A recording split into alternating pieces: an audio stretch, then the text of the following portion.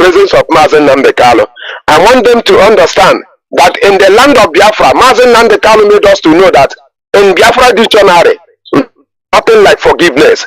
If I or those Yokubundo stop able see they go contrary to the law or to the restoration of Biafra, I know that Biafra restoration, that Biafra spirit will never forgive me. But even to everybody who is kicking against the Biafra restoration, who is working against everything we are Mazi Nnamdi Kanu laid in place, who are coming to destroy everything because of a selfish interest, that they will get it harder. But let them know that we are not backing down, we are not backing off. That we will see the head. Here in Biafra land, no matter how difficult it is, I know that Chukwuka Kabiam is more than able to see us through. I know at last that almost here Biafra. Mazi, I will hang out from here. We do the regular them. Thank you very much. That's unstoppable. Kenneth, can you hear me? Kenneth, you're on mute. I can see it from here. You are welcome. Biafrans. Fellow Biafrans all over the world, I greet you good morning, good afternoon, good night, depending on your time and location. My name is Mazi Kenneth. Mazi Kenneth is coming from Obudu, Cross River State, the land of Biafra, Ogoja to be precise. We know they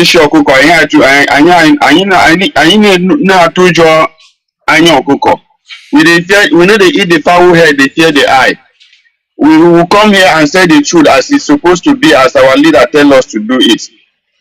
Mazi, I appreciate my brothers and sisters around the world. I appreciate you yourself. I appreciate my leader, Ohamadike. He will live long and he will live to lead us into Biafra land. Chukwuka Biama, the God of our ancestors, continue to bless you and bless Biafrans all over the world. Those are working seriously for the restoration of Biafra. Bless the director, the HOD. Bless this movement of IPUB. God Almighty will bless you all for your good work. Biafrans all over the world, down to Biafra land, down to Ubudu, Ogoja, Iyako, Umube, Ikom, Bekwara, Obaniku, Igbo, Izong, Akwa Ibom, Calabar, Igodomigodo, down to Bakassi. We are Biafrans. Nobody will change our identity because we have found the truth. They want us to separate us from our brothers from Igbo land. We know that God Almighty have sent the Messiah for our own time, which is Mazi Nnamdi Kanu. That is why the evil one, they go to Kenya and kidnap him, bring him to Nigeria, so that dream will not come true. But God Almighty, who sent him to come, who is with him, he will still lead him and he will come out from that place. He told us that he will come alive, with his head alive in Nigeria, and today is in Nigeria. To know that the prophecy of this man, we should take it serious, because no one like Mazi Nnamdi Kanu. And I want to use this opportunity to tell our brothers from Igbo land, for all Biafra land, Mazi Nnamdi Kanu, we will never find anyone again in our life like Mazi Nnamdi Kanu. If our brothers from Igbo land, they doesn't know who Mazi Nnamdi Kanu represent to them, believe you me, we the other tribe made up Biafrans, we know what Mazi Nnamdi Kanu represent for us. We know what Mazi Nnamdi Kanu represent for the African continent. That is the only man. When the only people that come to fight the truth, to set Africa free, the one people, the Britain, the Americans, the France, they don't want those kind of people to exist in this life. That is why they go to kidnap this young man from Kenya with the help of the useless one in Nigeria and Biafra land, and those that are working for the Nigerian government in Biafra land. You think that when you keep him there, you want to kill him. You are killing yourself and your generation. And I want to let our brothers in Biafra land to know, you people, our brothers and sisters, if you are around the world, send money to your families back home. Let them cultivate farm. Let them rear animals, sheep and goats, chicken. Let them go back to farm so that they can use this to help themselves, and they can use this to help ourselves. Even when we go back to Biafra land, we will have enough food to eat. And these Fulani terrorists that are bringing their cows into our land, we should stop to eat cow meat from the Fulanis. We all know that they bring some cows in our land today, in Biafra land. They fortify this cow. When the ESM shoot at this cow, they cannot penetrate. When they machete this cow, they cannot penetrate, to see that these people have already come to destroy the land of Biafra. But God Almighty will face them one after one by one. Thank you so much, Mazi. Yes? Yeah, man. Thank So you thank very you so much, much, Mazi. God Kenneth. bless you. Thank you. That's Kenneth. Um, I have been keeping Desmond for a long time, but other callers are coming. Desmond, let me bring you in. Sorry for that. Much. You're welcome. Go ahead. We must Ndewo. continue. It's Exactly. our duty, and we have to do it. Our people have to understand what we are doing. Yeah, Machineke, good morning to you. Good morning to Biafrans all over the world and our IPB family. Our great Excelency Mazi Nnamdi Kanu. Good morning, sir, to you from here. Machineke, I just want to, on your news this morning, you read about this, the North taking food to Niger and to the rest of them, Niger, Chad, and all those things. And then the looting happening in the North, the hunger, and all those things. What I want to say is that, like, if you watch some days ago, also Mazi Chinasamuru made a post in his Facebook platform, and he was trying to warn our Igbo traders and that this looting is political, is motivated. There might be hunger, we all know that, but then the looting is motivated and they have a target. So, and that is where I'm going. That our people who are, doing business in the north and even in Lagos, taking goods from one area to other, they must be very, very cautious. They must ensure that they put every measure of security in place before they do anything now. Because Nigeria is coming against us with everything. You can see that why the people that are looting goods, why didn't they see those trailers when they were transporting them, passing from the north, going to the jail? Why didn't they see them? So our people must be very, very careful and watchful of what is going on in Nigeria. All we know is that Nigeria is dwindling every day and it is going to her own utmost and certain destruction, and Biafra is emerging strongly and victoriously. Now, let me say, why is there no light in Nigeria? Why is there no light in Nigeria? Saying they take light. Why is there no light? What is the problem? Nigeria have sea, Nigeria have coal, they have everything. Why can't they generate electricity? Then people come in. You can remember when Jonathan was there, he brought him back Nnamdi to come and invest. He was just the minister of power anyway. He was trying to do something. Why did he resign? Because he resigned. Why did he resign? And why is electricity, that is project, why didn't he go in Nigeria? Because all this thing is not, like you said, this is an intentional something. There are those who are stopping, like if you come to Biafra land now, we have a maker of there, who is there frustrating and destroying our people in the name of EEDC, collecting money, extorting people money, and it does not give anybody light. You see? So the idea, people knows that. If not that Ale Soti have the veto power of the governor, if this Aba power plant would have, it wouldn't have gone through. It wouldn't have worked. Because individuals are there frustrating.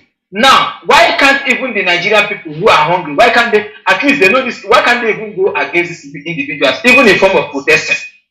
Protest against them in their offices, in their workplace, in their government house, call their name. We have many of them. Look at cement. Dangote, one man, bringing in cement, sugar, endomi, and the rest of them. And yet people say they are complaining about hunger. When you have a country of almost 300 million people, because they say Nigeria is more than, even they can even more than, because Hannah Moon anyhow, So now you have it, and people, one person just bring this one person. Why is something that government can open for people, and they have people who are willing to invest in that area? What is all this suffering about? Why can't the Nigerian people take the right step and do the right thing? And they will allow the same politicians to be using them to commit havoc against their own self. Well, for Biafrans, we have to remain strong. What we are saying is that this is time for us to take our freedom. We have to support IPOB, support our leader, call for the unconditional release of our leader as discharged and acquitted by their own appeal courts. Then support ESN financially. You have to support ESN, because if you don't support ESN in what we are doing, then you are not helping us. Because if you see what is happening in Nigeria and in our land, and you refuse to support ESN, the only security outfit that is ensuring the safety of our people and the land of Biafra. Because if you say police is there, army is there, you are deceiving yourself, because you know those people are the Al-Shabaab and terrorists killing our people, as Wachideke used to call them. You see them dancing in Ekoto to mark in this market in also, and then they were brandishing gun, armored cars, rejoicing to the subjugation and humiliation of our people. They were happy that they are subjugating and humiliating, and you see our people start looking helplessly. It's a shame. But what I tell our people is that this is the time for us to make the land of Biafra very, very hot for this set of people. And how do we do that? Anywhere you are, you must support ESN. Financially, you support through our IPOB PayPal, which is www.ipob.org, or our IPOB unit zones, or any other means that's approved by HODDOS in form of fundraising and other means. You have difficulties, you call our platform, radio platform, and the speaker will direct you to the right place, and you will give your support. It's very, very important is this time. What we must look at is security, the priority. You can see all these vigilantes in our land. They have now joined the police and the army, subjugating our people to humiliating our people. How can a security be checking driver license? Nigeria. When our brother was, I was just laughing. Nigeria. Nigeria. Please, our people must do everything possible to be free, and when we are in Biafra, we will rejoice as to our democracy or wherever. But for now, we must take directive from DOS, and we must remain disciplined and stay under the command and control structure of this IPOB movement. And our leader must be released unconditionally as discharged and acquitted by their own court, because we are going to take our freedom. There is no other way about it. Thank you very much, Machineke, and Elohim bless you from here. There, my dear brother. Thank you, Mazi Desmond. Thank you. That is the Zoological Republic. Mazi Ejike, are you there? Mazi Ejike, can you hear me? Yes, I can hear you, Machineke. You're welcome, brother. Yeah. We all stand on the appeal called verdict. Discharged and acquitted. That is where we are. Any further trial is not concerns us. The appeal court is second to the highest court in that corporation called Nigeria. If the Supreme Court can condemn every damn thing and ask us to go back to Federal High Court, just like somebody that wrote WAEC, enter university. From registry, you enter university after 400 level. They have posted, you have seen your badge to go to NYC. You collect your NYC badge where they dispatch you to. The useless NYC where they dispatch you to. They now write you from the camp, you should go and rewrite WAEC. I don't see where such a thing happen. It never happened anywhere. Aloye Jimako, remember your tweet. We are going down and seeing every tweet. If you like, delete the tweet. You say systematically that our leader are still in Kenya. A man that are still in Kenya, you are trying to stand a trial for him, to stand and defend him here. Only you. Facing Tresan, only you. See how you are ridiculing everything. Only you. You are standing. You want to show that you are boss. We are watching on you. All eyes on you. All we know, the IPOB and the leadership has washed their hand. Anything you are doing with Binta Nyako, they have given her a script. The way they do to Okoro, Justice Okoro Idiogu. Justice Okoro Idiogu is the one that jailed fella for 5 years. After some months, in conscience, he cannot sleep well again. His wife will give him okra soup, he cannot eat. They give him all sort of food, he cannot eat. He went to hospital, they didn't find anything. All the lab tests he conducted, he can't even sleep. He start having a nightmare. He has to go and beg fella. Fella say, they have come to beg me. He said the federal government of late Muhammadu Buhari gave him a script that he read. Binta Nyako, drop that script. There is no warrant of arrest or warrant of anything you are holding as a judge to persecute or to ask our leader to stand trial. Which thing they sign give you? From this, the one of discharge and acquit, the one that we have in our own archive, discharge and acquit. Which warrant, what power? Who give you the power, the effrontery to say you want to stand again? That one, I know the lawyer, but now illegality. It doesn't work. FFK, we all have known FFK for him to come out and say that the relationship between them and Fulani is unchangeable. They have, the Yorubas has opened their mouth, Fulani shit inside their mouth. They can't talk. They cannot say anything. The woman you call their first lady, a man in Abuja said they should stone her to death. No Yoruba man can talk. No Yoruba woman can talk. When you watch all of them with the one they call Gani Adams, the Fulani made that statement. The Gani Adams and their cowardice, all they did is to come and challenge the Igbo people, to talk about the Igbo people. We know the game they are playing. Let them go and bring their brothers that are in IGP camp, Refugee camp. Let them go and bring them back. Let them go and bring them back. That is what we are expecting FFK to do. FFK, you are talking about Hamas and Israel. You don't talk about your people. All of them have fled and leave your forex.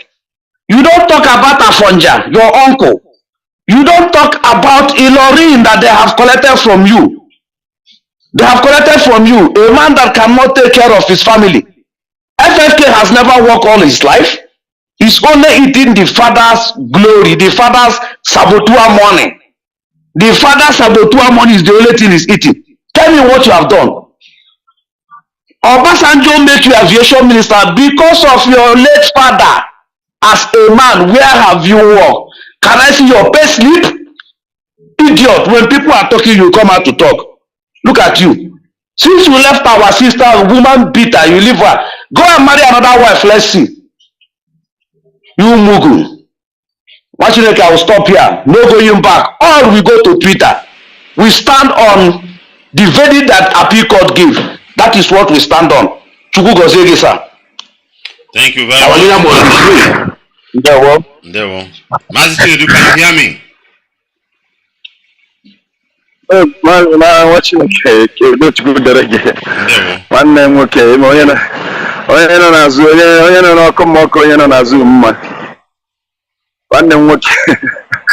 I didn't even know that you are fit because of I was listening to our brother. Mazi watching I said that truth is far dangerous, far greater weapon than any other thing on it. Mazi, if you come to check, you will know that we have defeated, we are the only people that is fighting in all fronts. I'm telling you the truth. Even the enemies that we have, Russia doesn't even have it. We are fighting the Janjaweed. We are even in DSS itself. We are even in the Nigerian courts. We are in the media. Who are you to come and face us? If you come close to us, we'll crush you. People doesn't take time to. I really am enjoying as in. It gives me joy. It gives me. I'm motivated to be as in part of this. It's a very good, glorious group and time to be around to fight for what is right and to be in the service of Elohim. Mazi, I'm telling you that this zoo, they are crumbling. I saw their Janjaweed celebrating.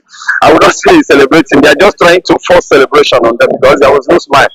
They set up a criminal gang and they went and disbursed them, killed them. They said it's IPOB. Nobody can even set any narrative than me. We are in millions. Even if Nigeria use nearly in obedience and in accordance to the will of Chukwu Kabiama.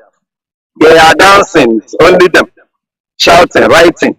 But so where did it get to? We debunked it. We told them, we give them the truth, the fact and everything. They are all ashamed. Mazi, we have won the debates. Even the Supreme Court confirmed it, that everything they did was illegal. They was too scared because they are all puppets in the hands of the executive.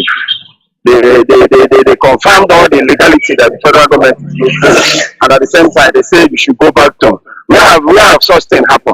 But I'm telling them that they are robbing themselves in the mud. The more they keep rolling Mazi Nnamdi Kanu, the more shame and disgrace and defeat, disaster will come on them. And I'm telling Big Tayako she cares to hear that he cannot jail Mazi Nnamdi Kanu. That word did not come from Mazi Nnamdi Kanu, but it come from Chukwuka from the mouth of Mazi Nnamdi Kanu. Any day he tries to make this more than that, what he's doing now, you will see what will come to him. If Chukwuka, the owner of heaven and earth, the creator of this world, with the words of his mouth will not end him and his entire generation.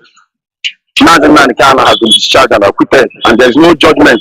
It's in the Bible that there is no condemnation to those that fear and obey the words of Chukwuka. Mazi, I'm telling you that what we have, nobody in this earth have it. Our men are there doing the needful. A force that nobody can even. Where do you even see them? Whatever they want to go and do, fortify. They didn't fortify themselves. They can't fortify cow. Our target is to protect our land. As soon as they keep coming, they will all become money.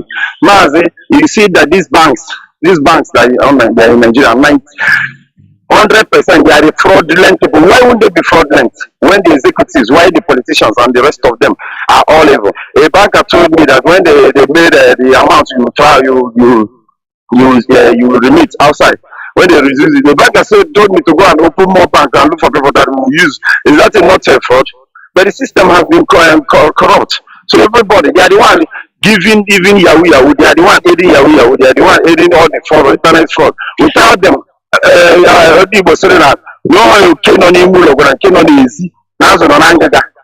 there will not be any way that the outside that will have means into their archives, into their internet and this thing.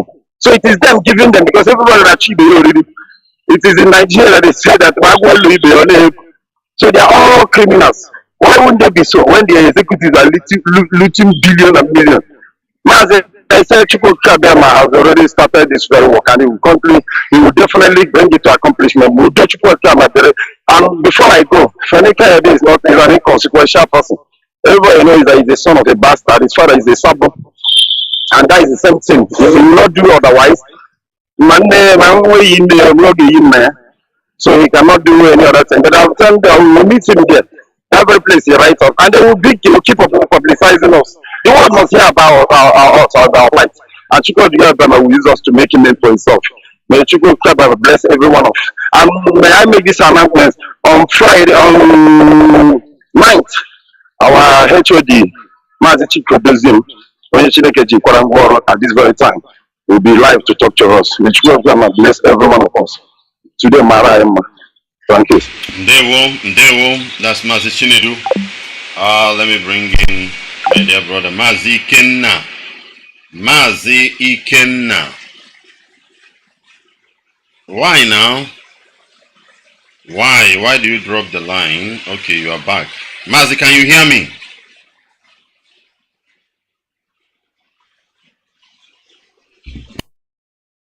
Hello?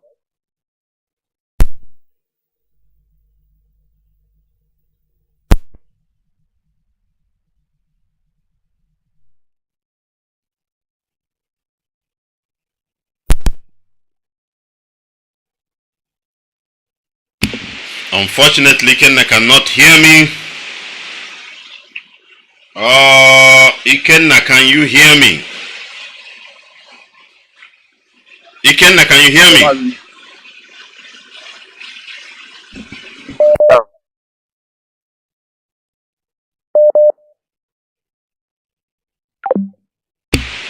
Mazi Obasi, can you hear me? Mazi Obasi, can you hear me? Mazi Kenna, can you hear me? Zoological zoo na pianwa hapazu. That's from zoological na po. Ndidi ka eji eso zoo. Kan le mange nwete nwa ada. Ada Igbo ka email. Hello, good morning. Nwa Ada Igbo ka email. Can you hear me? I can hear you. Ụtụtụ ọma. Ndewo. Unu ọsala chi ụmụ Igbo unu ọsala chi. Anyị nọ na obodo anyị wụ Biafra. Ebe anwụ na-awa n'ụtụtụ, ihe ọma dị, anyị ihe ọma ga-adịkwa. Anyị hụrụ na ndị ụlọ anyị na-ata afụfụ. Afụ ha na-atawụkwanụ na ọndụ obodo ekwensu, ndị amị, polisi na ndị ihe na ha tinyere n'ụzọ. Every 1 meter ha tinye ndị na-ana ego. Nwe ihe ha na-eme ebe a, ha na-akọlekt ego na-enye chenji. Ndị bụ POS. Ọ bụla ihe ha na-arụ n'ụzọ. Anyị gara airport. Otu a ka every 1 meter. And ichile na n'ụzọ pụta, echekiele ya. What's the point? Onye ọdọ bịakwa chekikwe ego, onye ọdọ bịa chekikwe, onye ọdọ bịakwa chekikwe, onye ọdọ bịakwa cheki. From Owerri road, Egbu, ị ga-enweta more than 20 check-in. Gịnị ka ha na-echeki nne ha na nna ha? Ọ bụ ego ka ha na-ana eme anya ka anyị dị poor because ha na-eriju afọ ebe ahụ. Again, ihe m na-akwuwo, ha kpọwala nwoke a afọ dị mkpa. Ha kpọwa afọ dị mkpa. Onwe ihe ọdọ ma ọ bụla bribe. Onwe ihe ọma, onweghị ihe nọ na brain in that man. O ji chiọma na-eme ọnụ. Ya lụrụ onye Igbo, kụwa nwatakịrị kụgbuo ya. Ọ afọ dị mkpa. Ebe ọ hụrụ ọ ga-enweta ego, ọ sabotu a. Onwe ihe ọ ga-eme than inweta ego from talking rubbish. No one Igbo man nọ na TV na-edifend ihe ọjọọ. Ihe awụ ihe ihere. Ọhaneze apụtala ugbu a ka anụkwa na ha wụ ha nọ. Ole ndị ahụ wụdo ọhaneze ọwụ ndị Fulani. They defend ihe ọjọọ. Court case na Supreme Court Governor na ndị ode. Apart from all those rubbish, Nnamdi Kanu is still still on top of all of them, sitting on top of their head. We IPOB sitting on top of their head. DOS is doing fine. I support them and we will continue to do marvelously and excellently well. I am Sekanko. Jishinike, I na olu na and then I publicize mekwenu ka ndị na-ama ha ka ha mara. I ga na publicize. I am Sekanko. Ndewo Adigbo, ndewo. Ọnwa Adigbo badara. And ọ na-agwụkwa na anyị ọ ihe anyị na-anụ. Ọ ka na-emekwe checkpoint everywhere. Adịkwa mama mgbe a ga-eme ihe iwe ewe mmadụ a ga-akọsashiwa ụzọ na-agwọsashiwa ọhịa ya ndị ga-apụta na-akụ eri ndị ga-apụta ụwa na-akụ eri ọ na-ahụ na ya ka ihe shiri ike mmadụ gba fuel n'ọlụ na a na-erecha fuel 1 liter 800 700 800 n'ọlụ before mmadụ etinye ndị ga-eme ọka anọ mmiri anọ mmadụ mechaa ihe ya pụtakwa n'ụzọ Al-Shabaab na-anara ya ego a na-frustrate anyị wee banye n'ugwu Awụsa ka agụrụ news na a ga-aga kidnap 47 women. Ha agaghị aga mamto road block na-egide ndị ebe ha ga na-abịa bụ n'ala Igbo na frustrate n'ala Igbo anyị nọkwa na ama na aka ndị ọchịchị nọ n'ihe a ndị na-achị anyị oke bekee nọ n'Igbo steeti so ya ha ncha ya na-ekwu enwe nke ga-akwagide mmadụ aka enwe nke ga-akwagide kama m ga-amụ ụda anwụ akwa ịhụrụ wak mụ na onye iro m anwụọ m na-agwa gị ihe m ga-aba ha ọgụ m buru egbe m ga nga ha nọ m gbawa ha m ga-agba ha agba m nwanne kama m ga-aga eme iberibe mpụta ụgbọ a na m sị na m ga-aga were ụdọ kwụgbu onwe m na ihe siri ike nka awụgo na-enweghị onye m ga-ewere egbe gaa kwin ofu ihe m ji like ndụ m owu ehetara m ihe ọjọọ na-emegbu mmadụ people a na-ebe akwa ihe isi ike ịbịa werekwe road block mount shadi a na-anakọchiri ndị mmadụ ego fuel wee ebute gị na ya agala ọnụ nwanne ọwụ oji m isi so na m were egbe m ga-agbagide ha ntịrị ha agba mmadụ. I tell you wickedness adịgo too much all due to na iberibe too much a na-emezi ya a na-atọrọlete everything we can't Okay, Lembaghara. Huh? Onwe anyị na-agbaghara. From Eboshina Okay. Rono where about 20 checking point Nonga now. Check ego na those drivers. Can they go when oh mama na roka maybe oga na ga broka bagi moto put there. Ka m gwa gị otu ihe. Ka m kwuo otu ihe. Onye na akara. These are the people suffering these things. Ka m gwa gị otu ihe. E nwetara onye na-aga moto wetara ego onye nọ na another checking point were nye onye ọdọ nọ na checking point ime onye ọ sụrụ you collected the change from another checking point to give me. Ọ chọrọ ego ọhụrụ ma ego ọhụrụ nọ n'ugwu Awụsa ha na warehouse ebe ha pakịrị ya. Ala Igbo ego ọ na-eyuzu ihu ọrụ ka ihe were gụọ na pọtọpọtọ. You see? Ndewo. You see, madam, ndewo. Debarakwa anya. Ekwela ka ha mara na ịbata. Debara anya. Mba, aka m ha ama m etu m si aga. Ndewo. All right, we'll be bringing this broadcast to an end. These are the things we are talking about. You can't just be pushing somebody to the wall. Oh, when I got take care, I tell you. I tell you, can't take all this rubbish. Wickedness and increase from level to level. It's in our politicians. Nga trogging, chomwetem, ojim nishma gana begging, batuogi, your security ban. I tell you, enough to all this rubbish. And I tolerate all manner of nonsense. Or they can the problem of black man cannot be solved. Or when they got solved, when that step is being taken, the problem will disappear. I tell you the gospel truth. Ego ka mmadụ na-anyata ị ga-eji anaghị ego for 20 checking point just a kilometer of from ebe ọ na-akpọ ha ihe now just to enter inside of Owerri city. Not how many kilometers. Man, I was just chatting with her on phone. They hana aga no na akwụ ụgwọ na-enye ego ka ndị ga-akwụ ụgwọ ka ihe ji ego eme. Are these police officers not been paid? This one you are talking now is the whole Igbo land, the whole Igbo Nile complete. This thing on Igbo, the whole Igbo land. And people are suffering. When you hear about Banda, Kenya to do join when you hear about to God to ban these people. Enough to this. We are look at you, problem and left and right, now the good eye, and I took and capital zone extorting people dry. Fuel can run, they told us subsidy, but come to Igbo land, come to Olon now, you got 1 liter of fuel, 700 naira. In Lagos, you can get it 600. Yeah? Our people are suffering. They can't talk, and when you argue, they just follow the thing. The only thing now is to make them they become wicked. Sometimes you see, I don't blame them, it's the circumstances that lure them into that. Somebody like me will not face that man. I will face the circumstances. What brought in that circumstances? That is what I will face. Because I know that if I cut off the head of the Leviathan, things will change. I tell you the truth. Who are these people?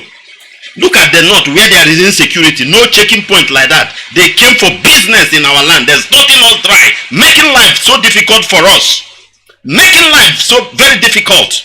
Putting our people into doing more crime. Because for you to survive now, you have to commit. You have to commit 1 or 2 dangerous crime for you to survive. Government is pressing us. Onye baranda oburo mehi mo na gwagya onye baranda oburo and when security have nothing down dori. These are confirmed criminals. I didn't call here and wrong definition asagishi. These are pure criminals. Nonsense. Thank you very much for being part of this broadcast, and may Jehovah Elohim bless each and every one of us as we wrap it up with a word of prayer. Father, we thank you. We bless your holy name. We give you thanks. Be thou exalted, Abba Father. Take glory, Almighty God. Take glory, Lord God Jehovah. Blessed be your holy name, Jehovah. We return all glory, honor, adoration, and adulation to you, O Lord, because you are the Most High. Blessed be your holy name, Father. Blessed be your holy name, Jehovah. Blessed be your holy name, immortal Redeemer, as we commit your servant into your hand, O Lord, asking you, O Lord God Jehovah, to finish the job you have started by releasing your servant, our leader Mazi Nnamdi Kanu, O Lord God Jehovah, and as we're protecting him from every evil plans of the enemy, Jehovah. As the scripture said, that 1,000 may fall at your side, 10,000 at your right hand, but it will not come near you, Jehovah. All the evil plans, the enemy, both the relative and far and near, whoever that are related to him bringing evil, Father, may it never come near him. May it never come near Mazi Nnamdi Kanu, O Lord. Abba, Father, may you vindicate him, may you set him free, may you bring him out of the hands of the enemy. May you, O Lord God Jehovah, bring him out of solitary confinement. May you finally restore Biafra under his watch as we continue to pray. With Psalm 82, God standing in the congregation of the mighty, judgeth among the gods. How long will you judge unjustly and accept the person of the wicked? Defend the poor and the fatherless. Do justice to the afflicted and needy. Deliver the poor and the needy. Rid them out of the hands of the wicked. They know not, neither will they understand. Neither will they understand. They walk on in darkness. All the foundations of the earth are out of course. I have said, you are gods, and all of you are children of the Most High. But ye shall die like men, and fall like one of the princes. Arise, O God, judge the earth, for thou shalt inherit all the nation. Lord, we continue to pray that you are his shepherd. He shall not want. You makes him lie down in green pasture. Leads him beside the still water. You restore his soul. You guide him in path of your righteousness for your name's sake. Yea, though he walks through the valley of shadow of death, he fears no evil. For you are with him, your rod and your staff, they comfort him. You prepare a table before him in the presence of his enemy. You anoint his head with oil, his cup runneth over. For surely your goodness and mercy shall follow him all the days of his life, and he shall dwell in the house of the Lord forever and ever. Father, we thank you for the Eastern Security Network. We thank you for the DOS. We thank you for IPOB all over the world. We thank you for every comrade, everything. We say, hallowed be thy name. We thank you for Biafra land. Father, we pray that evil will disappear in our land, O Lord. We pray that Biafra will come, that you, O Lord God Jehovah, will take all glory in our land. This we pray in the mighty name of your beloved Son, Yeshua HaMashiach. And I leave you with this word. The Bible says, do not be afraid or discouraged, for the Lord will personally go ahead of you. He will be with you. He will neither fail you nor abandon you. Deuteronomy 31, verse 8. Shalom. The true goddess. Cascades on it. Biafra. When Nigeria they go see Sagasa. Biafrans are calling for freedom. Nigeria they go see Sagasa. Biafrans are pleading for freedom. When Nigeria they go see Sagasa. Biafrans are calling for freedom. Nigeria they go see Sagasa. Biafrans are pleading for freedom. Freedom on fire. Freedom on fire. Freedom on fire. Do do do. Freedom on fire. Freedom on fire. Freedom on fire. Do do do. They deny themselves from being Nigerians. Separated themselves from being Nigerians. No more presidents in Nigeria. No more governor in Nigeria. No more senator in Nigeria. Oluwadododo, grant them freedom. Dododo, give them freedom. You in Nigeria they go see Sagasa. Biafrans are calling for freedom. Nigeria they go see Sagasa. Biafrans are pleading for freedom. You in Nigeria they go see Sagasa. Biafrans are calling for freedom. Nigeria they go see Sagasa. Biafrans are pleading for freedom. Freedom on fire. Freedom on fire. Freedom on fire. Do do do. Freedom on fire. Freedom on fire. Freedom on fire. Do do do. Killing every day is not the best. Raping and killings every time is not the best. Don't shooting all the time. Oh, it's not the best. For how long? For how long? See our people they die. For how long? For how long? See many people they die. Patakatakam. Hey!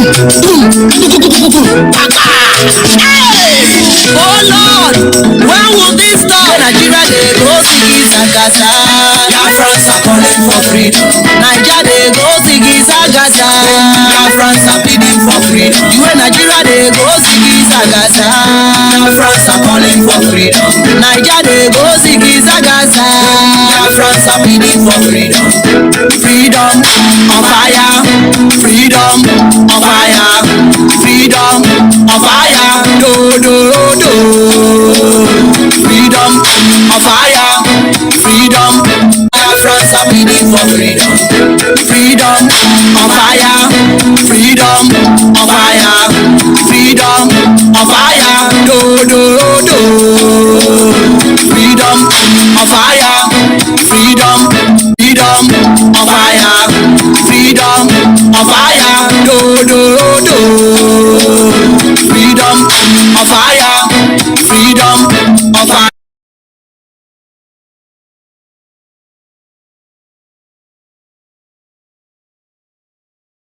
Please. Thank you. Thank you, great people. Thank you, freedom fighters. Of course, we said that we are going to be here 1 o'clock Biafran time. But because of some technical issues, we can't be able. And you people knows that this platform is not ours. We will keep on doing our best to be able to preach this gospel of redemption to our people. The gospel of freedom.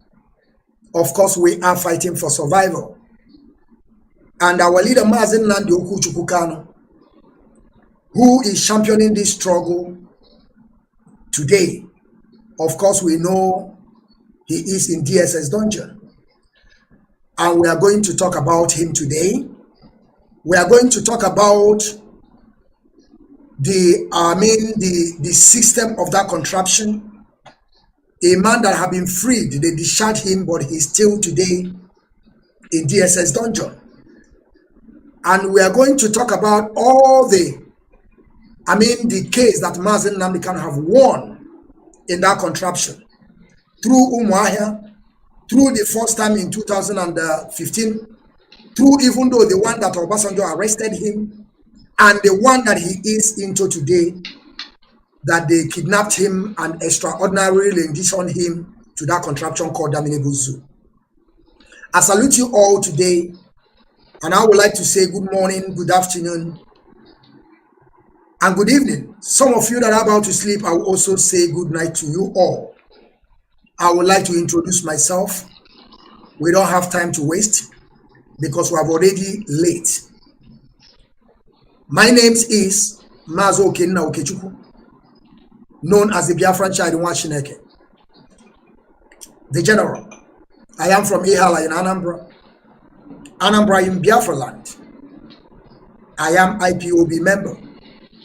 And Mazi Nnamdi Kanu is the highest commander, the highest authority in this Biafran restoration project. But as it stands today, Mazi Chike Dozem is the one in charge. Mazi George Money, I would like you to introduce yourself. And then our brother, Fearless Evangelist, will also introduce himself. Then we move further because we have no time to waste. Ndewo. All right. Good afternoon, good morning, good afternoon, good evening, great and wonderful people of Biafra. Of course, you know me, and I am Judge Money. We are here once again to continue to preach this gospel of freedom, gospel of emancipation, and I believe that something is glitching. Mute your mic, please. Mazi Evangelist, please mute your mic, I think.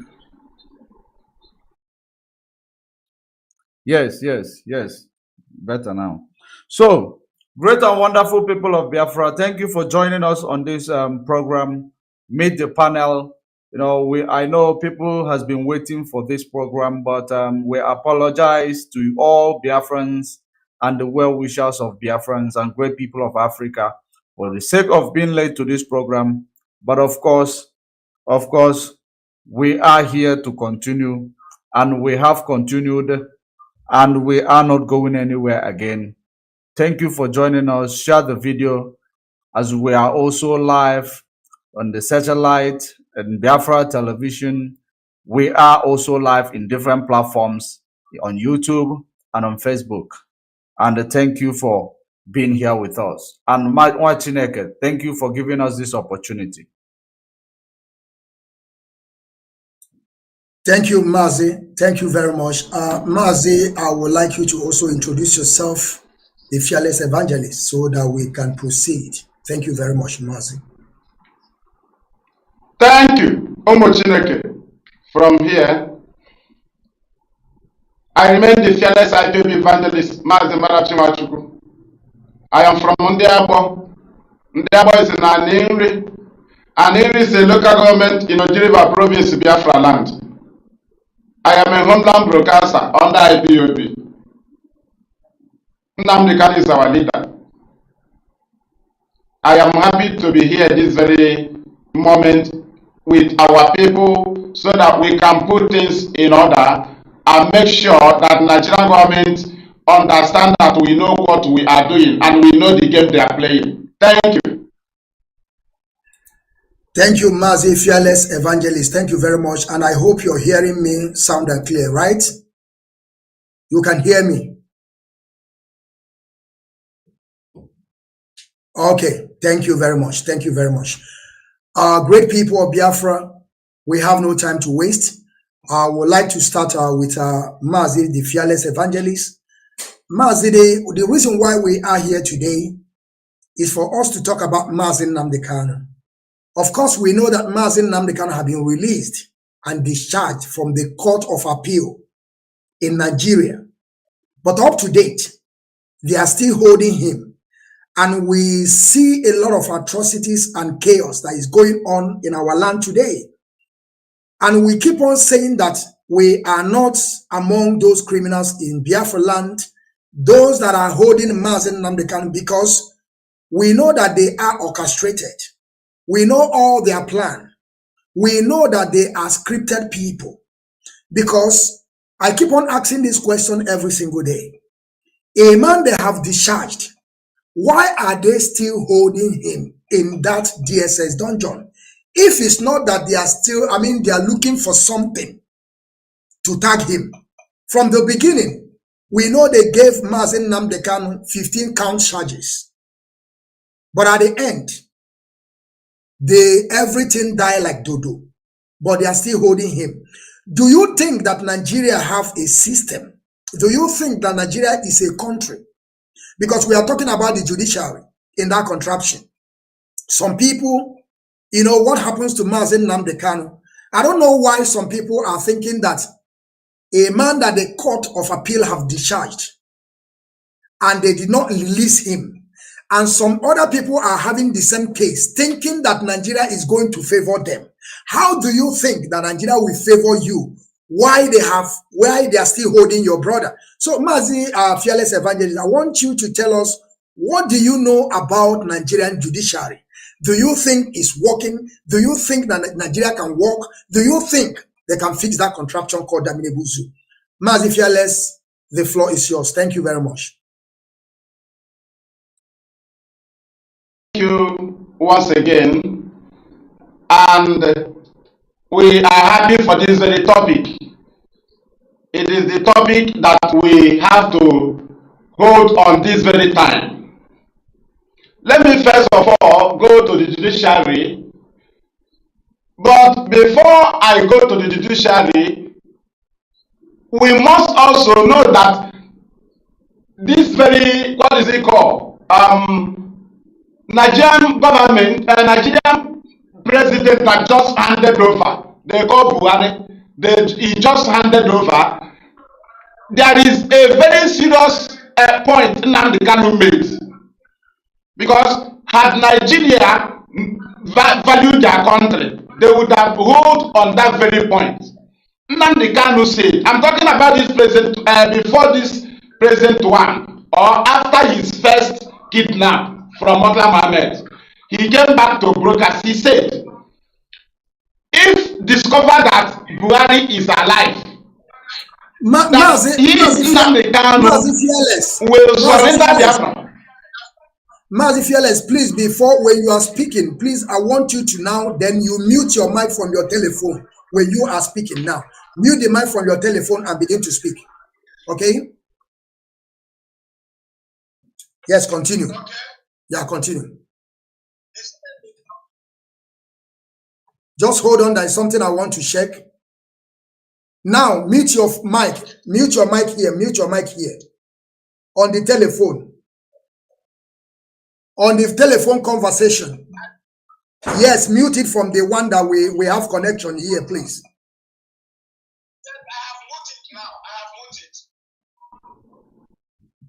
Okay, continue.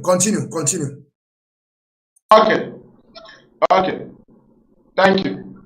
So, what I mean is that Nigeria taking Nnamdi Kanu to court is just like they knew what they are supposed to do to Nnamdi Kanu, but they are running away from it. Nnamdi Kanu said, if discovered that Buhari is alive, that he will surrender Biafra, and that he will submit himself for life jail.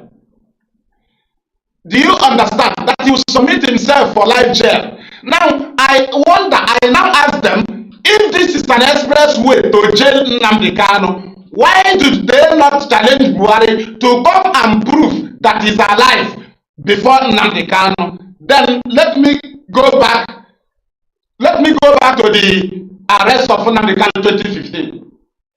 You know, when we are talking about free Nnamdi Kanu, some people would think that we are just saying free Nnamdi Kanu. We are not just saying. We are saying this because Nigerian courts have ordered Nnamdi Kanu's freedom severally. None have been obeyed. Starting from 2015, that they said he committed treason. We know Buhari committed treason. 1983, December 31st. We knew Buhari did it. But they charged Nnamdi Kanu for treason. Buhari overthrew Shagari. Everybody knew. With a women and others. So now Nnamdi Kanu, when they took him to court, and the Federal Council, Labran, was there in the presence of Justice Ademola of the Federal High Court, Abuja. Justice Ademola looked into this matter and discharged Nnamdi Kanu because he asked what is it called? Labran, how many people are the victims of his terrorism? Labran was not able to bring any evidence. Ademola asked Labran again, how many people have died under his terror? Then, this very prosecutor was not able to bring any point, and Justice Ademola decided Nnamdi Kanu unconditionally. We rejoiced, we celebrated. But do you know that within a short while, we heard that Nnamdi Kanu had been rearrested again? But do you know our anger? The anger there is, which particular warrant did you use to withhold Nnamdi Kanu again after being discharged? Because immediately he was discharged, the very detention warrant becomes invalid. That very detention warrant becomes invalid because it had been discharged. What they discharged was the warrant. And when the warrant is discharged, the particular person have been discharged. Now, when they arrested Nnamdi Kanu in DSS, we asked them, which particular warrant did you use to hold him? None. Now, look at the very stupidity of Nigerian government. They took Nnamdi Kanu to the court of Justice John Soho of the Federal High Court again, not appeal, not anywhere. The same Federal High Court, they did not go and appeal against the ruling of Ademola. They went to the same Federal High Court So, with which warrant? I asked them, with which detention warrant? Let us just say that they went with an invalid detention warrant, but Justice John Soho decided Nnamdi unconditionally again. And we asked them, why did you rearrested him again? We know why we are counting this mass. So now, when Justice John Soho decided Nnamdi, they rearrested him. They took him to the court of Justice Ahmed Mohammed. Federal High Court again, no, not appeal court. They did not go to a higher court than that. They remained in Federal High Court. 3 Federal High Courts I have counted. December 2016. That John Soho freed Nnamdi because Nnamdi stopped John Soho from secret trial. He wanted to go on secret trial. Nnamdi said no. We said no to secret trial. So they moved it to Ahmed Mohammed. Ahmed Mohammed even harassed DSS in the court. And they warned them that they should not bring this kind of case in this honorable court. And he directed them to go and obey the previous court rulings. Which ruling? The rulings of Justice Ademola and the rulings of Justice John Soho. Do you know that the same we are saying this so that the world will hear us?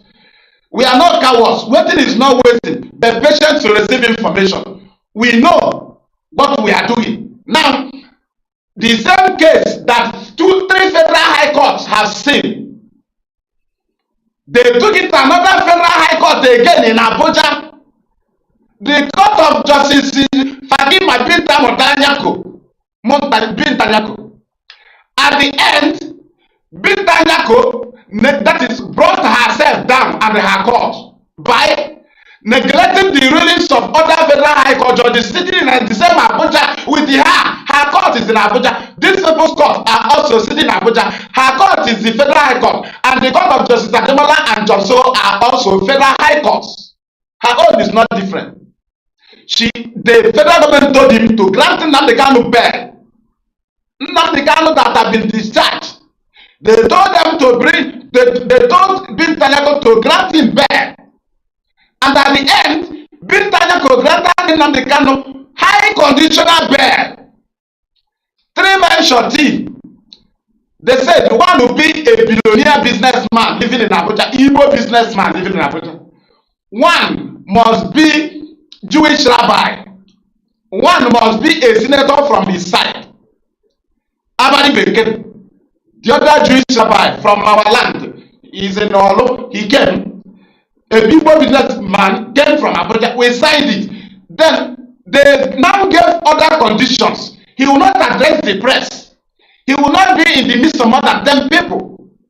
But unknowingly to the Nigerian government, they shot themselves on their leg. Because saying that Nnamdi Kanu will not be in the midst of more than 10 people means that they will not bring him into the court. Because Nnamdi Kanu already have date of court as they continue in the trial of a case that have already been discharged by 2 courts. Now, knowing that if Nnamdi Kanu comes to the court, he will meet more than 10 people inside the court. Because the judge will be there. The court class will be there. The judge security, personal security will be inside the court. DSS personnel will be there. They brought Nnamdi Kanu, they will be there. Nnamdi Kanu will come to the court from home. Nnamdi Kanu will come with his people. They will be inside the court. And if you look at it, journalists will be there. Observers will be there. There will be more than 10. And Nigeria failed it without any bail condition that he will not be in the midst of more than 10 people. That's why they ran away. It was one of the reasons why they went to kill Nnamdi Kanu. And on this issue, to see what Nigeria did in this 2021 after kidnapping Nnamdi Kanu. Remember the allegation was that Nnamdi Kanu jumped bail. He jumped bail. They presented it to US senators. They sent it to US government. They sent it to UK. They sent it to Russia. They sent it everywhere, to Germany. Anywhere our leader reach, they will ask him, but why did you jump bail? But do you know that after the kidnapping Nnamdi Kanu from Kenya, that the same warrant that Nnamdi Kanu was granted bail on, that warrant have not been presented to the court. Bintanyako told them that if you present that warrant and start handling the matter, that the issue of the invasion of his house by the army will be raised up. So Bin Danyako told them to keep it aside, that they should come with new amended count charges. Because that warrant is the warrant that should be treated. That warrant, there are charges there. That warrant, there are charges there. Which the courts, so many courts have discharged it. But Binta want to try it. Why did they not present that very warrant? They came with 5 amended count charges. First one. Second one, 7 amended count charges, 2021 stroke 2022. Then, third one, 15 amended count charges. We asked them, these amended count charges that all the charges started from 2018 to 2021, 2018 to 2021. What about the warrant you told the world he refused to come and stand the trial, that he jumped bail?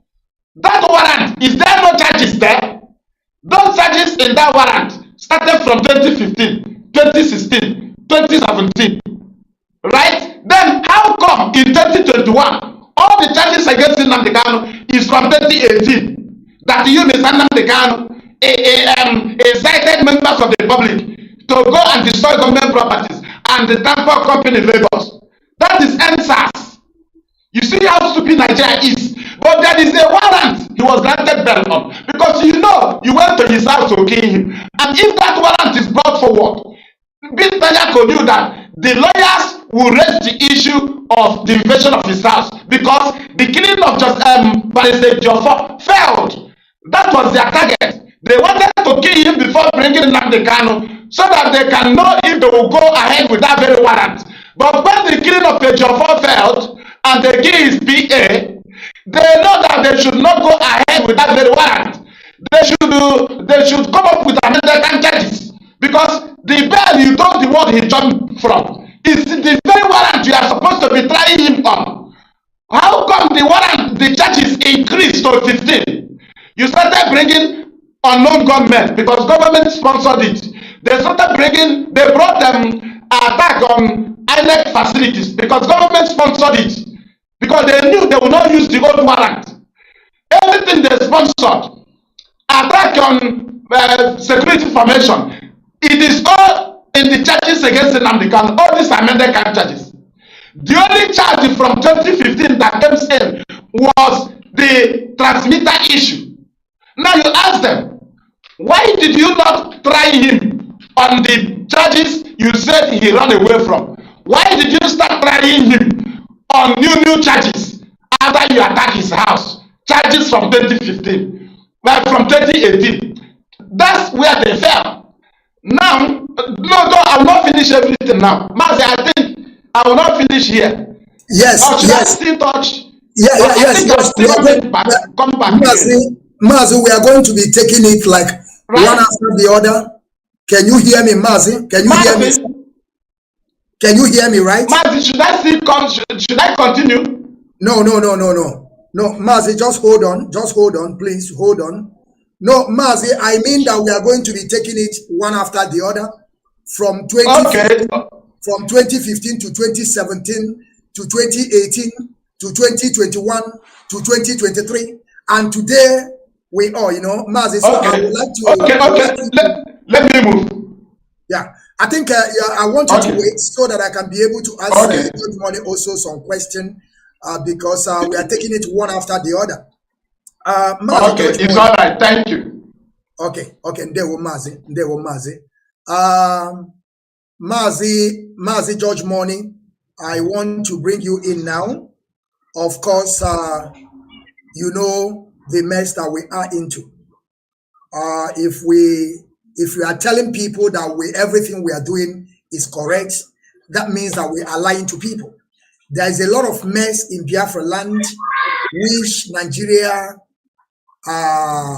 government are those that are behind those issues, because we are not going to shy away from that, even though today they are using their own military to commit a heinous crime in our land.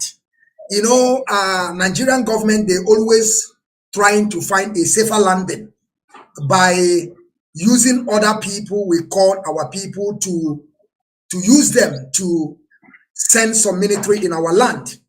And everything that Nigerian government are doing, they are playing game. They are playing game, except you lack ability to understand. That is when you will not get that these people are playing game on us. And that is, the game they are playing is Takia.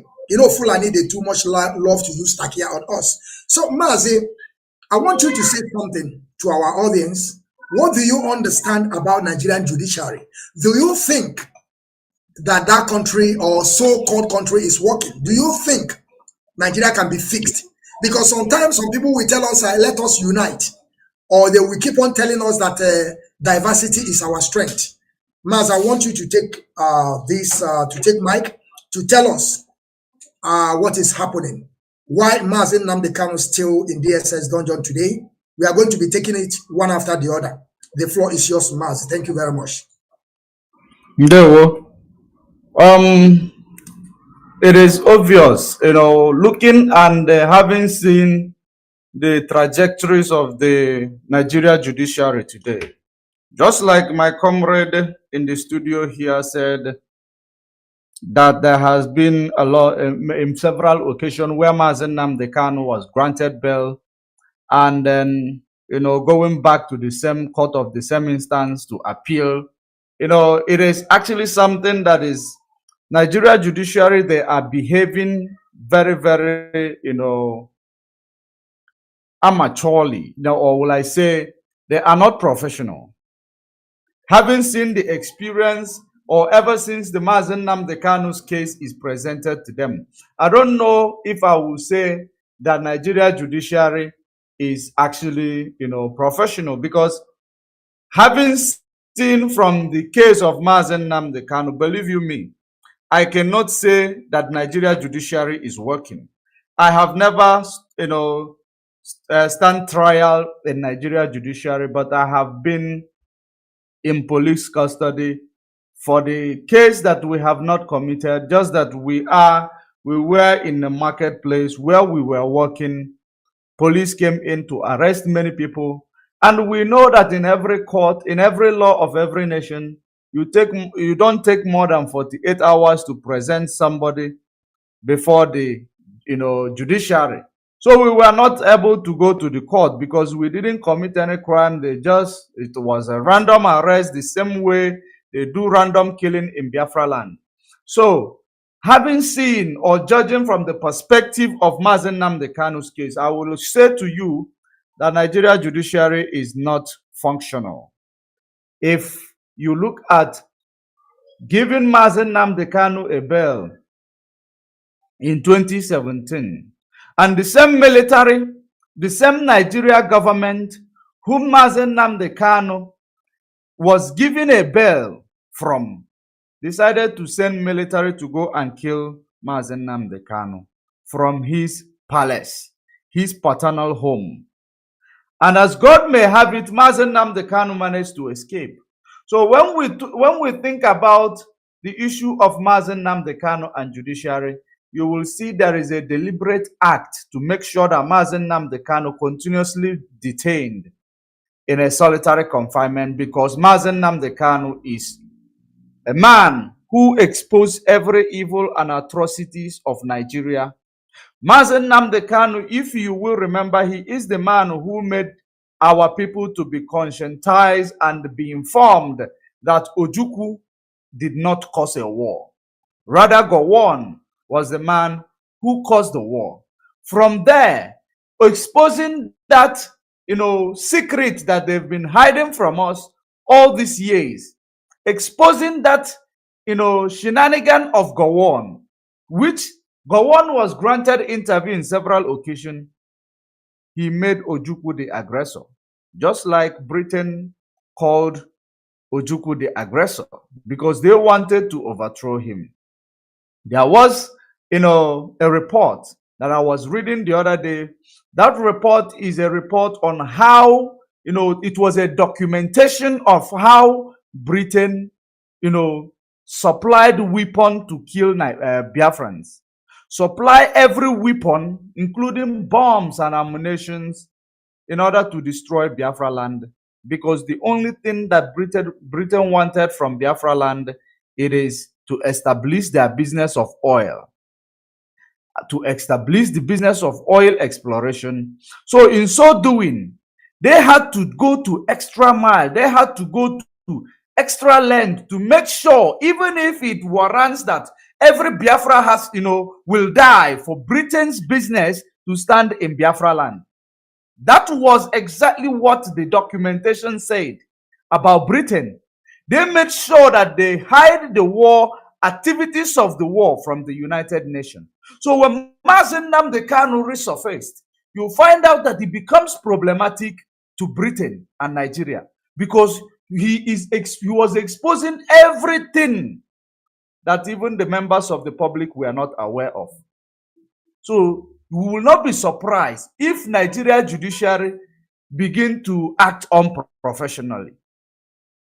If Nigeria judiciary is being controlled by the executive, we all know very well that Mazi Nnamdi Kanu is a prisoner of conscience. We know very well, and that is the reason why judiciary will wake up one day and they fix a date of court, which was supposed to take place on the 14th of September, which is actually 2 weeks ago, right? I believe it's less than 2 weeks. It is now almost 2 weeks ago. They fixed a date of court, only to come and tell the public that the date we fixed for the day for the court hearing is actually a date for a Supreme Court vacation. What an irony! It is actually a bad reputation to the country. It is a bad reputation to Nigeria judiciary. Remember, Nigeria judiciary is the decisions of the judiciary attract foreign investors so that they will know how they will be handled in event where the government is overstepping the boundaries. They will take the government to court. That Nigeria judiciary will stand on behalf of the law and order. So in doing, the people who are supposed to be the investors coming into Nigeria space will see that judiciary is fully in control. Executive is fully manipulating the judiciary. So people will withdraw themselves. Laws and the judiciary has a lot of role to play in every economy of any nation, because an investor will check these things before they will even try to engage. These are things that many of these, illiterates that call themselves the leaders in Nigeria does not know about. But when they are playing this game, they believe, no, it is all about, trying to deal with IPOB and Mazi Nnamdi Kanu, because the truth cannot prevail. Just like you will understand the activities of Facebook, activities of YouTube, when they are dealing with us, when we are providing the critical information, when we are exposing the critical secret that these people has done against us, it becomes problematic even to social media owners, because Nigeria government, British government, they are actually trying to make sure that our voices are not heard, just like they did in 1967. They blocked the media. They pushed a propaganda. They made sure that United Nations did not get to find out the atrocities that they were committing through Gowon. They did it. The evidence is there. The documentary is there. Just like, some of these media houses, like, sometimes you see BBC going to, have a documentaries, just like you saw they have the documentaries about IPOB, and saying that the media warriors of IPOB were actually, doing one or two things, just like they did that documentary. That is the same way many other news media houses does documentaries of secret that they do not want you to see. So the documentaries is there. The documents, I have it. They said that they were secretly supplying weapons of war, weapons to destroy Biafra land. They were even pushing Gowon to say to Gowon, fight this war as quick as possible. Do you need anything so that we will supply you, that you may finish this war quickly? All because they want to bring back their business. in Biafra land, business of oil theft into Biafra land. That has been the order of the day. So why do you think that Britain will take their time in order to do all that? Kill people, because they are very good at killing children and women in order to achieve their selfish, benefit. So if you look at it, Britain went out of their way to make sure they sold the security information of Mazi Nnamdi Kanu to Kenya and Nigeria. Immediately when Mazi Nnamdi Kanu left Britain to Kenya rather, they sold the information that Nigeria government went to capture Mazi Nnamdi Kanu. Do you think that they captured Mazi Nnamdi Kanu through a means of extraordinary rendition for justice to stand? When you understand international law and treaty, every constitution of any nation on this planet Earth, once there is extraordinary behind a rendition, it cannot stand the test of time in court, because it nullifies the case, because the case owns no jurisdiction. Before you will go for rendition of a person, there must be establishment of court. There must be establishment of court hearing from the host nation to discuss whether this person is going to be treated fairly or going to get justice from the nation that they are going to rendition him to. But because they know that there is no nation on earth that will see, having seen the antecedent of Nigeria and their judiciary, will allow Mazi Nnamdi Kanu's rendition to take place from the country. That is the reason why British override everything to make sure that they went through this means of extraordinary rendition. Because Britain knows that we in Africa, we do not pay attention to law. We in Africa, we do not pay attention to the law. There is nothing that works according to the law in Africa. That is the reason why they waited to get to Kenya in order to do such. They could not do it in Britain because they know that the law is going to hold them responsible in an event where they override the laws. And the rendition, extraordinary rendition, Mazi Nnamdi Kanu from Britain. They couldn't do it. They had to wait for Mazi Nnamdi Kanu to arrive in a third world country, which was Kenya. They carried their evil plans there because third world country where crime is prevalent, where crime is condoned. Have you now seen? It is not even about Britain, Nigeria. It is not about Mazi Nnamdi Kanu and Nigeria. It is now about the continent of Africa being a place that condone crime. That's why they will always use Africa, African people, to destroy the lives of African people. Mazi Nnamdi Kanu arrival in court in Nigeria in 2021.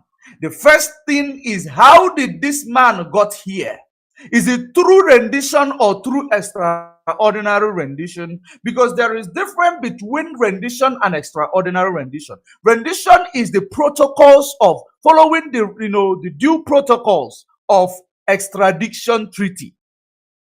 If you have bilateral relationship with any country, you are bound to have a rendition of a person or individual who is presumed to be a fugitive or presumed to have a crime to answer in their own original country.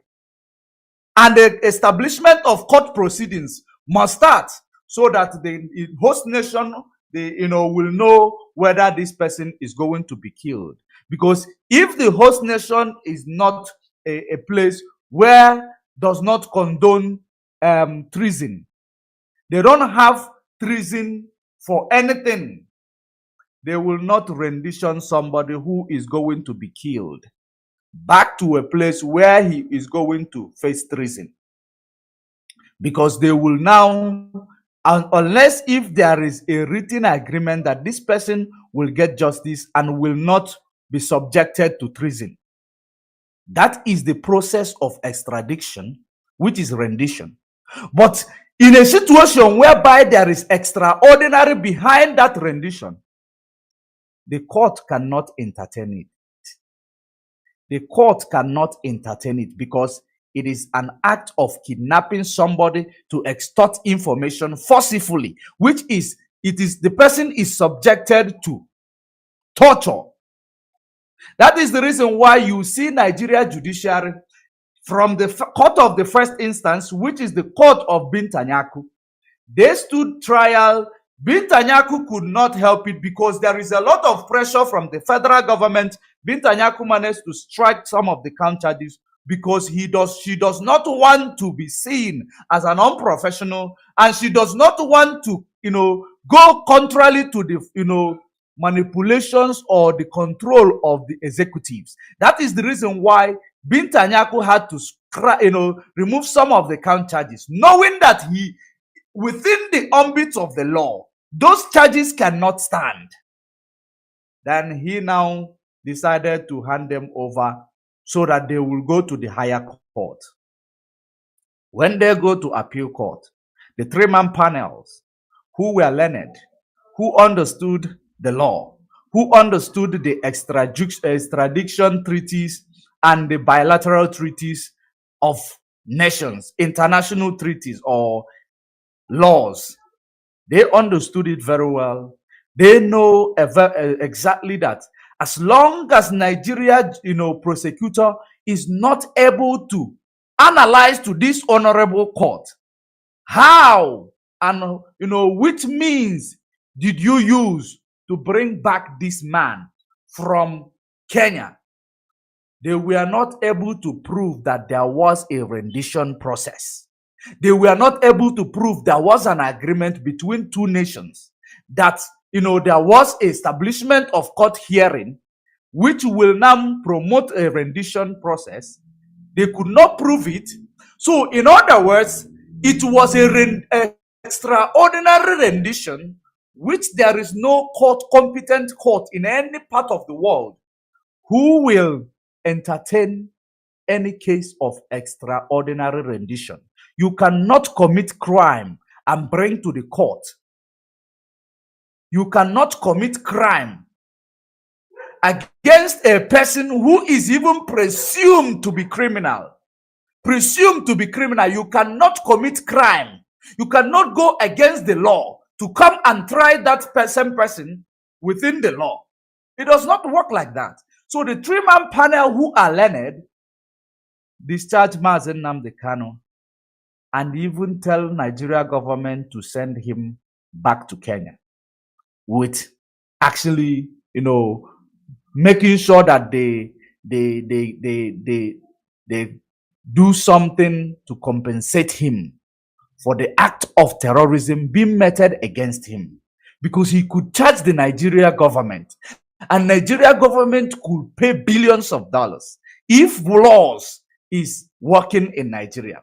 So that's what the three-man judges was trying to prevent for Nigeria. Nigeria executive, which are made of bunch of illiterate cabals from Aso Rock, led by Garba Shehu, Attorney General Malami, who is now answering so many criminal charges that I don't know what is holding them from executing these criminal charges against him, because this is as a result of we know this person, we know that person. Incompetent Attorney General went to overrule the verdict of the court. How did he do it? He actually deployed the colonial era pronouncement in a court by saying stay of execution. It is colonial era, proceedings, stay of execution. Now, having seen that he ordered the stay of execution because he used his authority in the office as Attorney General, because Buhari at that point in time is much interested in dealing with Mazi Nnamdi Kanu decisively. Buhari did not want to really go through the, through the law to, deal with Mazi Nnamdi Kanu. He just wanted Mazi Nnamdi Kanu to to be placed in a solitary confinement because Mazi Nnamdi Kanu exposed him of not being the real Buhari in Aso Rock. So they had to shut him up, that this man must finish and do all their shenanigans and hand over to the next Western stooge. That was exactly the reason why they had to do this, that APC may continuously be in position of power. Because they believe that if Mazi Nnamdi Kanu was there, he will be exposing them in advance. So in so doing, they had to deploy this law of colonial era, stay of execution. Not only stay of execution, now overriding the order of the court that Nigeria court has no jurisdiction over the case of Mazi Nnamdi Kanu. So when they say that Nigeria court has no jurisdiction over this particular matter, it means that it has no prospect of appeal. The main case has no prospect of appeal. Have you now seen the reason why the appeal court or the Supreme Court will have to now insult themselves by placing a court sitting date on the day of their vacation? Have you now seen, the reason why it is a delayed strategy? It is a game. Having, coupled with the election tribunal shenanigan that is going on, because they want to use also Mazi Nnamdi Kanu to play a game of chess to this, to the Biafrans, while this man who is called himself obedient will be deceiving himself that he is going to get a mandate. For you people who are gullible, following him, believing that he is going to get anything, without knowing that he is wasting your time. He has nothing to lose. He has a home abroad. He has offshores. He has business in abroad. He is a political person. He has benefited from Nigeria. So he will never try to sabotage Nigeria, who has given him some benefit, benefits. So he will continuously use this delay strategy to make people to believe that there is something that will come out of Nigeria. Absolutely nothing. It is part of the game that they are using now. That is the reason why you don't see them fixing a date of Mazi Nnamdi Kanu trial. Have you ever seen any judiciary in the world that does not have calendar? Who does not know when is holiday, when is judiciary vacation, when it is tea break for judiciary, when is coffee break for judiciary? That is the same judiciary that you have found handling the case of Mazi Nnamdi Kanu. Have you now seen the irony of what we are talking about? Now, in so doing, I believe we are going to come back to this. The way that Nigeria, I don't know if I should go into it, Nigeria forces, army, Asaredo Kubos criminals in the army uniform. Yes, I will come back. I think I will come back to that. I think I will come back to that. Thank you very much. Thank you. Take a bow from here. Thank you very much for this, your wonderful analysis about the Nigerian judiciary. Of course, we keep on telling our people that we are not part of Nigeria. I heard you clear and sound when you said that Malami has a questions to answer in that contraption. Have they arrested Malami? The answer is no. Abba Kyari, the murderer that have been killing our people, and they went to Kuje prison and they opened door for the man to go scot-free. From there, the man came back again. They have freed him. He has no question or any case to answer. A man, they went to prison and took him away. Today, the man has no question to answer. But a man that fighting for his own survival, they have discharged him, but they are still holding him. And some of our people up to date, they don't want to learn and understand that we are not part of these people. According to Ahmadu Bello, their great-grandfather, they have forgotten about it, that we can never, take decision on our own. We can never rule these people. When it comes on Biafran people, Olisametu is there. The case is still waiting for him. Any day that he trying to challenge them, they will bring up his case. That is why today he's mute. Or Jose Okalo, they chase him away to become the, what they call it, their senator, the president of the Senate. As they rig him out, he keep quiet. Because if he speaks, they will bring his case. And he will go to jail. And nobody will speak for him. But if you are telling these people that we are not part of them, they don't seem to understand.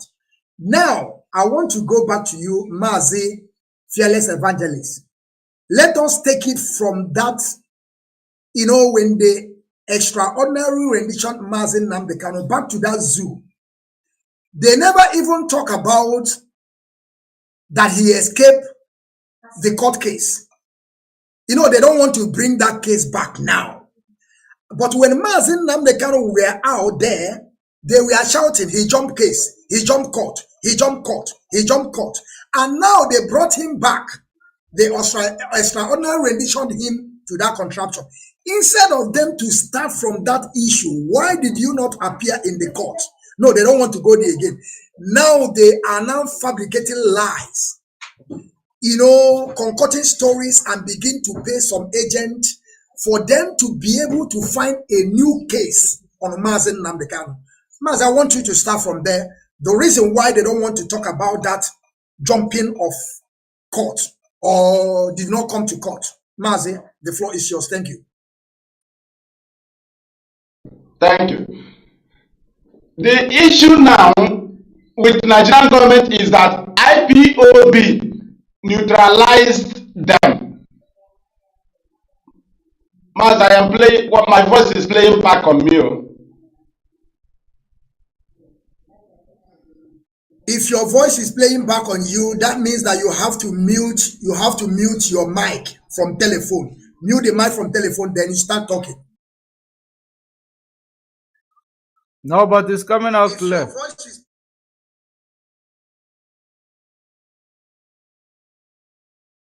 A peaceful approach. That was their only weapon, and I must have to go there because that was the weapon of Nigeria and the British, even when we have not started agitating for Biafra, this second one.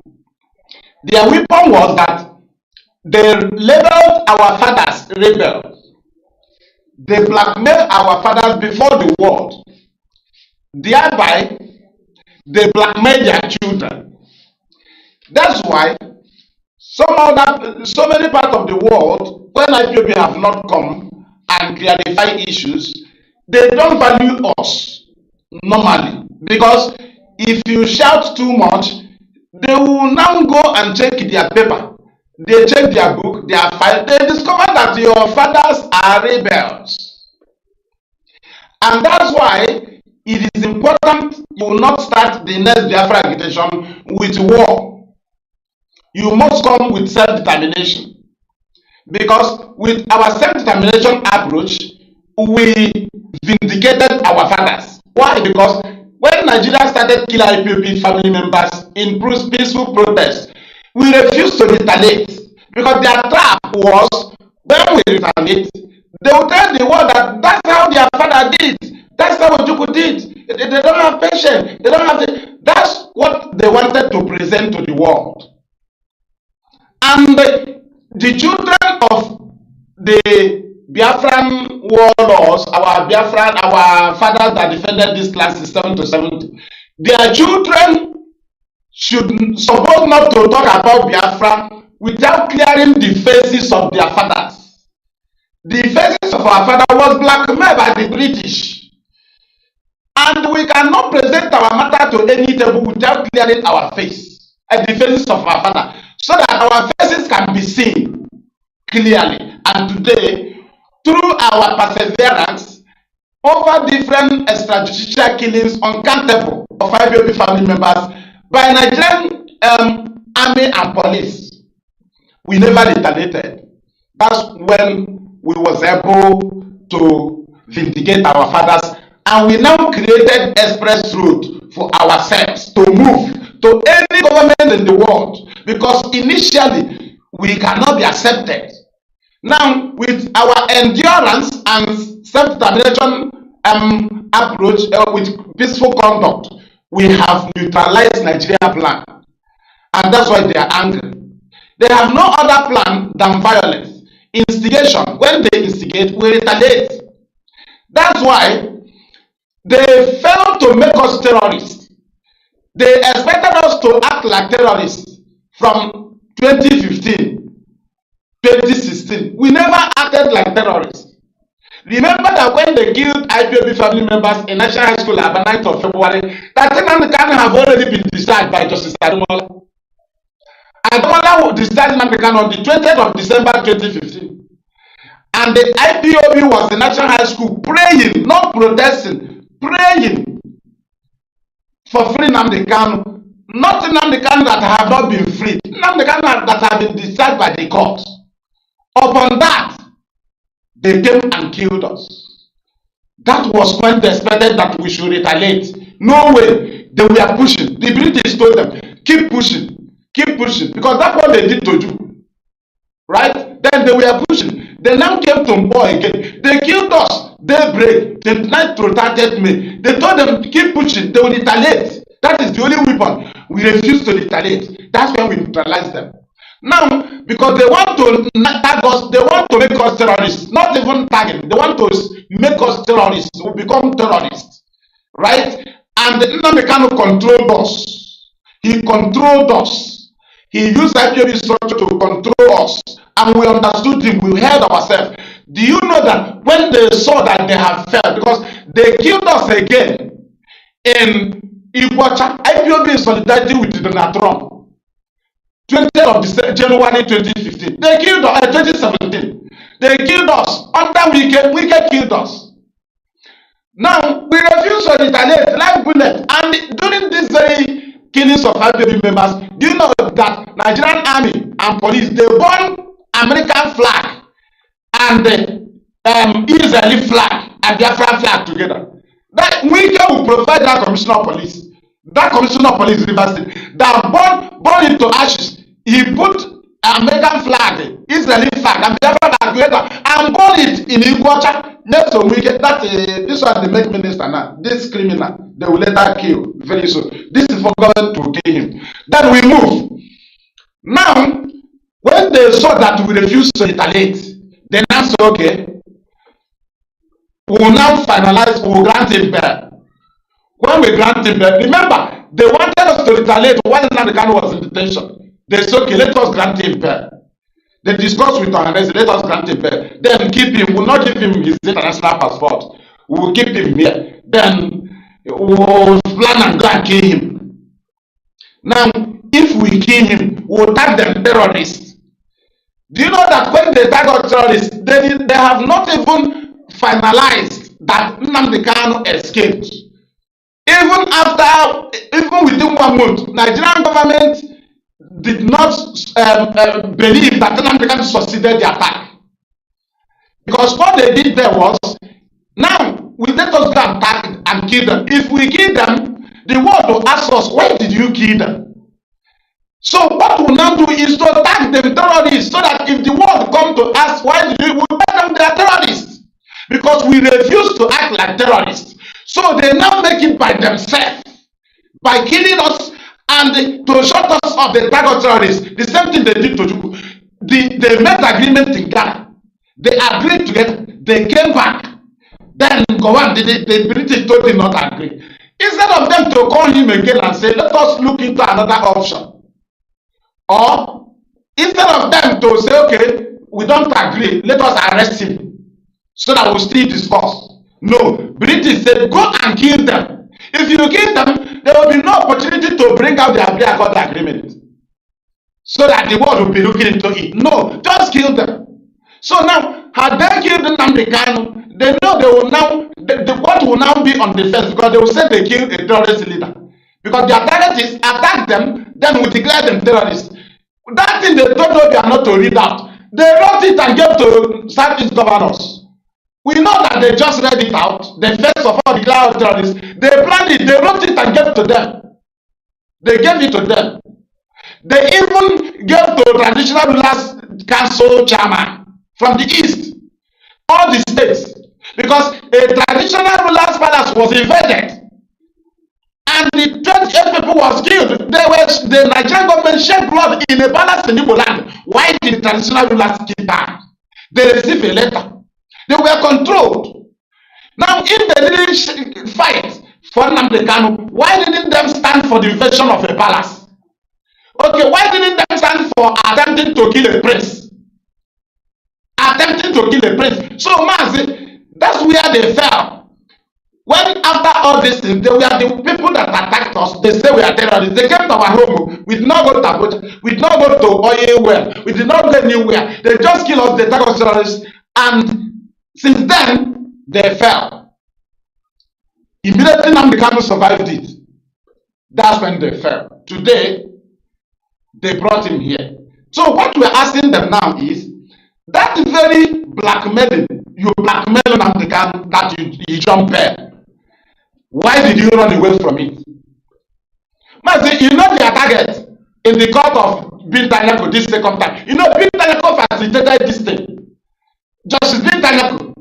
That's why initially I refused to add justice to her. I added injustice, but I just added injustice.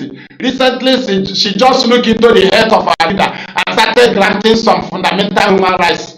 You know, that's when I started adding justice. A woman that overlooked the judgment of other judges and ended up granting bail. So we asked Bintanyako, that warrant you granted Nnamdi Kanu bail on, where is that warrant?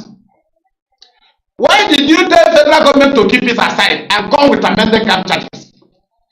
Bintanyako, did you know that warrant, in short, Bintanyako is not, although there was a warrant signed, where is that warrant signed? The bail condition was met up. Where is that warrant? Nnamdi Kanu tried to defend himself before the war that he did not jump bail. If he appeared before US senators, he would be defending himself that he did not jump bail. And the time would be up for him to present the matter. Then when you kidnap him, where is that very warrant? No way. And the Mazi, do you know the people that facilitated these things happening? Nigerian citizens. Because these very Nigerian citizens, when they heard that Nnamdi Kanu was exposing Buhari, they were saying he was in abroad, he's in abroad. When he come back, do you know that since Nnamdi Kanu was brought back, we were expecting Nigerian youths. Immediately, Malami brought out the first 5 amended charges. When they read it, they did not see that Buhari died among the charges. We said, okay, maybe they'll add it to the next second one. 7 amended charges. They did not add it that Nnamdi Kanu said Buhari died, which would have been the best weapon of the Nigerian youths. They neglected it. They did not go to Minister of Justice and they asked Malami, why did you not add this thing in the charge?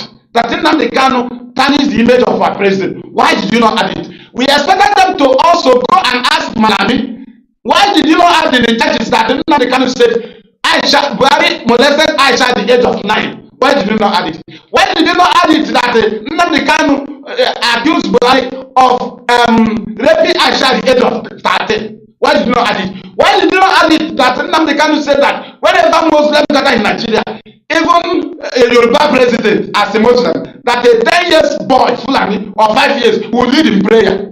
Why did you not add it? You were there, Nigerian youth, you were there. You saw an express road to stop Biafra by challenging your president to prove that he's alive. You failed. Today, Tinubu used it to become president. But what we are saying there is that the judiciary of Nigeria have exposed Nigeria. And the judiciary of Nigeria have also exposed the British compromise towards the people of Biafra. Where is the bell he jumped? That is our question. Where is that bell? Then that bell you granted him, where is it? Where have it been brought to any court? Where is that bell you granted Kanu? Their expectation was that Nnamdi Kanu lawyer would defeat them in a federal high court of Bintanyako. That's what Malami planned. But he don't know that Ozokome is a wizard in their profession. See what Ozokome did. He knows the plan of federal government, that if they press on federal high court, that if they discharge Nnamdi Kanu in Federal High Court, they will go to appeal. Now, Osokome saw the game. He destroyed only 7 count charges in Federal High Court. He now first of all be in appeal with 8 count charges. Now the 8 was destroyed. Then, Nnamdi Kanu was discharged and acquitted.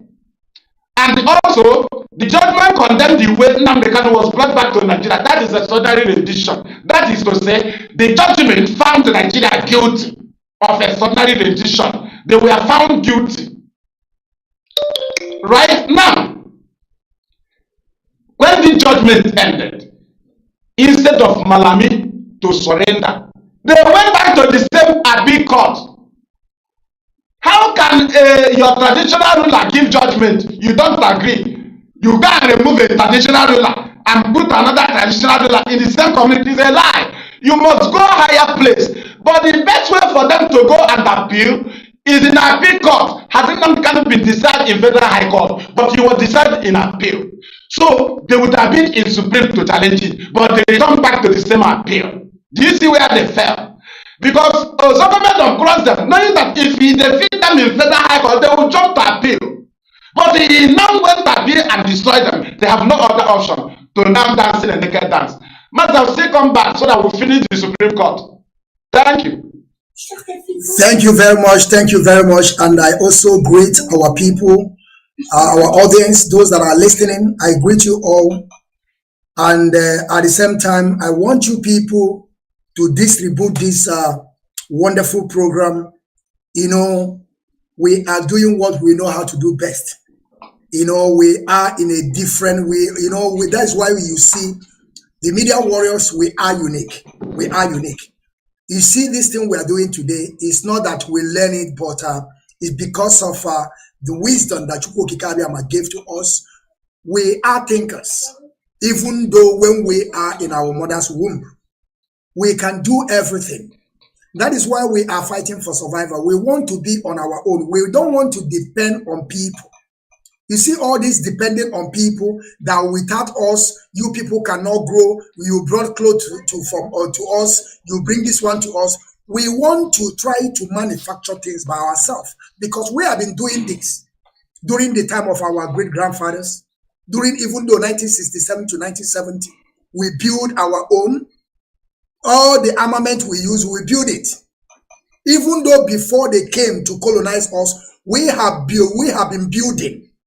Uzuoka, when you are hearing about Uzu, we have been building.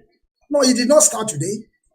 Even though when you talk about writing or symbols, which is over 500,000 years ago, that we have been writing, putting things on a letter to be able to communicate. But today they are telling us that we are nobody. They want to write our history and tell us how we are going to live. Mazi, I want to go to you, Mazi George Money. Let's talk about Nigerian security because we can see the game they are playing right now. You can see they are playing game. And I'm not going to lie to people. It seems that their game is working for them because what they are doing today, they are deploying, you know, all these, they are janjaweed, all these are terrorists in army uniform. They are now deploying them at the same time, playing game. They will go and gather some people, kill themselves, and begin to target our people. Maz, I want you to talk about this security. And also, I don't want you to not to forget that even though the appeal court said there will be no any case again on Mazi Nnamdi Kanu, but today they are still holding him. Mazi George Money, I want you to pick it up from there. At least you start from the security and the game they are playing today in our land because they are scripted. They were Mazi. All right. They were Biafrans. We are still live and direct. We are still on Biafra TV, right? Great people of Biafra and great people of Africa, because this is where we are directing our own problems to, so that we will be heard. We know that the problems that we are going through is coming from far, so we are still discussing it within ourselves. And it is very, very important that we also continue to send the signal and the messages, including to the United Nations and other international communities. Because, you know, there is a saying that says, when the time of judgment, the favor will abound. So that is the reason why we will continue to expose the atrocities. We are no longer in the dark age. We are in 21st century, where information is everywhere. It's even in our pocket, information.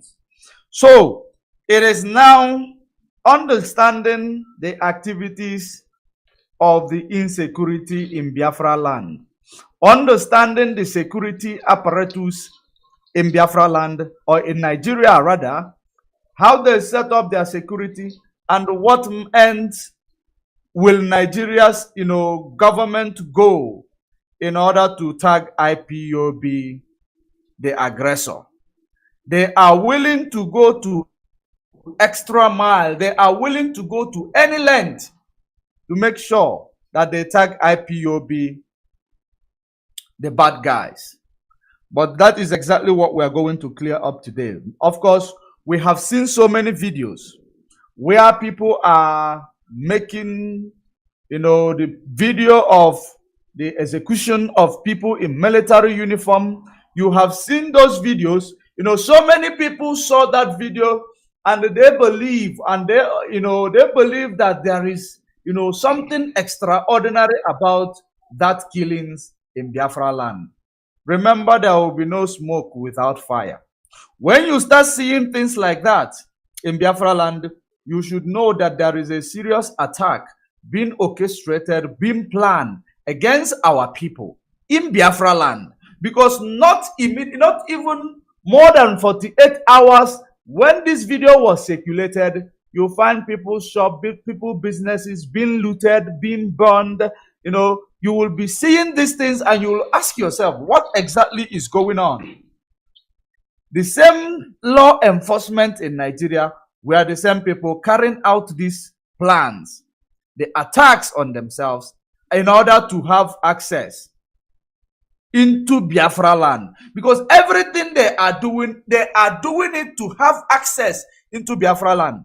Believe you me, so many people might see those military killing in Biafra land and they will start, you know, saying maybe this military killing is done by, you know, people who are fighting for freedom. It is not done by anybody fighting for freedom. It is done as a result of Nigeria government. Very, you know, they are good at creating faction. They are good at creating weapons. In order to use it to counter, they can go to any length to counter any strong organization. They have created it in social media to use them to counter the activities of IPOB, so that we will be here always talking about these people without remembering the activities, the heinous crime and the activities of Nigeria military and Nigeria police against our people. Now they have seen that we have defeated them in the media space. They have to now create another, you know, faction of these criminals. Of course, today you see those factions, they are wearing military uniform. So what will you say? How will you tell me now that those people who were killed are indeed Nigerian military, when the same people who killed them were wearing Nigerian military uniform? So these are the people who become the sacrificial goats or sacrificial lamb for Nigeria, just because they want to truncate the judgment of court against for Mazi Nnamdi Kanu. They want to turn everything around. They want to actually implement what will back up their colonial era of state of execution. That's exactly what they are trying to, you know, deploy here. We are very, you know, aware of, because I've been thinking about how can they see, of course, when I'm done this, they will start writing. How will they come to tell us Nigerian military was killed? And there is no, they did not even bring out in the media how this Nigerian military was killed, who killed them, and they did not even bring out the names of these people who were killed. Are they not people? Do they not have a identity?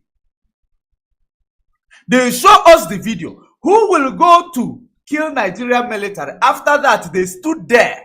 They were taking videos, telling you, taking videos. Because those who were taking those videos, they were still the same people who committed the crime. Because if you see a crime scene in Biafra land, you will never see any ordinary individual around it. Talk more of a crime scene where military were killed. Because when military is killed, or any crime scene in Nigeria, of course, you are familiar with I follow and I no follow. So, how can military be killed and people were there taking video, shouting Jesus, Jesus, Jesus? If you remember what Asaredo Kubo said a few months ago, Asaredo Kubo was making a mockery of Biafrans and was saying that their house go they burn, we go they burn their houses. You know, he was making a mockery of that. And if you look at who were those burning the houses belonging to Biafrans, was it not people in military uniform? So if Asaredo Kubo was saying that he was burning out Biafra houses in Biafra land, will you now tell me that those people that was killed there were Nigeria army? The same people, even whoever that they killed there, the same people who put them up there, they are the same people who killed them. Because all these things these people are doing, it is all about to make sure they tarnish the name of IPOB and tarnish the name of Eastern Security Network. Now the people who are claiming the responsibility of doing these atrocities, remember that all these people, these things they are doing, it is a shenanigan. They are trying to redirect the narratives. They are trying to change the narrative. They are trying to make sure they incriminate Mazi Nnamdi Kanu, even while at the DSS solitary confinement. That's what they are trying to do. Now, coming back to the same people who were claiming responsibility of carrying out these atrocities, who call themselves, is it government, unknown government or unknown military? That's what they call themselves recently. The same people made mention they don't want to see anybody carrying weapon in Biafra land, carrying gun in Biafra land. They tell you they don't want even to see Eastern Security Network, who is protecting our land from Fulani terrorists, carrying gun in Biafra land. And the only people who are supposed to carry gun in Biafra land are the unknown government in military uniform. So when you see this, that is the reason why when I see those images of those Nigeria military, they projected to be Nigerian military, whether it is a Asaredo Kubo's terrorist giving me uniform to go into Biafra land. Because if you look at the antecedent of Nigeria in 2020 to destroy the NSAS protest, Nigeria government created a faction who came to the street acting or behaving like they are in solidarity with the protesters, but they become so destructive in order to give Nigeria army, assistance to come in and shoot people at Lekki toll gate. So this is well orchestrated plan. In my own opinion, it is a well orchestrated plan in order for these people to have access to invade Biafra land. Because when these people are going to invade Biafra land, you will find out information will reach the same people who are calling themselves private, private government or special government. The information will still reach them. They will know where to be found. Then the Nigeria army and the Nigeria Joint Task Force or police will start now going to destroy people's businesses, burning individual houses, people who has nothing to do with their shenanigan. They will start destroying their properties and they will start destroying the lives of our youth.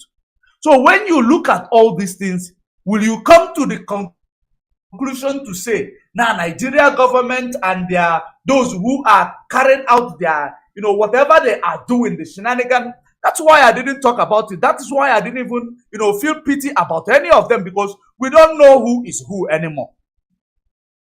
These people can do anything.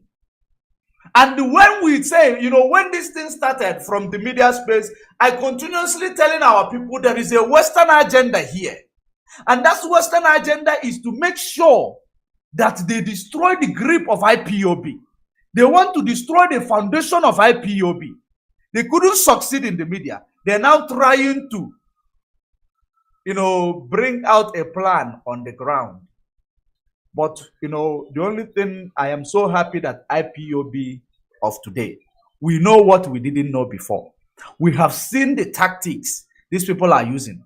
We have seen even the, mindset of those Western agenda, or those who are trying to make sure that there is no civility in Biafra land, who is trying to make sure there is no peace in Africa. Trying to make sure that everything that African women, children, and men are doing to emancipate themselves from this mental slavery, or to be free from this neo-colonial setup, it will not it will not stand the test of time. That is exactly what these people are doing. And that is the reason why it is very, very important that we in the media space, we will know exactly how we present our information. We will know exactly on how to respond to this shenanigan that these people are creating. Nigeria government holding Mazi Nnamdi Kanu, even making the court to be useless and incompetent by placing a court date without knowing it is their vacation day. Do you not think that these things are deliberately done? These are deliberate acts.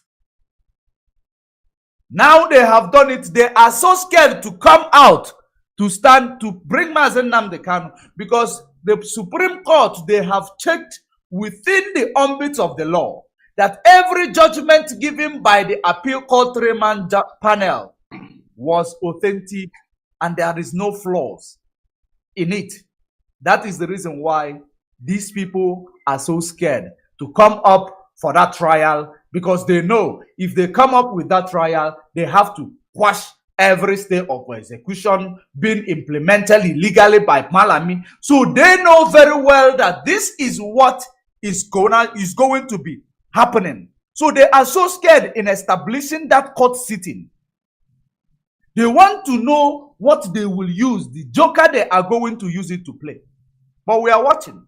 Now, if these people claim they are fighting insecurity, if these people claim they want peace in Biafra land, how will you want peace in Biafra land when every atrocities that is being committed in Biafra land, it is tagged on release of Mazi Nnamdi Kanu? And when you look at the Biafran politicians, they are actually claiming that they are tackling insecurity in Biafra land. But everything is tagged on behind the release of Mazi Nnamdi Kanu. Why can't they release Mazi Nnamdi Kanu in order to separate chaff from wheat? In order to separate chaff from wheat, it is very, very simple. So that we will know who are those who are carrying out this crime. Because these things are traumatizing. What these people are doing, they are traumatizing. This movie, scene they are setting up, it is traumatizing. Children are watching. Our children are getting traumatized by it. And that is simply shows that Nigeria is not a country that, care for the feelings, human feelings. They don't care about it. They don't care about security of children. They don't care about all these things. Because you will find this crime scene they orchestrated will be there for many hours. Children will be passing, seeing them. And you tell me Nigeria is a country. It is a British enclave. It is a British enclave. You cannot breathe in that place. That is the reason why every indigenous people in Nigeria should be fighting for their, for their freedom. It is very, very important. That is the only way you are going to get it right. It is not through Obi. Obi is not going to give it to you. Because the type of system of government you people are promoting in that Nigeria, it will never work in favor of anybody. Whether you like it or not, believe it or not, it will never work. I am going to leave it here, Mazi. Mazi, thank you very much. Thank you very much for this, your wonderful analysis on this Nigerian security and the game they are playing. Of course, we know they are playing game.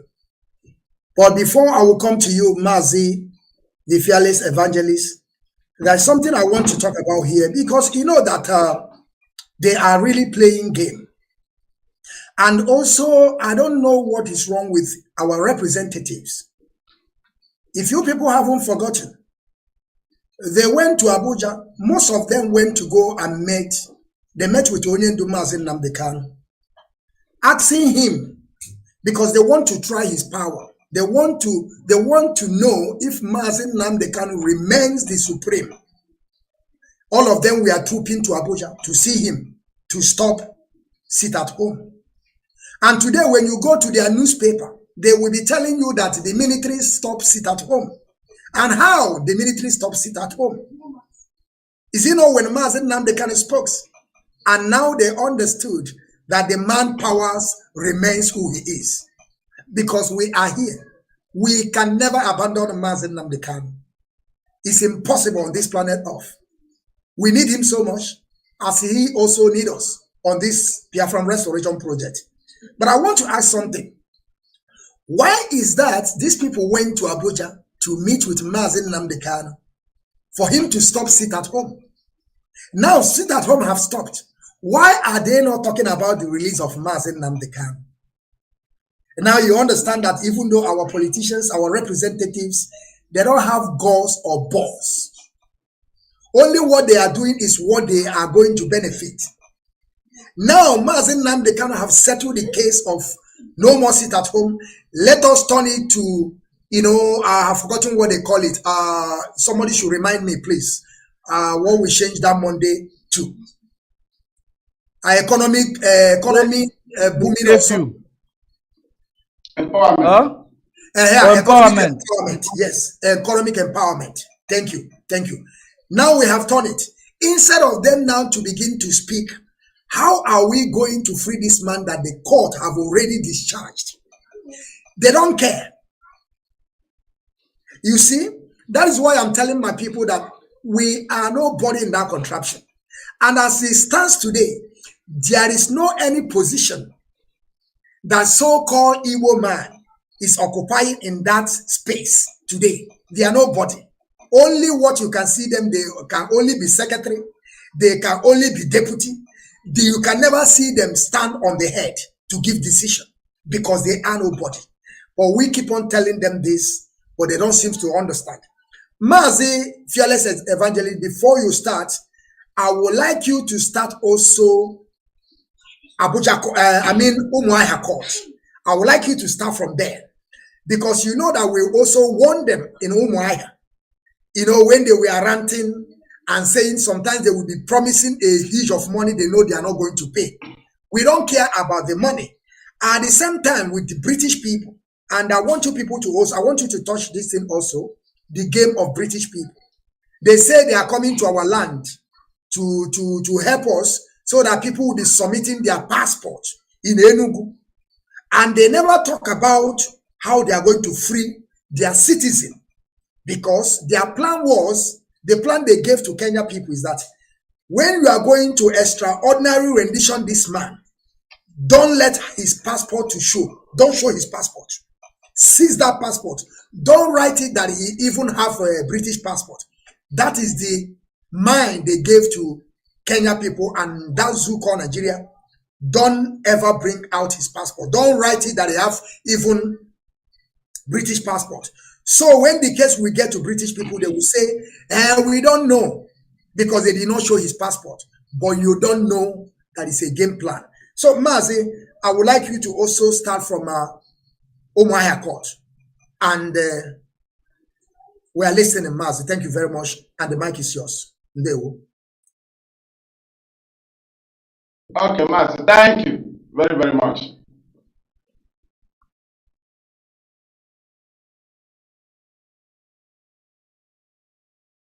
January 20, well,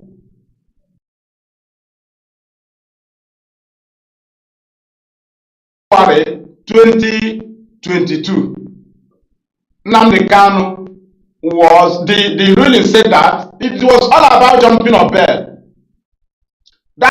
It is a state high court. It's all about jumping on bail. So now, it was the judge, the court ruled that Nnamdi Kanu did not jump bail, but he escaped military assassination attempt. That's number one. That's the weak point of Nigerian. That is the only thing that we are using to nail Nnamdi Kanu. But their own court that have the jurisdiction, because Omar High Court have the jurisdiction to look into such matter. The issue of attacking his house, that they always use as a point of jumping bail. So the case was taken to the very court that have the jurisdiction, and they ruled that Nnamdi Kanu did not jump bail. He escaped military assassination attempt, and the court ruled that Nigeria should apologize to Nnamdi Kanu. They also ruled that they should pay him compensation, and the court also ruled that they should meet him for discussion. 4 pronouncements in that ruling. Now, what is the reason why are they holding Nnamdi Kanu? What is their reason? Because their only weapon was insecurity. Just like sit at home you talk about. Why do Nigerian army say that they have stopped sit at home? Their reason was that they approached the senators, they approached the Southeast politicians, as they call them, telling them that Nnamdi Kanu is behind the criminal and doing sit at home. The IPOB is just trying to pretend. Now, and these people, these senators, you know, because of their crimes against us, that's why we don't value them, but they have a voice. When all of them were discussing, trying to think that IPOB is doing partial, somehow that IPOB is supporting the violence, but somehow IPOB is trying to protect IPOB, that's when Nnamdi Kanu allowed those visits. He first of all allowed Olasi, he invited Olasi, he's an elder, before the Senator Oba and Ezenri. Before that invitation, our leader had pointed hand at the criminal doing sit at home. You know, Nnamdi Kanu is too clever. How did he point finger on the criminal? He used a letter. The letter was a pointing finger. He refused to give a letter to IPOB. He gave a letter pointing finger to an individual, telling him to stop the crime. That's when he neutralized the government. That's why the senators, they started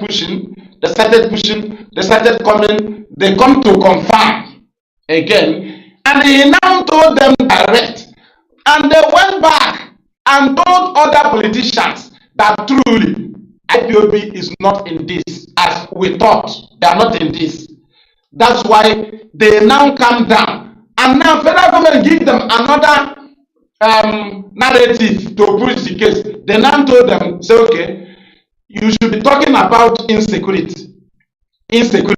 So they wanted to free Nnamdi Kanu under insecurity, which will not be on discharge.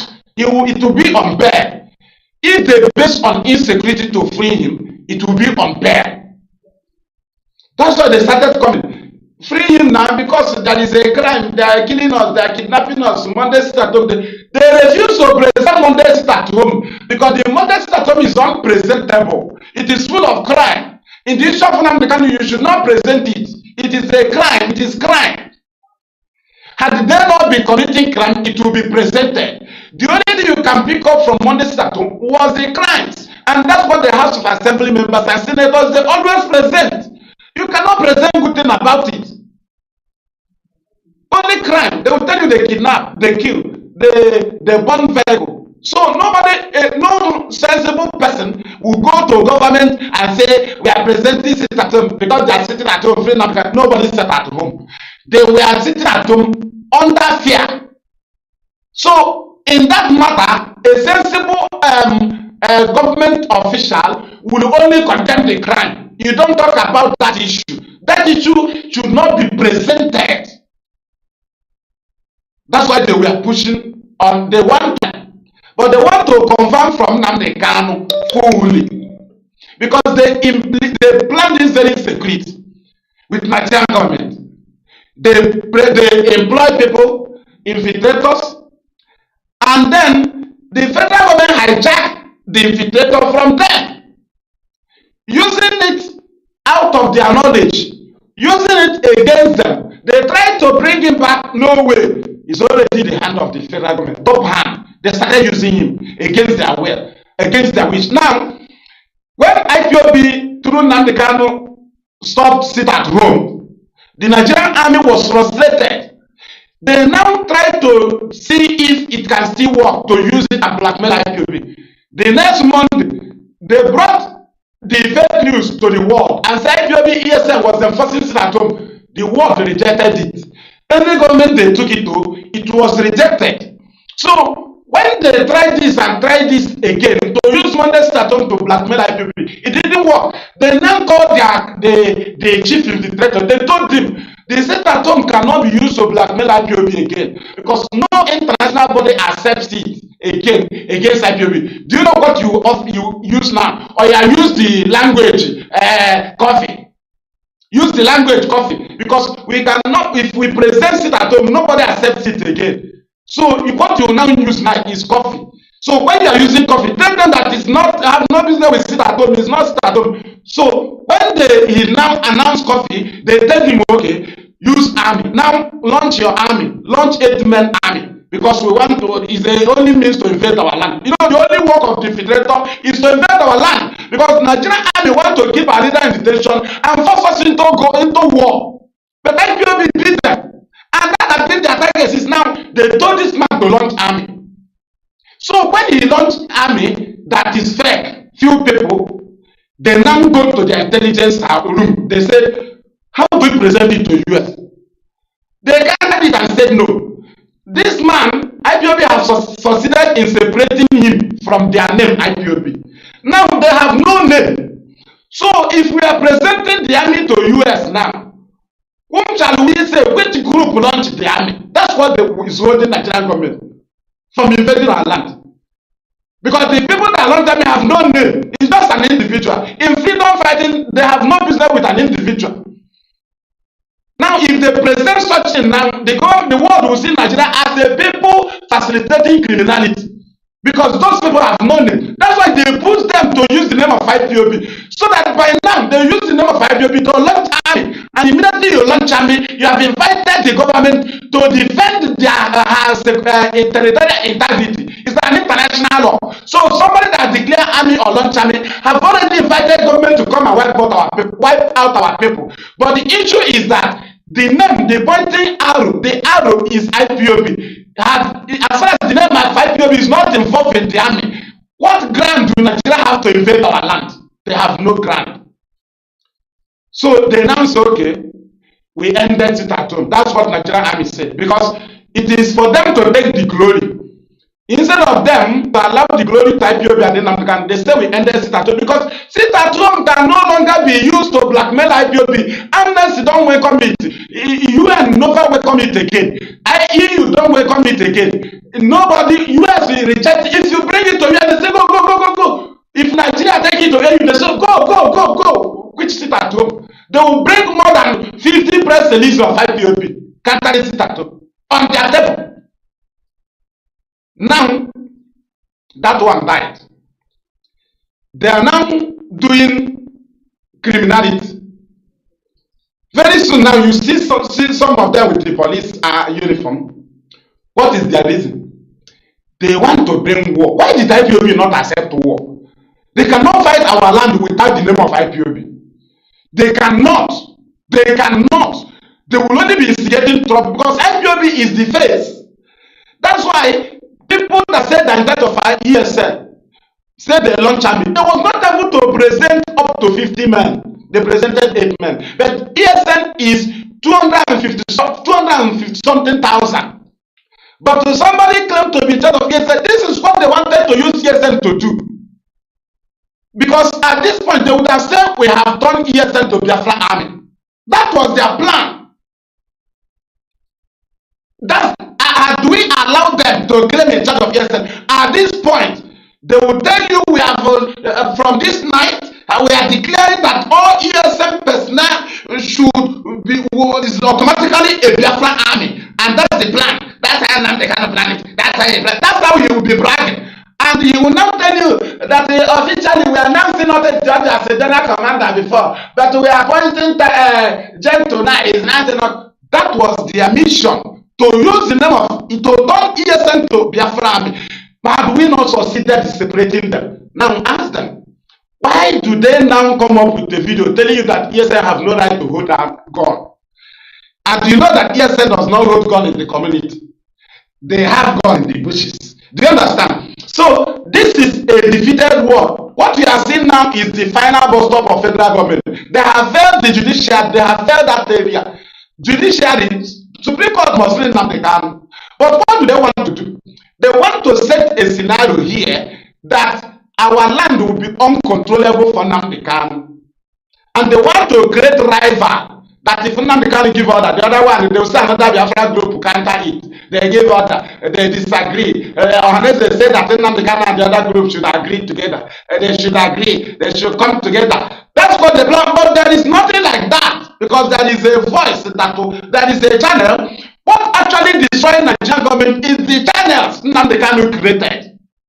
One, IPOB Media Publicity Secretary, Radio Biafra, leadership of IPOB.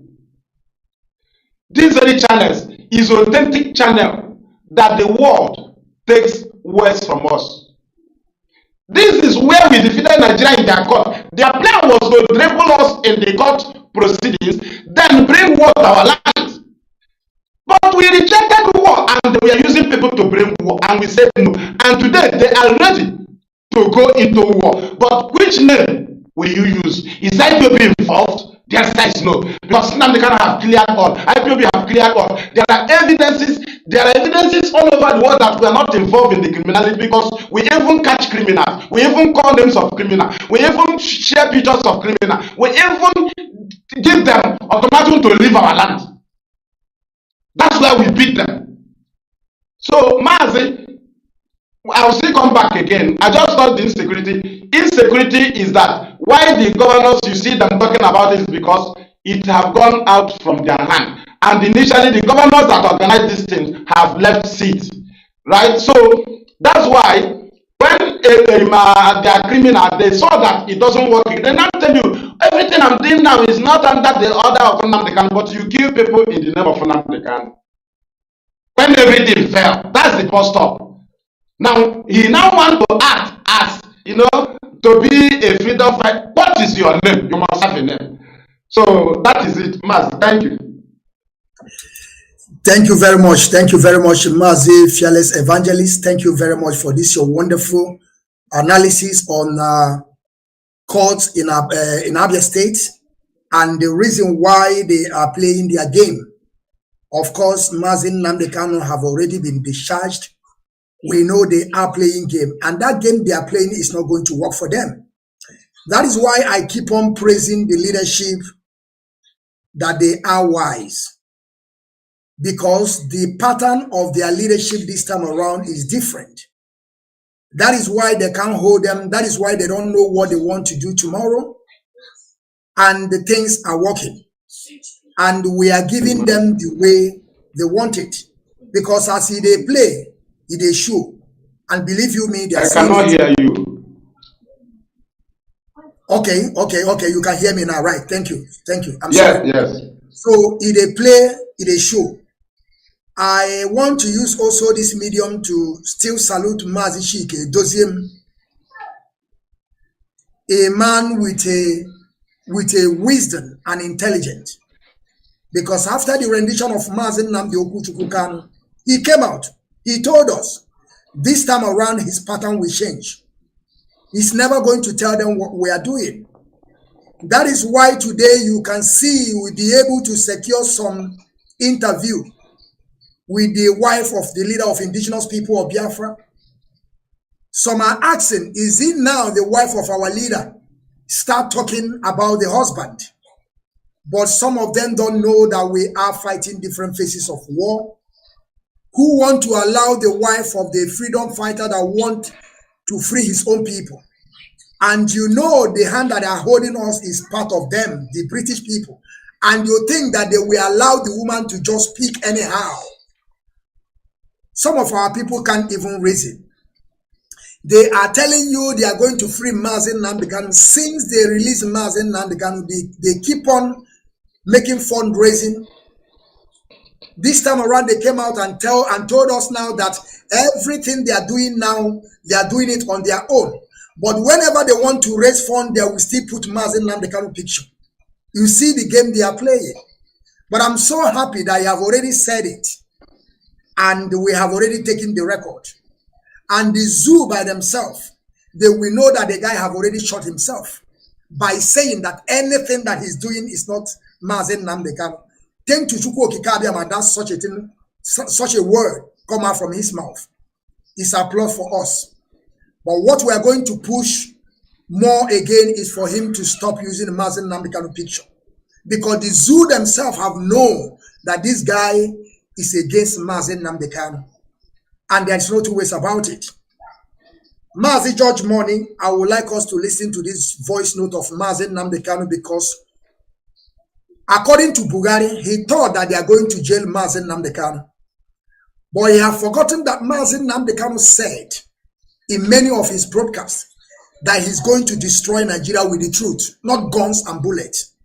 But those idiots, those inconsequentials, they are still waiting for court case.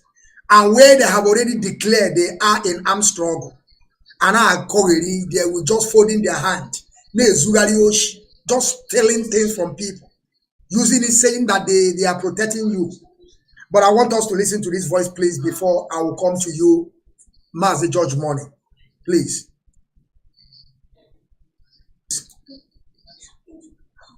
And by the way, why should some people even comment and say that, oh, they helped Nnamdi Kanu to come out of prison? This is how they're being repaid. Are you not foolish? Did I commit any crime? Did I commit any crime? The answer is no. I committed no crime. I am fighting for the freedom of my people as contained in the constitution of the zoo called Nigeria. I did no wrong. That was why after 2 years they could not prove any case. Even till now, they're still in court, they cannot prove any case. And people talk as if they are so moronic that an animal is better. They say I insult them. I insult you because you can't reason properly. I did nothing wrong. Yes. Calling for the establishment, or should I say the restoration of Biafra, is within provisions of the Constitution of the Federal Republic of Nigeria. It's very clear and straightforward. It's there. Go and check it yourself. And you're asking me to be happy. Instead of me to be upset that I was arrested for no reason, you're asking me to be happy that somebody came to bail me. See how foolish some people are. I beg anybody to bail me, please tell me. No. They meant to insert that very condition that it must be a senator that will bail me. You ask them. Nobody. To lock me up and to hold me in the first place. They are the people. I know those that came to me and said they want to go and speak to the then Buhari when he was alive. And they never came back to me. They went to Asoro with their John Onyango, the one of them. But they went there to go and discuss Nnamdi Kanu. That was why they went there. That is why. To Asoro, they turned everything around. It became a trip about them and the world of their family. That is how they became. And you answer a politician. And you think because of that, we respect you. We respect you because of what you've done for us. Yes. We're not going to cooperate you tomorrow morning. Yes. But we love you. Because of what he's doing, because of what he did for us. Ojukutu. When people behave very well, we love them. That is how it is. This is how it is. We are as a people. You don't need to buy us. You don't need to. Just do your job. Your job you cannot do.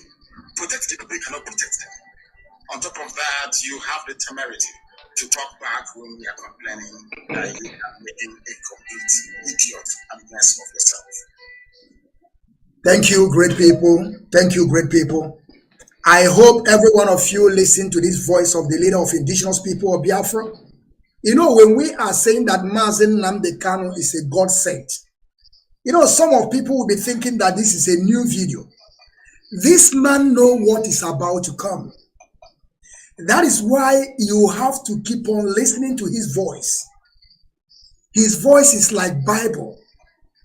If you search for it, he have already said things about it. Even though what is happening today in Biafra land, by deploying, by using some infiltrators and scripted people, Mazi Nnamdi Kanu have spoke about this. And everything that he said with his mouth, behind the mic, on Biafran Radio Biafra, is all authentic. Now, the same thing they are planning today, according to our brother, Fearless Evangelist, he said their plan is that they want to release Mazi Nnamdi Kanu on insecurity. Then we come to, you know, to shorty him so that he will have a limited to speak. They don't want to free him like, okay, you are free. There is no case against you. Now they are preparing, using people to commit crime so that when they will release him, they will say, okay, because of this insecurity, we release him, but you are not going to do this, you are not going to do that. But Mazi Nnamdi Kanu is asking you, did I ask you to come and shorty? Instead of him to be angry that they arrested him for no reason, up to date, Buhari said, meet me in the court. They went the same court, they freed the man. And the man have told you people that up to date, as he stands today, there is no case against him. Did you see any case? The answer is no. All the whole 15 count charges, they have trashed it. Did he have any case? The answer is no. Now ask me, why are they still holding him? Because they want to bail him on condition like insecurity. Don't do this. You are the people, your people are those that are doing this, so that people will come and shorty. It will be like what happened in 2015. So they will tell him, don't go there. 10 people shouldn't come around you. When you do this, they will do that. But Mazi Nnamdi Kanu is a free man. They must free him. So Mazi, George Money, what do you have to say? Because Mazi Nnamdi Kanu said a lot of things in this short broadcast that we just listened to now. And he also talked about when the politicians are doing the right thing. That is why we keep on saying, calling on Mazi, the Senator Abaribe. We are not coming here to praise them, because all of them, they are politicians.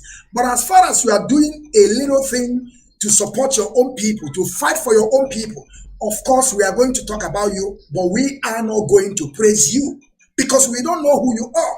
You are a politician. You can turn back to us tomorrow, but we are going to point out that thing that you did. But for us to begin to praise you is a lie. We don't praise any politician. We can never praise them. But we are going to tell the world how they are helping their own people. Mazi, I want you to take it from there. Mazi, George Money, please. Ndewo. To start with, it is very, very important for us to know that there is a saying in our language that says that the Constitution of Nigeria understand what self-determination entails. The Universal Declaration of Human Rights, it is written there and gazetted, there is the right to self-determination. In United States, there is right for self-determination. Universal Declaration of Human Rights, it is written there and gazetted, there is the right to self-determination. In United States, there is right for self-determination. It is written there and gazetted, there is the right to self-determination. In United States, There is rights for self-determination.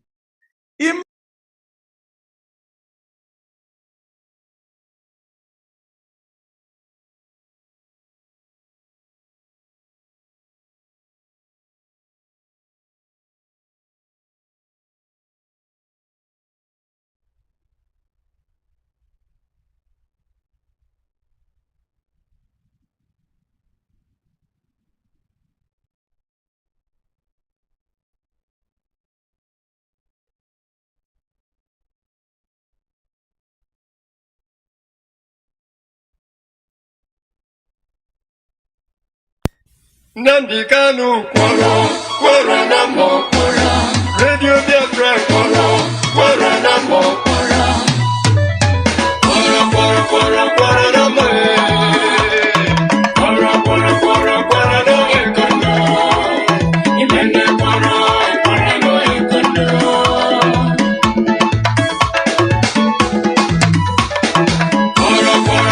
kwara na mo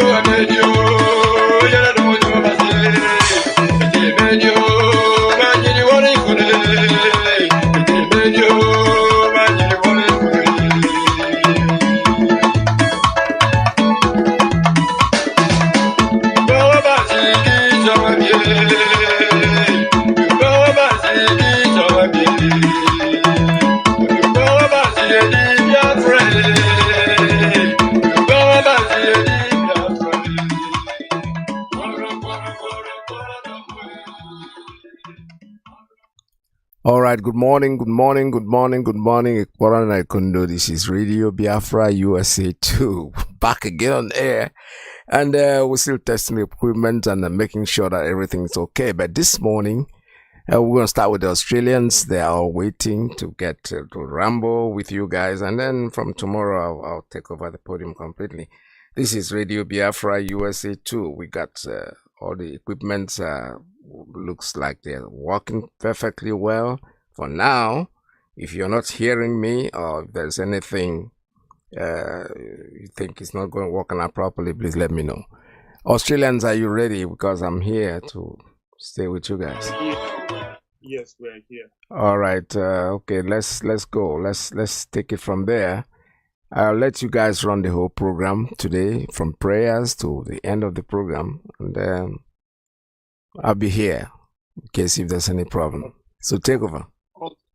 Okay, thank you very much. Biafrans and friends of Biafra, welcome you to today's program. First of all, I'd like to apologize for our absence for a month plus, but we're here today. We welcome everyone. I have here with me members of IPOB Australia. But before I commence, I would like to give thanks to Chukwuka Biama. Ekekele n'igwe na Chukwu okike onye ji aka ya dịrị na onwe ya. Onye nwere isi mbido nwekwa n'isi ngwụcha. Ihe niile ekere eke bụ n'aka gị ka o si wee bịa. Ezi Chineke, anyị na-akpọkụ gị n'ụbọchị tata. Anyị na-arịọ gị n'ụbọchị tata wee na-asị gị ezi onye nwe mbịa nọnyere anyị. Anyị na-akpọ okwu, anyị na-akpa, anyị na-achọ ịkpa nkata. Mandebe anyị okwu maka nnwere onwe anyị and obodo ahụ ụmụ anụmanụ a na-akpọ Naijiria anyị fụrụ onwe anyị n'ime ya. Anyị na-akpọkụ gị ezi Chineke bịa duwekwana anyị. Chekwanụ nwa odibo gị nekwa n'aka ahụ ka ha wee jide nwa odibo gị ezi onye nwe m, ahapụkwana ha. Mekwana obodo ahụ obodo ọbụla si na anyị agara anụ na-agba mbọ na anyị agara ana ka ndị ilo ha na-anụsekwa ha ọgụ. Ka ndị iro ha na-anụso ha ọgụ. Mee ha echeta ebebe ọ bụkwanụ kọmpani na-ezusi ihe nọ na be anyị ka ọ bụ ndị mmadụ nkịtị na-agbakwa mba na anyị agara ana. Chineke mee ka ihe ha na-ezu na be anyị ka ọ bụrụ ha okwu n'ụka ebe ọ na-etiri ya ka a ghara ịṅụ mmiri tọrọ iko. ọwụkwanụ ndị nkịtị na-agba mbọ na-ekpo aja na garị na nye ya na anyị si ka ihe ike zute ha obodo Naijiria ahụ nke a bụdo na mbido ezi onye nwe m oge ọ na-akpọkọ gị na-egosi isi na nke a bụ mbido na oge ihe bifo ifinish ihe gbasara ndị Naijiria otu nwaodibo gị si wee kwu na ha ga-aya anyị si anyị bịa wee Biafra ka anyị naba ezi onye nwe anyị na-egosikwa ya n'ụtụtụ ehihie abalị anyị nwere ntụkwasị obi n'ebe ị nọ maka ọsọsọ gị bụ Chukwu okike anyị ma ana Biafra ahụ bụ ngụ maka ọ dịghị onye ọzọ gị na ya nwe ya isi na ebe ọ na anyị nọ kpọkọ gị na ị ga-azụ anyị ndị nna nna anyị ha ndị gboo kpọkụrụ gị na ịza ha anyị sị na nke anyị agara dị iche maka ngọzi gị na amara gị so anyị kama na anyị bụ ndị gbakiteziri gị azụ mana anyị amala na onye ibu malụkwazie n'ọfrọ nke nwaka n'anya anyị ga-esi bịa maka anyị akpọkuola chi dị iche iche welu chi dị iche iche wee gaa chọọ ọgụ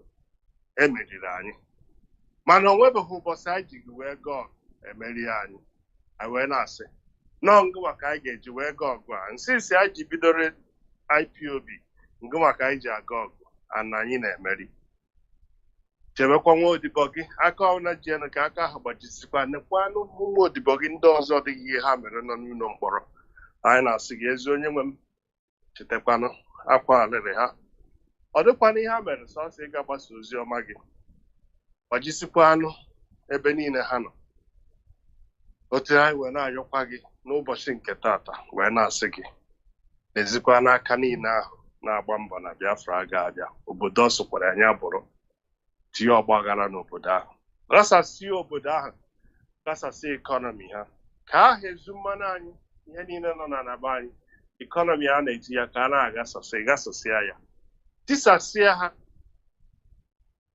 maka ha sị na ụmụ gị a ga-enwere onwe anyị agba na odibo over 400 years anyị agwana ha bụ anyị ka a na-agafe ego ofufe ha si mba a wee na-asị gị cheta ha otu anyị si ya nabatakwanụ anyị bụ nwata anyị na-asa ahụ n'afọ anyị makwanụ ya nabatakwanụ anyị wee na-ayọ n'ihe anyị wee na-ayọ wee nwee ntụkwasị obi na ị ga-aza anyị ekpere site n'afọ gị dị nsọ Chukwu okike abịa ma anyị wee na-asị ise Biafrans, I welcome you once more again and I thank everyone, those who join us today, and I encourage you to invite your friends. Biafra is the mouthpiece of Biafrans. Here is where we speak the truth like our leader always says. And here is where we worship. And if none of you haven't realized it, everything we say here is how it stands. And on any proclamation we made on this Radio Biafra, it stands. And we are standing here today to remind us. Before I go ahead, I would like to remind us, because the reason I started with whatever we said here, any proclamation we made here stands. If those of our listeners can testify, it's over a year or thereabout. HOD made an announcement of we, Biafrans, changing at the end of every business day, or if you have money in the bank, go and convert it to other currency outside Naira to preserve your wealth.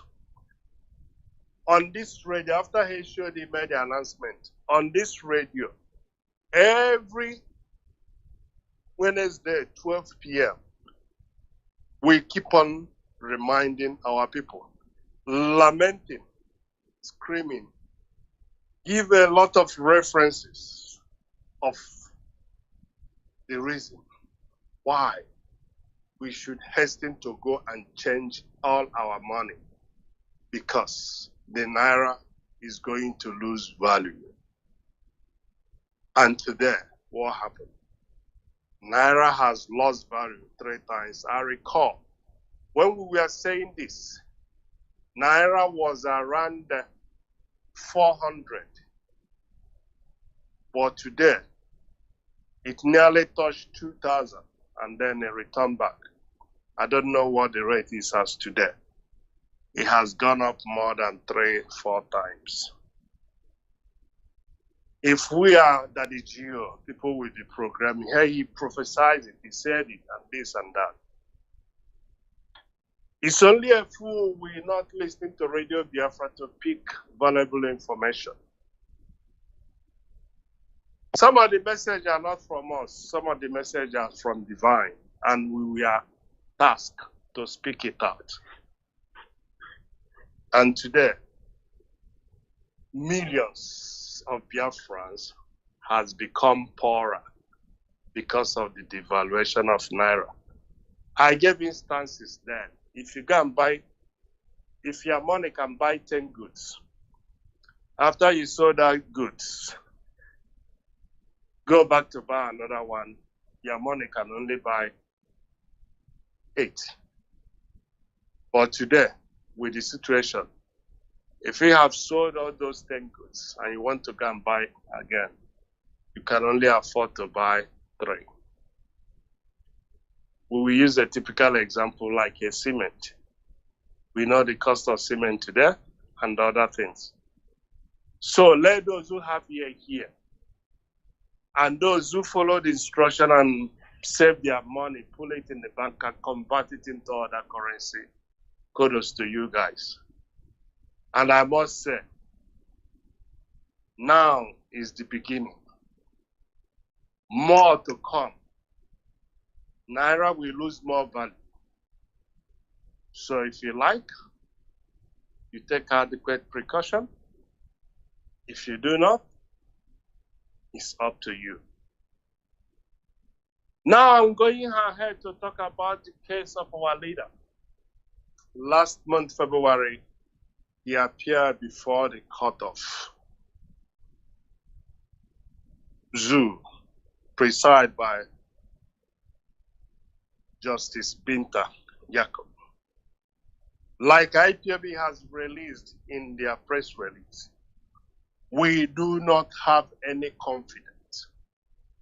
Neither do we trust the court of law in that zoo.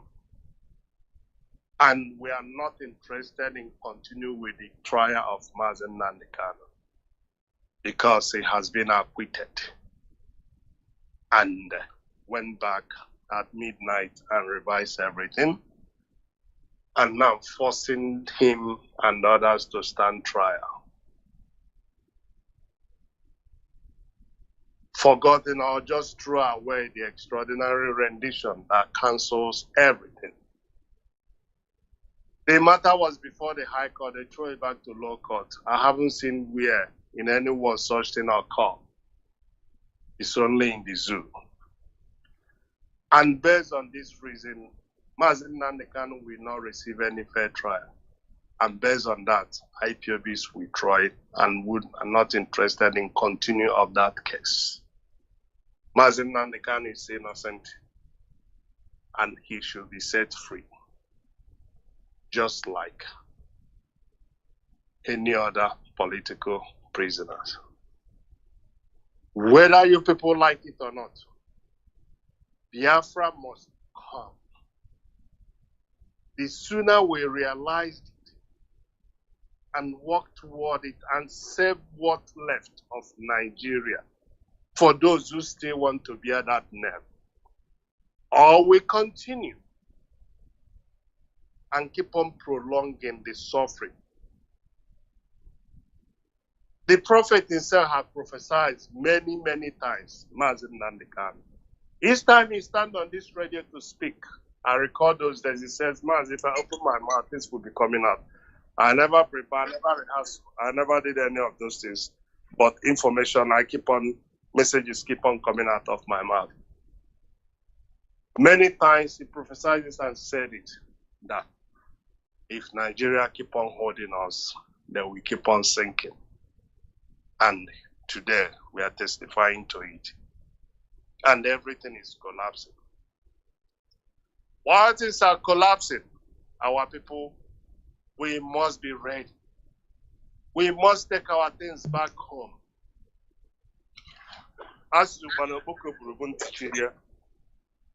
earlier we realized that Nigeria is not for us, that things has gone north.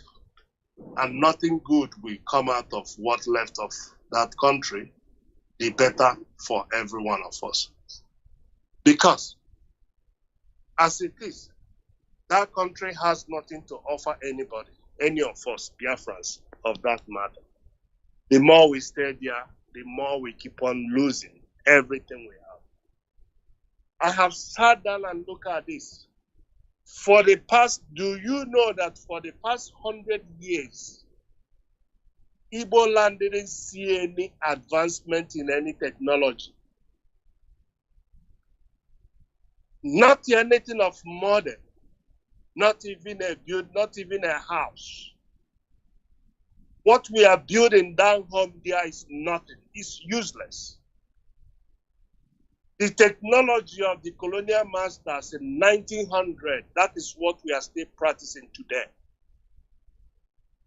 If you go to other advanced countries, look at what they are used to build a house. We still rely on molding blocks and cement. Even that molding blocks and cement, it's not straightforward. You pump in that hard-earned money, the end result is as useless as anything. Nothing. No standard, no technology, nothing. To the worst case, to worsen the matter, neighboring countries, from Ivory Coast to Ghana, Togo, Benin Republic, all these people has a very high-tech technical people. But in our land, we do not have any handy person or any technical person. What we are building is as good as nothing. But all these poor countries surrounding us, they have a well-trained handy people. Now, when they build something for you, you'll be amazed. We lack everything from the smallest to the biggest. Only thing we are interested is in boutique and okite. We ignore those fundamental things that is needed in the life for the society to progress every day. I stand to be corrected. For the past 100 years, there is nothing, no technology. We haven't improved in any way we are doing things. I repeat what I said, for the past 100 years.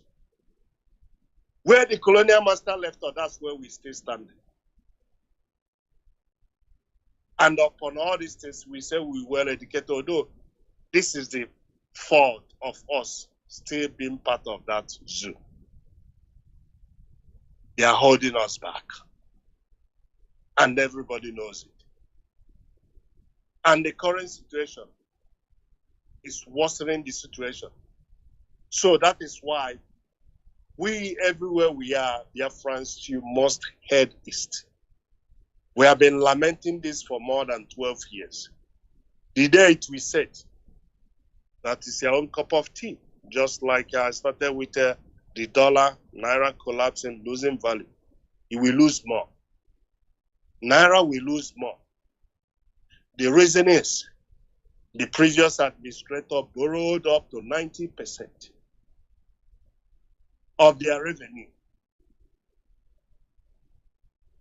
So whatever the colonial master gave them of leftover of selling of crude oil, it's not enough for them to service their debt. Talk less of taking care of anybody. And to make the matter worse, everything is imported in that country. So you need foreign currency. Because that place is a contraction, it's not a country. And nobody is even interested in any welfare of their so-called citizen. What they are interested is in their own pocket. And this brings me to the eastern region. We must commend the Abia government. When anyone do well, we commend them. In electricity, And we want other states in Biafra to emulate. There is no reason why we shouldn't have a 24/7 electricity in Biafra land. The previous administrator has passed a law and gave the state authority to generate their own electricity. So Biafrans, anywhere you are, ask your state governor why there is no light in their state.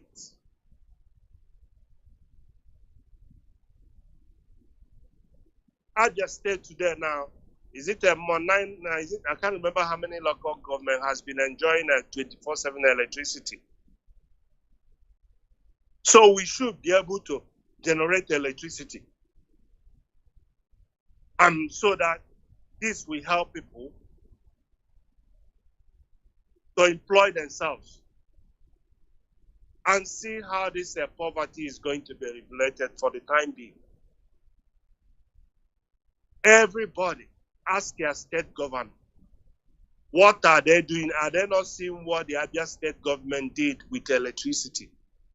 They should discontinue with what this man Emeka for this EF, I can't remember the name of the electricity company, they signed a deal. They are just collecting money, go village to village, city to city, collecting money without supplying any single electricity. Those days has gone. People should rise up and hold their governor responsible, like providing that electricity 24/7 is the right of the people. If any governor that cannot be able to provide that governor shouldn't deserve, that governor deserves not to be in office, because nothing stops them from generating electricity. We have natural gas everywhere. It doesn't require any importation.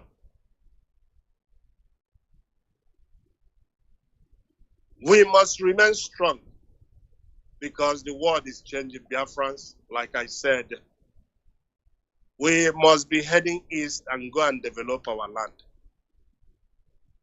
It's only a fool that allow the history to keep on repeating itself, and they keep on making the same mistake over and over and over again. We Biafrans, we have been making this mistake over and over again. We haven't learned. Now is the time for us to learn. And when we learn, it will help us. It will help us to eradicate a lot of things. It will help us to be on a straight line. Until then, anything we are doing, we are just wasting our time.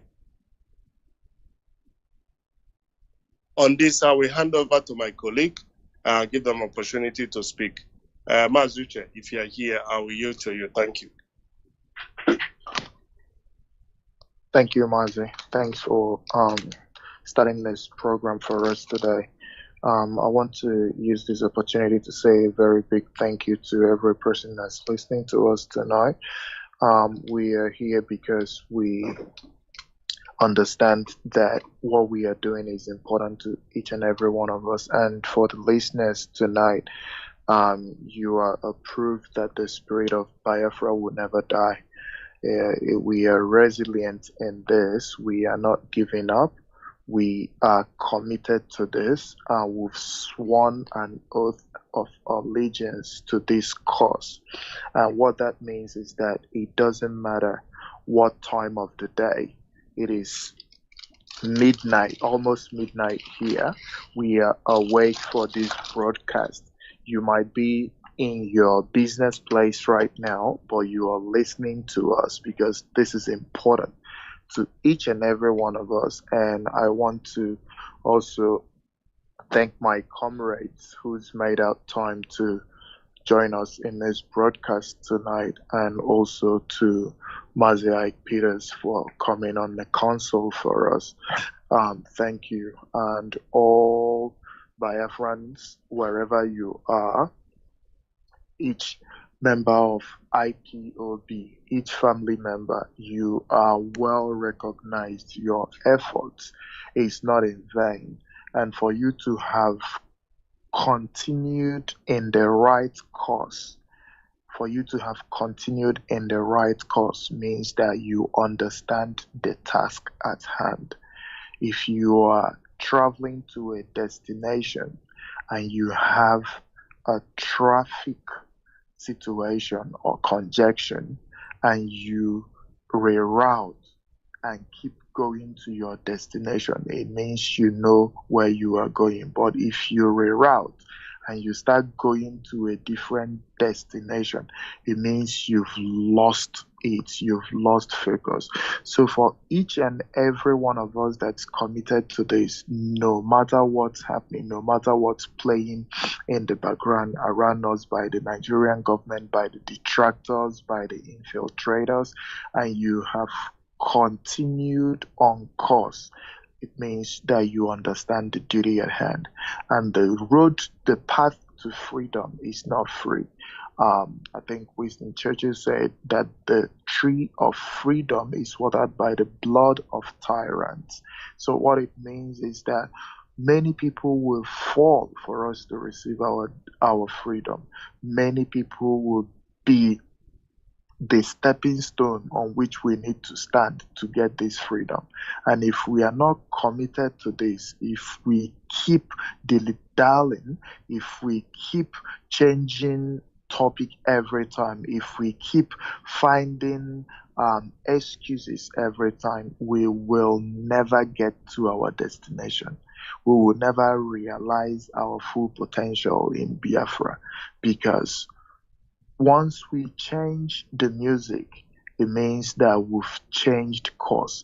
And thanks for every one of us that's committed to this, that understands the duty at hand, that understands what it takes for us to reach our destination. Even when we die, we know that we will continue.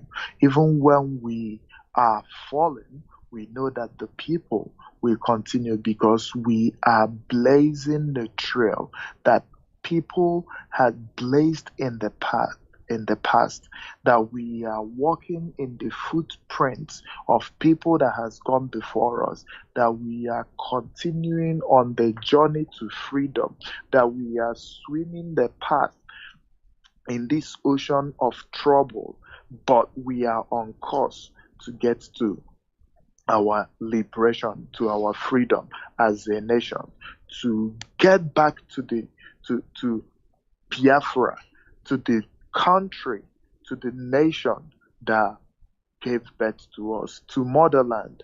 This is where we are going, and nothing can stop us. On that, I want to please reach out and ask every veteran that might be listening to us. I want us to listen to us, the younger generation. If you are in your 70s and in your 80s and you are still alive, you are a treasure to this nation.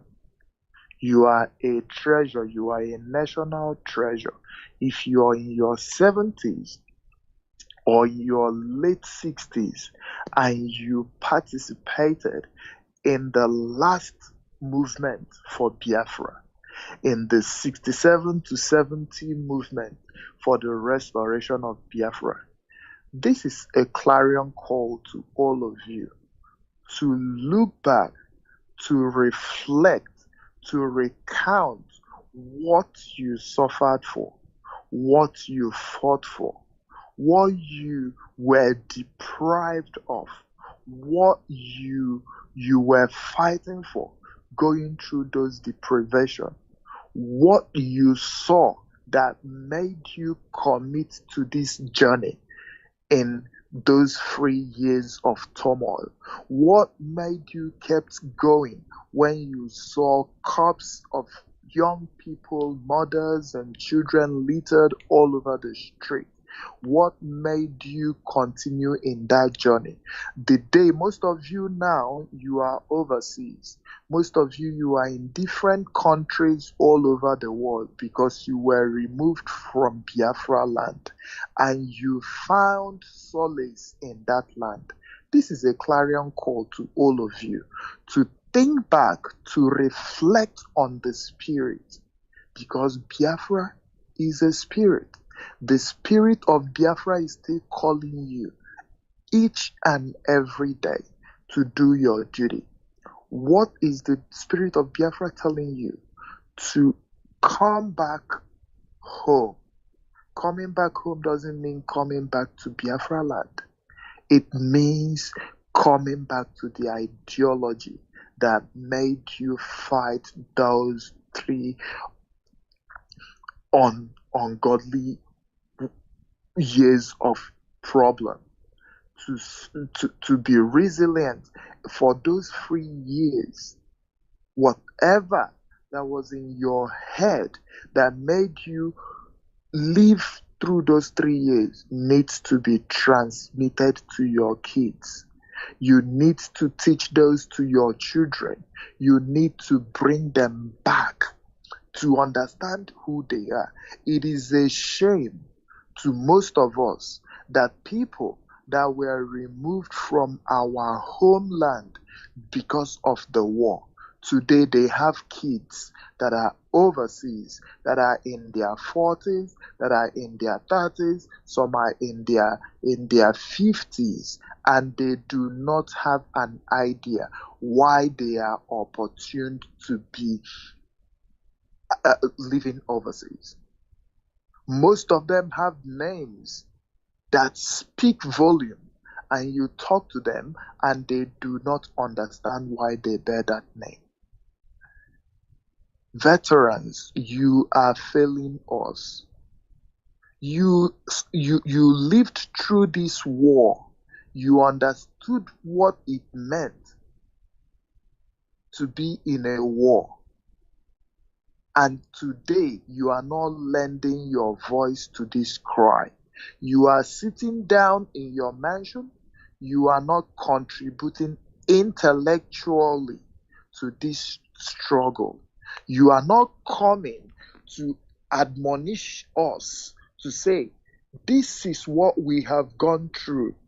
This is what we think we should do. Why are we looked at the way people look to us today? Because we've been through a war. The people that were primary victims of those war, most of them are still living today, but they are not saying anything. You rock up as a 40-year-old person, as a 50-year-old person, and they ask you, were you in the war? And you say no. So who are those people that were in the war? Where are they? Have all of them died? The war was just in 1960. They are still here, but they are not speaking up. It is time for our veterans to come out en masse, to educate us, to join us in what we are doing, to provide guidance to this struggle, because it lies in your hand. This is why in our culture, before a man dies, he makes sure to call his children and to admonish them, to tell them the path, to tell them the landmarks, to show them where their land is, to show them who owns what, to tell them who should get what. Our veterans, you are not doing this. If I saw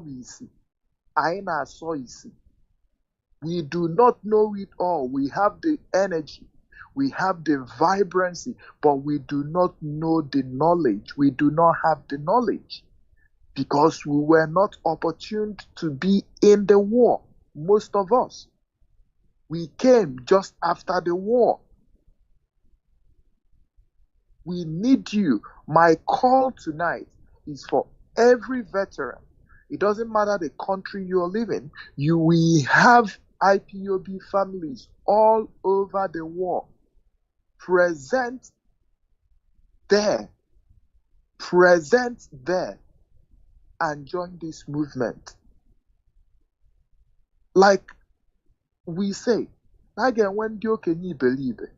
We know that we have people that are very, very intelligent, that were part of this struggle years back. What are you doing today? It is a question that you need to know, that you need to provide an answer. You need to sit down with us, chart this course, and be involved in this. It will generate meaning for us. So that we will know where we are going. So that we will understand the mistakes of yesteryears and not repeat it. Because we do not want to continue to talk empty talk. We want to be in good action. We want our voice to be recognized. How would you feel that when two families are dragging over a land and you come to the table and it's just kids dragging and the elders are at home? They call them to come and say, okay, onye wana, ebeka uke anabido, ke onya se Kanu, and it's just children that are coming to talk about it. And you think people will understand what is being done? You think people will take it serious? No. It is the elders that will come and say, Nanye gwalani. They will be calling names to say, this was done before me. This was done in my time. This person and this person had a thread. This person gave this land to this person. That was how it became this person's property.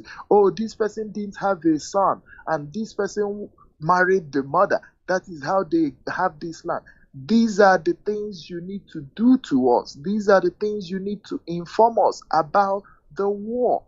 You have to bring the lived experience of the war to this struggle so that we do not repeat our mistakes, so that we can forge ahead and know what we are doing.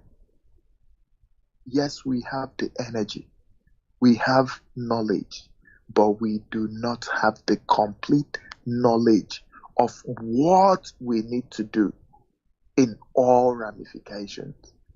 That is why we need you.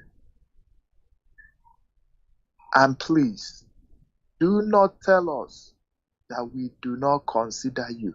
If you appear to any IPOB family and you think they do not appear you, you have the right to call in to a higher body. You have the right to call in to the DOS, to the Intercontinental Reps office.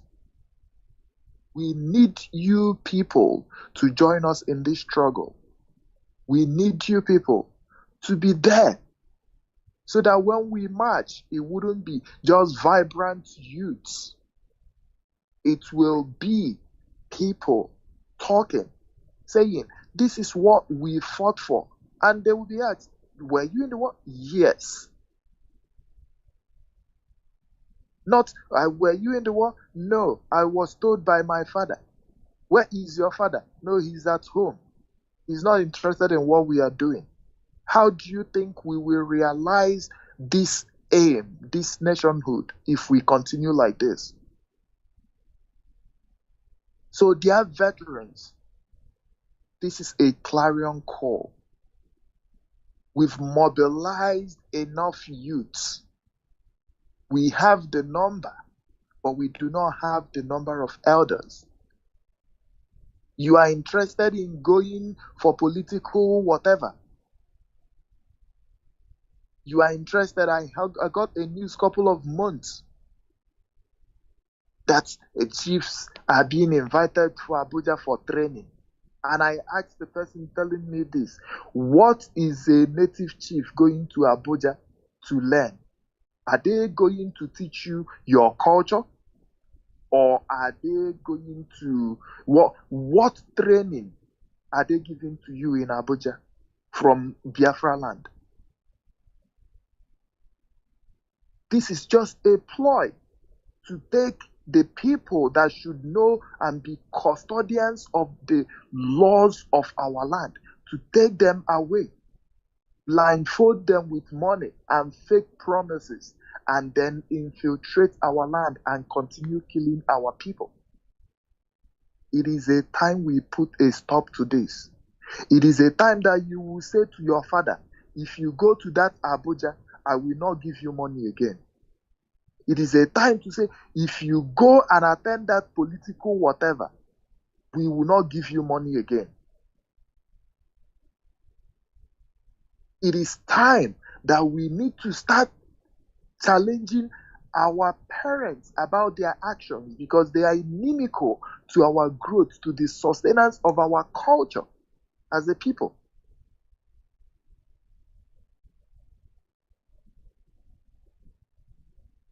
And who are the people that should be doing this?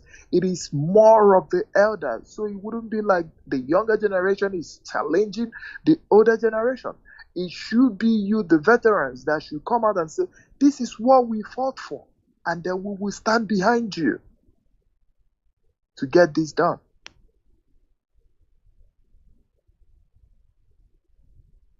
So please, if you're listening to me today, if you are hearing my voice today, it is a plead. I am pleading. I am beseeching each and every one of you to rise up to the action.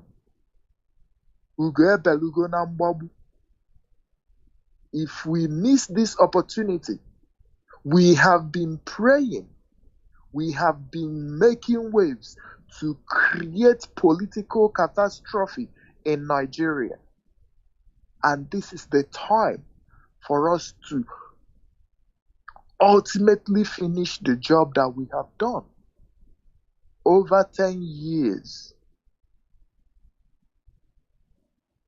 over 12 years, this has been on. And if we do not complete this now, we might miss the opportunity. And it will be a cycle of another 60 years before we can get this kind of opportunity. This is the time. This is the right time for us to act.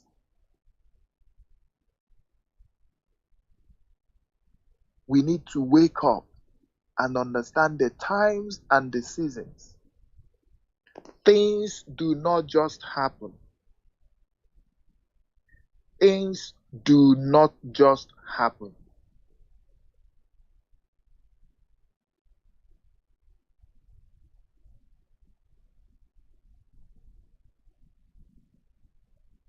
I will hand over to my comrade. Thank you, Mazi Silas. Thank you for taking over from me. Thank you, Mazi. Thank you so much.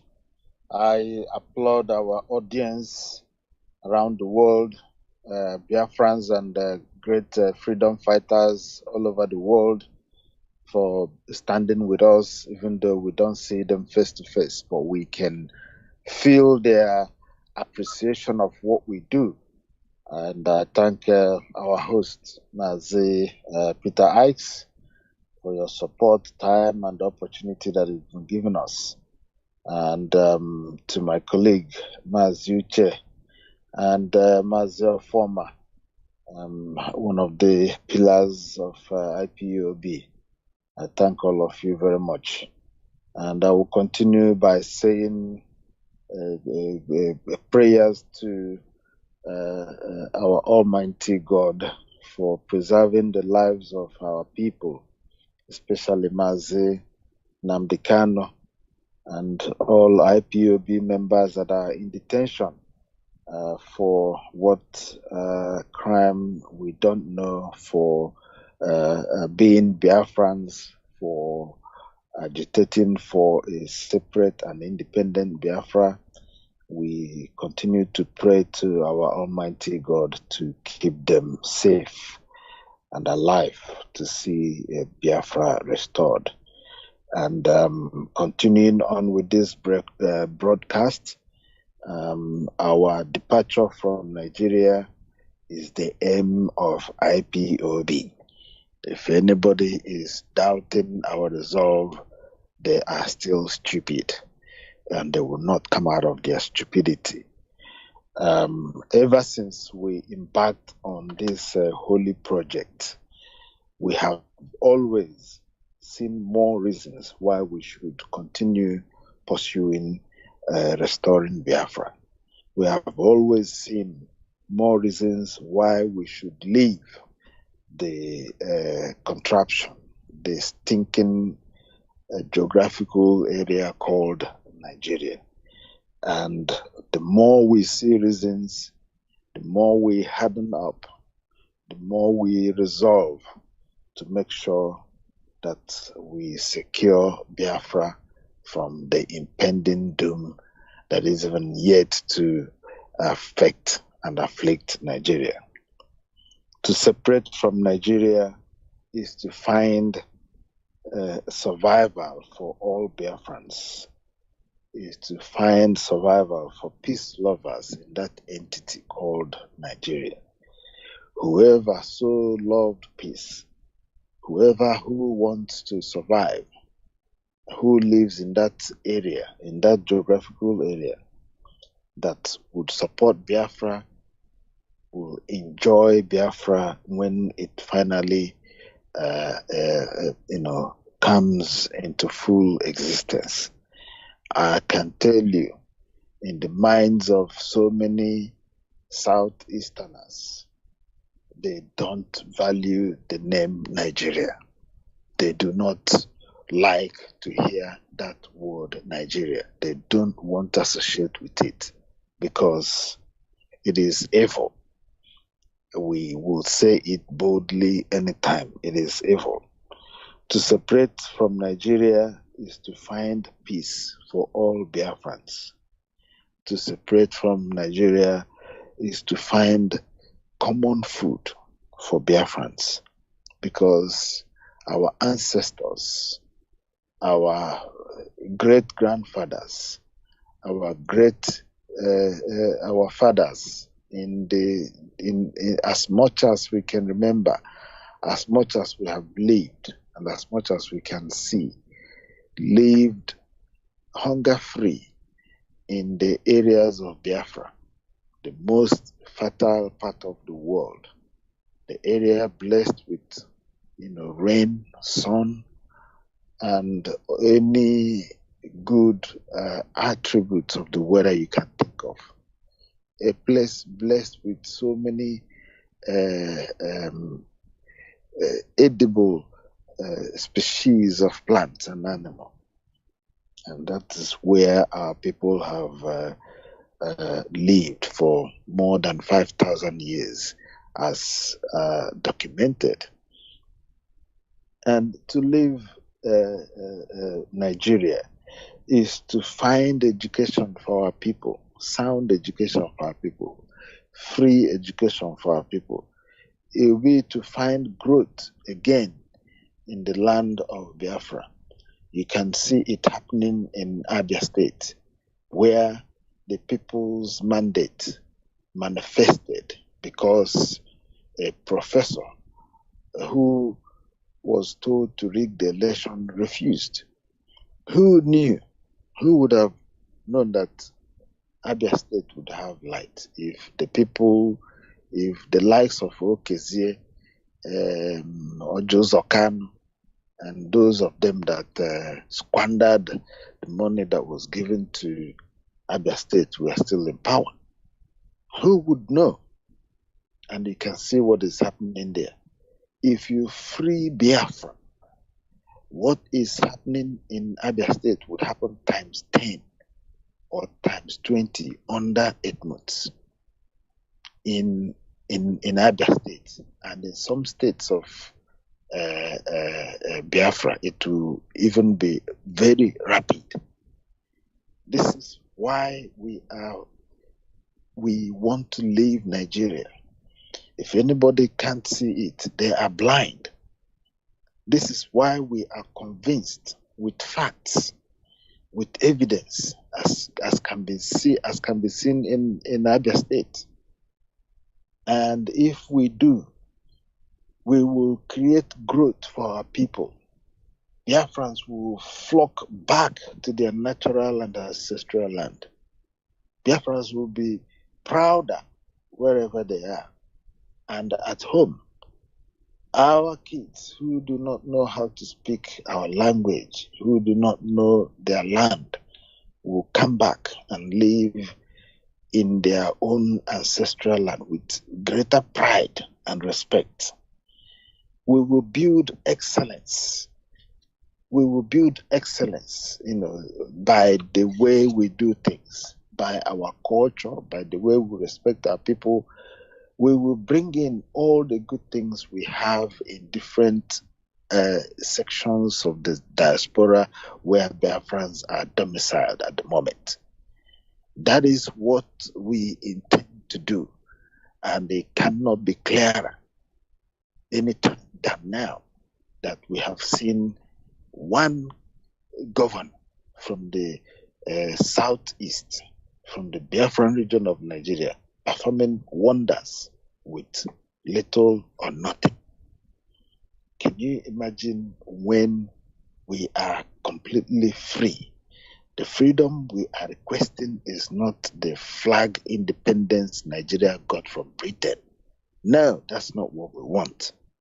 We want a complete independence where we will sit down and talk with our sense and brain, where we will not be governed by superstition and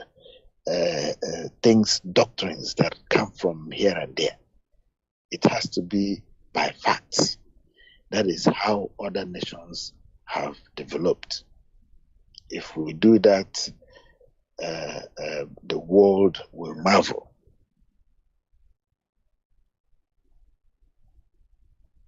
To remain in Nigeria, on the other hand, is to continue to witness mediocres like Tinubu, mediocres like Shetima, being at the top of the leadership in Nigeria. Is to see mediocres such as Hope Uzodimma and Rochas Okorocha in Imo State, and people like that right across the nation. This is why we do not want to continue to remain in Nigeria.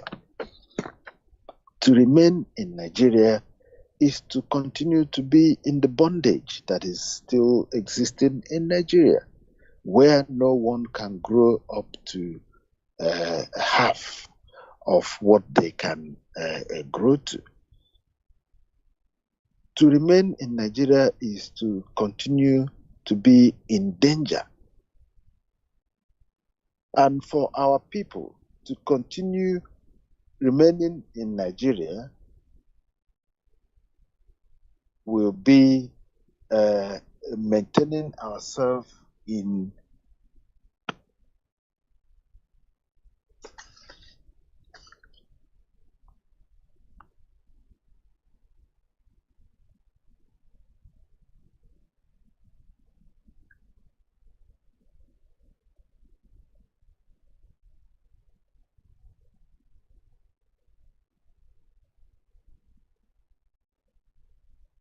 Hello, are you still there? Yes, I'm here.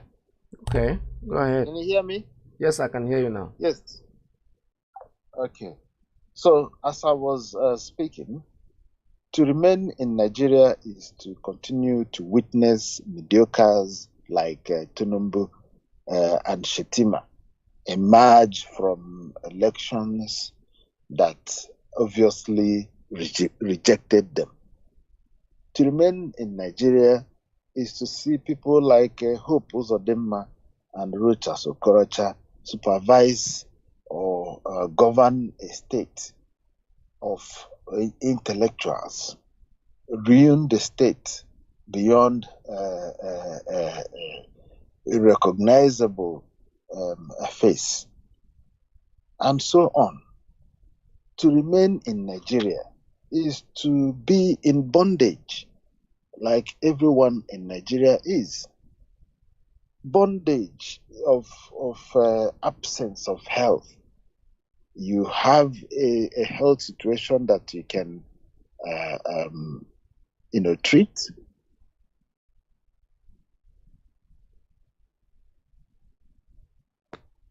Mazi, am I coming through? Wow. Go ahead, sir. Okay.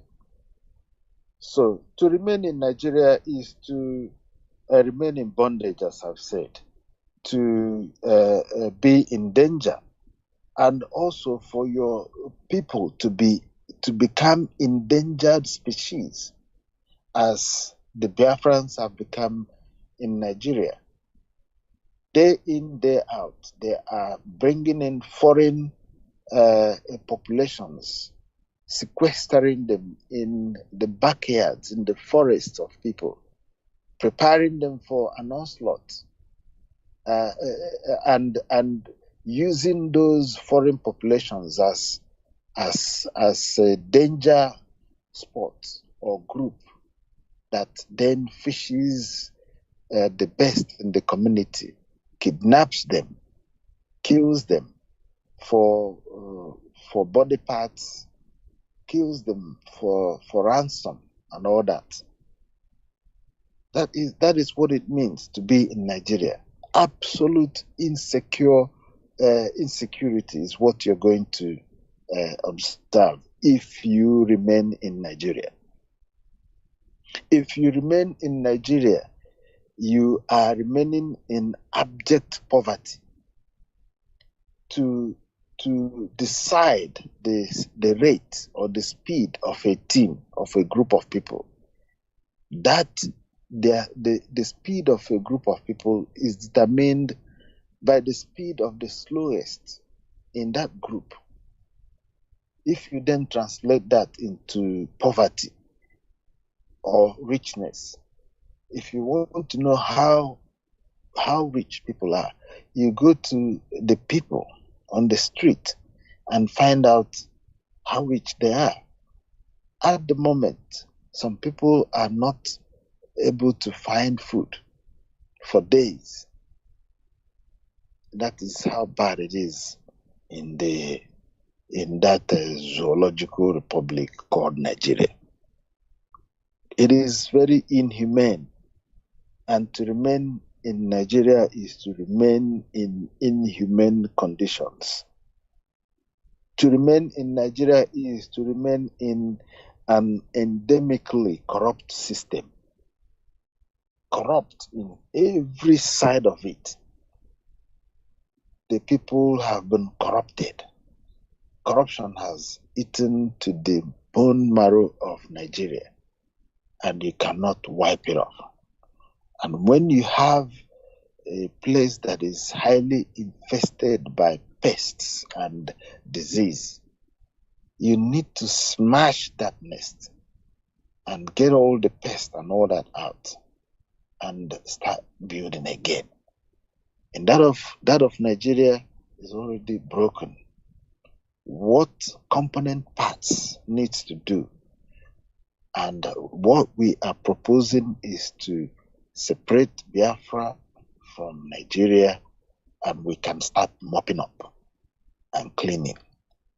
The cultures of Nigeria, our oldest democracy, would see us through. No one in their town allows a thief to continue. Laziness is frowned upon in the Biafran region of Nigeria. You don't sit around. You get up and you go to work. That has been acclaimed for Biafrans across the globe. So to remain in Nigeria is to remain in the unholy union of liars. That's what it means. It means that you have to remain with the liars. the liars like Shetima that would have a telephone conversation, decide how Igbos will be punished, how their business will be burnt, how Igbos will be charged $1 million when others are paying $5,000. And you have such person emerge as a vice president. And you see him go to where Igbos are gathered, and you see him showering praises to Igbos. We know who is speaking the truth. We know when somebody speaks, when somebody is speaking out of lip service, because the people they are talking to are sitting before them. And we know when they are speaking the truth, when they are in a telephone conversation with their dear friend, threatening, proclaiming what they have to do to a group of people that did nothing other than being good Nigerians or being forced to live in the contraption. So the greatest disservice any group of people, any forebearer will do will be to bequeath its oncoming generation with lies and deceit. For us, IPOB, for those who feel that they are elders in the Biafran land, to bequeath the next generation with lies, falsehood, to not fight for our people, for us not to preserve our history, it will be the greatest disservice we are doing to incoming generations of Biafrans. Because by doing so, our land will become more insecure, and we will allow false leaders to take over the place. To do so, our culture will completely, disappear, and our tradition will not be there anymore. It is evident now that most of the traditional weddings that they are doing are conducted outside the Biafran land, outside the hometown of the man who is giving their daughter away, or where the marriage is supposed to take place. That is one of the biggest abominations, because the creation of family, the foundation of family, the origin of family, the formation of family starts with when two families, through the elders, get together in a solemn ceremony, bring young people or partners together and bless them with the fruits of womb, and bless them with riches, as our forefathers and our fathers did, and as we continue to do now. That is how we form the families. Those prayers and acclamations and libations we pour do follow the couples throughout their life. And that is how families establish further links.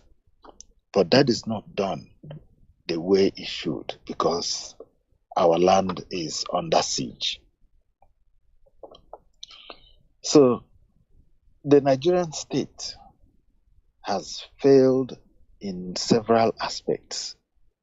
In aspects of the economy, food supply, insecurity, and national narrative. We don't have any unifying national narrative, and there is no patriotism. So let's take the economy for example. The treasury of Nigeria has been looted and relooted, and the looting is still going on.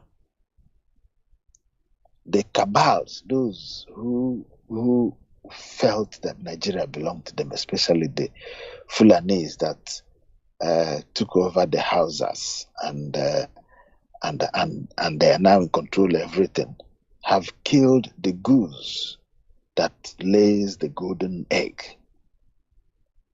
They have killed the goose that lays the egg. What do I mean by this?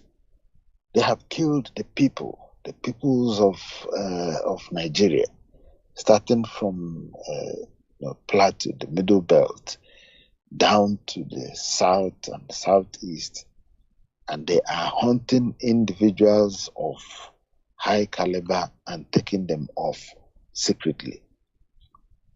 And when you take away the people, the brain, and when you desecrate the land and take away resources, there's nothing left. There are still IDP camps in the Middle Belt. Those in those IDP camps once lived on their soil, on their land. They were the farmers, the natural and indigenous farmers of Nigeria. You kill them, you displace those who survived, and the land is now given to marauding foreign Fulanis. And you think there will be food. No. That is it. And soon, very soon, no one will be able to go to the bank and get their money. It is happening.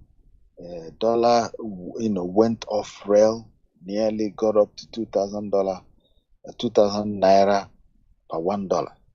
But they have given it a temporary injection to stop. Sooner or later, that bridge will break again and the water will pass. And what the secret we're leaking is, this takes time. People may not be able to get their money from the bank. We have been saying this and warning our people for several months, and we can see where it is now.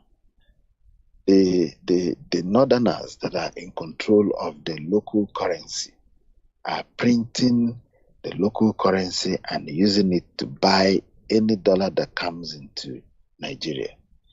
And who is the one sending the dollar in Nigeria?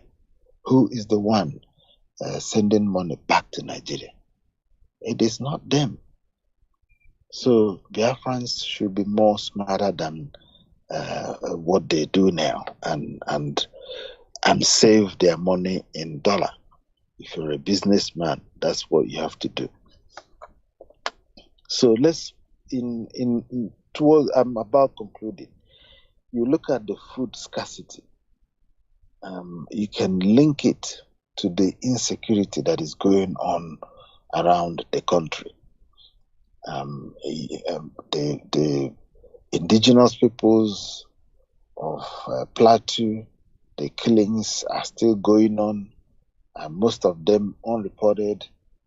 Sometimes they target individuals. When they kill one person, it doesn't get reported in the news, except when they go in their past and kill 200, sack up to 20 communities. That is when the news comes up sparingly and then disappears. So the federal government, hoodwinked by the cabals, have mismanaged and squandered all the appropriated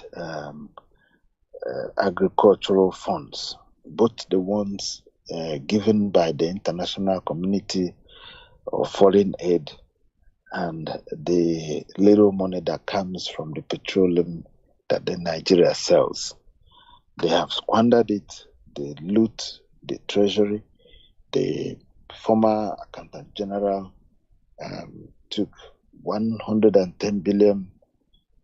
He was caught. He was fined 10 million and given more titles. That is Nigeria. That is the endemic corruption we're talking about. And all this are being orchestrated by the Fulani-led cabal that is holding Nigeria at ransom. while those who think they are very intelligent and highly credentialed are quiet and praying, waiting for God to come down from heaven to free Nigeria. And in conclusion, I will say, no one is coming from anywhere to free us. None but ourselves can free ourselves, as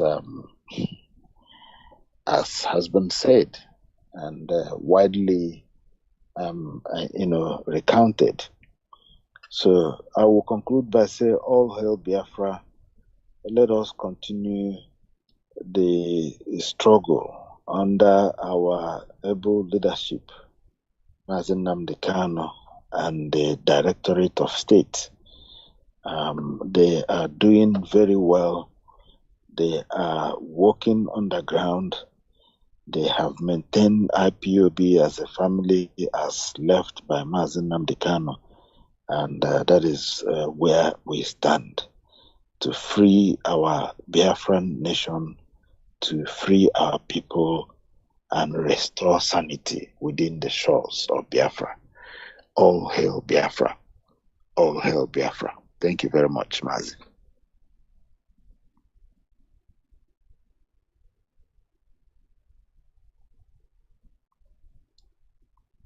Thank you, Mazi Peter. This is the end of our broadcast today. Thank you so much for giving us the opportunity. Thank you.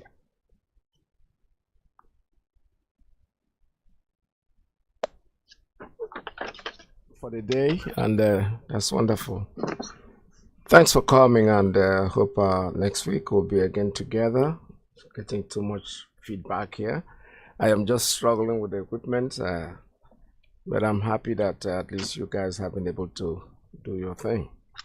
And from here, from Radio Biafra station, USA 2, we're calling it quits since those are from the Australians. And I'll see you again. I'll be with you again next Wednesday at the same time. From here, Mazi, I know you're not on air this time, so I will assume that everything is done the way it's supposed to go for today. Tomorrow we'll be able to, like I told you, we acquired some new equipments, new microphones, and new telephones. That means that we're going to have entirely different numbers that we'll be able to use. However, out there, if there are people listening to me, please, if you can hear me, just let me know what the feedback is. What I can know is what is happening here in the studio. I will not be able to tell you what is happening outside the studio. But for now, everything I think is going well. I assume that it's going. I will stay with you again here for a couple of minutes before I call it quits for today. But for now, like I said, we're testing the equipment and making sure that they are all functioning properly. And if there is anything out there, and if you're listening to me and you think there's some corrections that you need to make, please don't hesitate when I open up the line for you, because I have one telephone, one phone here that can really work, that can really do. So people can call in and tell me what's up, what is happening out there. I rely basically on you guys out there to tell me exactly what's going on. This is Radio Biafra USA 2. Stay tuned, don't go away.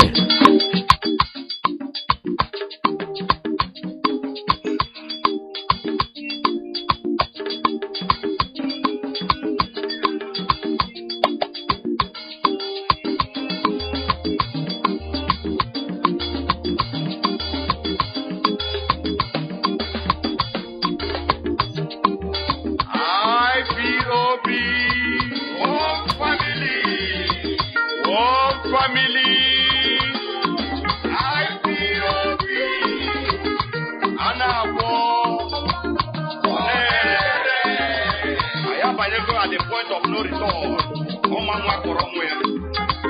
Yenda nema yobi ojo, anyị ga-ebuso ha agha. Akọwụ na chi Biafra na ọ gaghị alọta, nwanne Chukwu chikwu ya dewe na nkọ. Ezi nke bụ na ndị anyị ka mma, ga na-azọdezi anyị ukwu isi, n'ụdị na iji anyị wee mere tule. Achịtụ mmadụ, achịtụ nama, mgbe ụfọdụ mmadụ ga-awụzi ya nama n'anya. Onye ekwu okwu, asịsị weta eke egbuo. We can't continue like this. We have come to restore Biafra or die restoring Biafra. Agha. Ethiopia Bianigwaga. Ethiopia Bianigwaga. Umuchineke abịawa igwaga. Anyị ga-ebuso agha.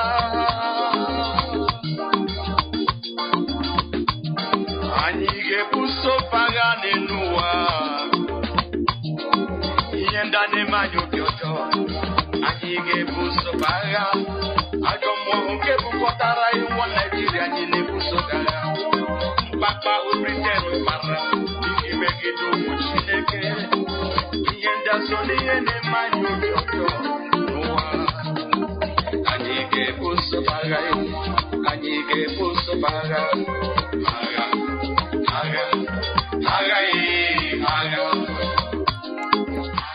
All right, I do have one telephone here on the system that you can call me in and let me know exactly how audible I am and what's happening out there. Please take down the number, have your pen ready. Just take this number because that's the only phone that can connect today. We have two other phones, but unfortunately they're not working yet. So the only one that I have that you can call me right now is, please get your pen and paper, is 845 69 or 648 0031.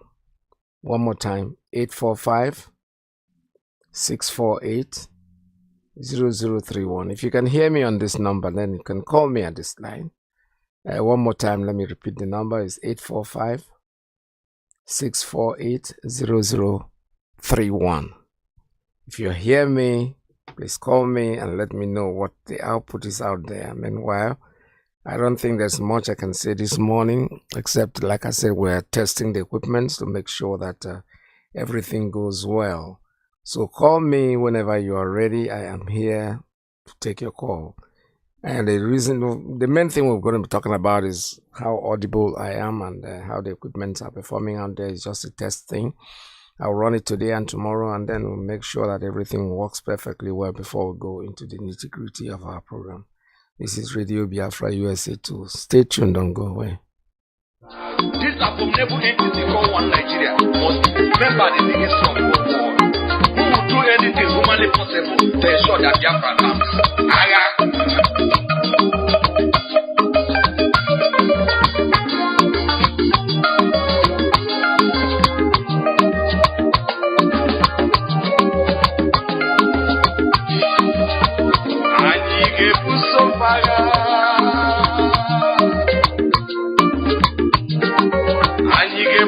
Faga de Noa, Yenda de Majuto, Anige Buso Faga, Ajomo, Kebu Kotara, One Nigeria, Nile Busogara, Pampa or British Para, Hello, can you hear me? Hello? Yes, good morning. Yeah. My name is Mazi. I'm coming from France. Oh, okay. Your voice is wonderful and good sound. Thank you, sir. There is no any problem on it. It's perfectly and good. All right. Everything, the radio, everything, the sound, the music is wonderful. I listened everything that going on with the Australian border. Everything went well. There is no problem. Everything is perfectly and organized. Thank you very much, and God bless you. God bless you, sir. Thank you very much. I'm happy to hear that. And okay, another call coming in. Caller, good morning. Tell us your name and where you're calling from. Hello, caller.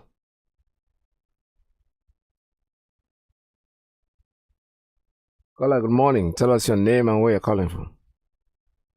How's it, Ike Peters? Good afternoon to you from here. Welcome to the My program. name is Desmond, and I just want to tell you that your equipment is 100% coming out very, very well, Mazi. And you are welcome back. We are happy to hear your voice. Thank you, sir. Chukabema be praised. Ndewo, Mazi. Ndewo. Thank you so much. All right. Okay. I'm happy because, like I said before, all the telephones are not working yet, but the only one that is working is the one that I'm using right now, and I'm happy.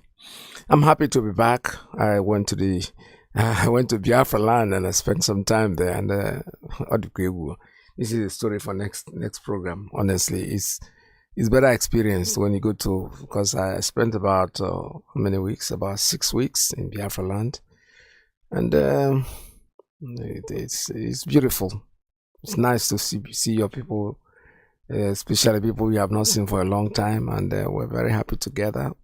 I went there at least for a purpose because my mother-in-law passed, and the whole family, I took my children, everybody who went over there and spent 6 weeks. All right, let me take another call coming in. Caller, good morning. Tell us your name and where you're calling from. Yeah, Mazi Peter Sututoma. There we Emeka Nsukka, Bukalamanga, Colombia. There we Anumanugun Koma. Thank you. Thank you very much. Enough ma chukwu kabia ma gbagume. There we I na anu ihe na-ekwu ofuma. There we you are welcome. Thank you. Thank you very much. All right, and have another caller calling. Let me take this one too. Wow. Caller, good morning. Tell us your name and where you're calling from. Caller, good morning. From here. There we Hello. Yes, good morning. Welcome to the program. I am Chuku. It's in Biafra land. Okay. Only na sound off ma. Thank you, sir. Dalo. Thank you so much. That's it. All right. There we All right. This is Radio Biafra. That was from Biafra land. Wow. It's interesting there. I'm very happy that everybody is hearing me very well. And like I said before, I went, I wouldn't call it a vacation. I went for a purpose, and I've been off the air for a while. A lot of people have been calling, and to find out I wrote it again. I wrote them. I wrote them. I put jib, you know, that's Chukuka and then because when you get to a certain age, it's not draw easy. But at least I'm kicking. I am well. And I thank God very, very much every day. I wake up and I say thank you, Lord, for giving me the opportunity. Because even I never opportunity, you know, privileges, and when you pass on, when you come in and you go, you think it's your right. No, it's not your right. It's just that the consolation is that anywhere you are within a period of time in your life, just take it that this is where God wants you to be. So at least I'm not responsible for my life. So whenever the man thinks it is time to go, whoa, it's okay. It's bad draw. It's a bad draw because now we're only forever. Do you understand what I'm saying? So we are here for a purpose, and when we are here for a purpose, the purpose is to serve, to help, to leave a legacy. When you leave, I am Ike Peters, that's my name, and I've been doing this job since I was a kid, and I'm still doing it. What I can do, tell him Nnamdi Kanu.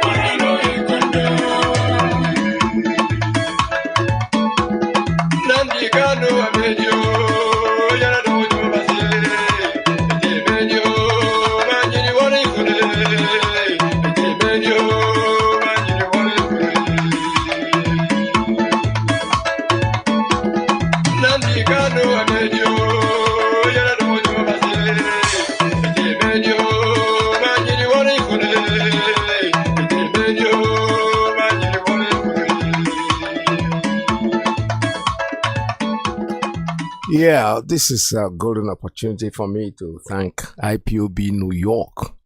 They're great, great guys. No, this station is running under their courtesy, and I can't wait. I can't wait to thank them enough because I have to go to their meeting to be able to say thank you very much for putting me back on air. Actually left the equipment and I had packed my things. I had a plan to broadcast from Biafra land. Believe me sincerely, I did. I packed everything and I traveled with them, and some of the things got messed up. That's why I came into this problem. I wanted actually to broadcast from Biafra land very, very much. My plans, to be honest with you, was that I arrived in Biafra land on the 11th, and our leaders' trial was supposed to be on the 15th. I had gotten myself ready because I was going to broadcast from Abuja, honestly. And before I could even pick up my luggage, the case was over. I said, wow. I stayed back in Lagos. It's a long story. It's a long story. It's a very good experience. So once go there and see what is going on. I have never seen. Nnamdi Kanu had told us that one day you'll go to the bank and you'll see your money. That's exactly what almost happened to me when I went to the zoo. I was pushing money from here, the money I'm going to use with my family. I bet you all the money that I spent in the zoo or in Biafra land was money I borrowed from people, but actually had the money in the bank. The bank took all the money. And when I went to collect the money, he told me it's something they call NIN. And I said, NIN. Okay, I have NIN. And they said, no, it's not recognized. It's not validated. I don't know what that means. For 6 weeks, I was running around trying to see how I can validate NIN. They said, okay, what happened was that the government allowed them to do that before, eventually, but before, without friends. The embarrassment could have I'm telling you honest, somebody went for a burial with his entire family. My kids, anyway, I don't have children. What I have are women, grown girls, and they're all doing well. They know themselves. They're very used to the way things work in the zoo because, actually, I was able, even though it wasn't easy, to make sure that most of them did their senior high school in Biafra land. That's where they studied, yes. And they came over here and went back to the university, and I took them when after junior high, went there. It wasn't easy. I kept them in Enugu, and that's where they schooled. So they are very, very, very, very used to Biafra land. They have more friends in Biafra land than me. And they go there whenever they want to. You see, that's what I encourage you. It's not easy, my brother. If I tell you it was easy for me to do that, no, it was not easy at all. Because you have to run 2 homes. You're running a home in the Biafra land and you're running a home here. And you know what it is here about the bills. But like I said before, when God has planned it for you, don't think it's your power that you're doing it with, no. Because sometimes I sit down and I ask myself how crazy I was. I remember an incident that happened in Biafra land. One of my daughters, she was in Enugu at the time, so I went to pick her up during the school and during the vacation, and we're coming to Aba because I had my business in Aba at the time. There were potholes everywhere, and the car was going to the pothole and coming out, and it rained. So at a point, my daughter was sitting in front of the car with me, and she started laughing. I said, Daddy, Nena, what's the problem? So I thought she had a book. I said, oh, maybe she's reading a novel and that's why she's laughing. And at point she did the same thing again and she said something. And I said, can I share with you whatever it is that is so funny? He said, Daddy, sometimes I think that you look like there's something wrong with you. How can we leave New York and come and live in this place with all these potholes? I said, don't worry. Don't worry about it. Don't complain about it. It's a temporal thing. You're still an American citizen, so you can always go back. So have a feel of this place so you can compare. Lo and behold, this same girl, a couple of years ago, one day she called me. She said, Daddy, thank you very much. I said, why? What did I do? She said, Daddy, you don't know what you did for us. You don't know what you did for us, for giving birth to us in this country, and then making sure that we have a feeler back home and say, yes, it's God, it's not me. It's God. Everything I do in my life, I think, is the direction of the Almighty. If you don't believe me, fine. You can live on your ego, but we have no control. Say, I want to do this, I want to do this. You're not even sure you're going to wake up in the morning. Somebody who made you will just take you at night for all the things you want to do. So sometimes I'm not becoming a preacher man now, but I'm only telling you that we have to give we have to give credit where credit is due, because that's what life is all about. We cannot just think that life is what we make it. No, it is not. It is what they divide. They divine whatever he decides. Whatever he decides that it's time to Kwaraibugi. You will of course definitely do that. He will definitely take you without any notice. The only thing I keep telling my friends and I keep telling people all the time is, always ask yourself, what if today is my last day on earth? Every day ask yourself that question. Because when you ask yourself that question, it will build your life, to make you understand that it is nice to meet people. I went to bury my mother-in-law, like I told you.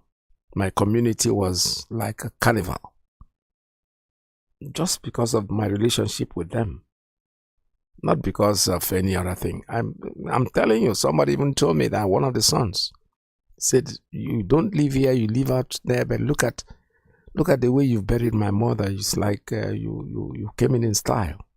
And my wife was so proud, so very, very proud, because we gave her mother a very, very befitting burial. That's all we can do for her. She is my mother too, except that the law says she's my mother, so that's exactly what she is.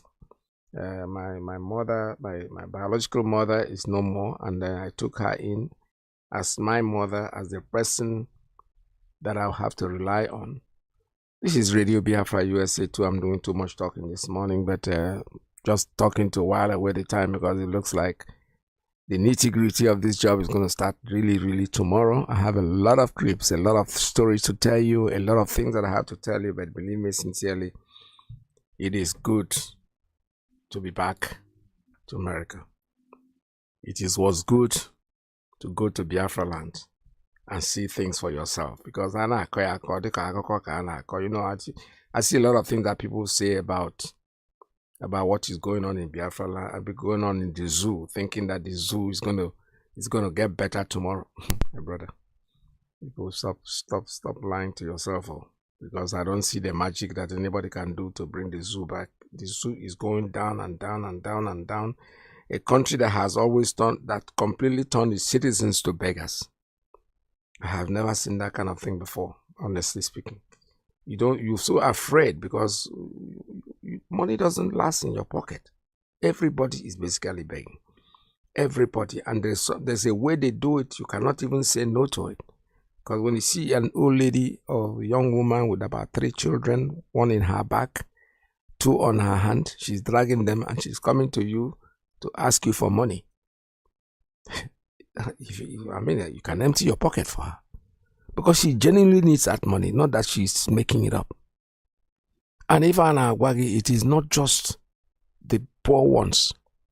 You go to the police station, go to the customs, you will see their boss with all the stars in the shoulder. The stars are so heavy that he's sitting down there. All he's asking you is money.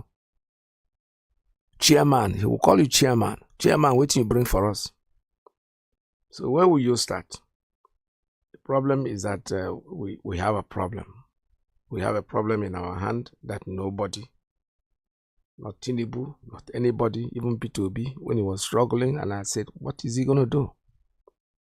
You have no control. It's like we've lost control. You see things are going the other way around. There are people out there who are a little bit comfortable, but I call them selfish people. I have friends who are, who think that Nigeria is the sweetest place. They love Nigeria, but all I keep telling them is that you love Nigeria, you don't love Nigeria. You love Nigeria for the wrong reasons. Because you are there, you can do whatever you like. You can suppress anybody. You can sit down and think you have made it when actually you are fooling yourself. You know very well that if it is in a country where there's law, most of you will be in jail. But you will love Nigeria because that's where you can get away with anything. Whatever you do, they will hail you, chairman. Nobody cares. Nobody cares. So these are people, I stay with them. Some of them I live, but they are my friends. They are very comfortable, extremely, extremely comfortable, but the gap is too much. Because when you have trillions in the bank, and there is somebody out there who cannot buy a bag of rice, and has about 7 children, and you love Nigeria, come on. Come on. That's why I keep saying I'm not a preacher, man, but sometimes ask yourself a question. What if today is my last day? What have I really achieved? When I say last day, technically I believe that last day on earth is different, because you might be, today might be your physical last day, but the spirit does not end like that. I did so many. I paid visits. I went and on my way, I saw what BBC comments at BBC. Wow, this is coming, and the call is coming as a video, so I'm not going to pick it up because maybe this person does not want to talk, except probably because I don't take video calls and on station. So I saw what BBC wrote about Prophet TB Joshua and the rest of them, and I read it, and it's like, man, they can't tell us. Their brainwashing is not over yet. They will continue ad infinitum. If you think they're going to give up so easily like that, no. So let's talk about more important things. And then, like I said before, tomorrow is the day I am going to be able to stay with you perfectly and do what we have to do. But for now, there is not much I can deal with, except to tell you that I am back. And when I say I am back, I mean I am back, and I'm going to be here for a while.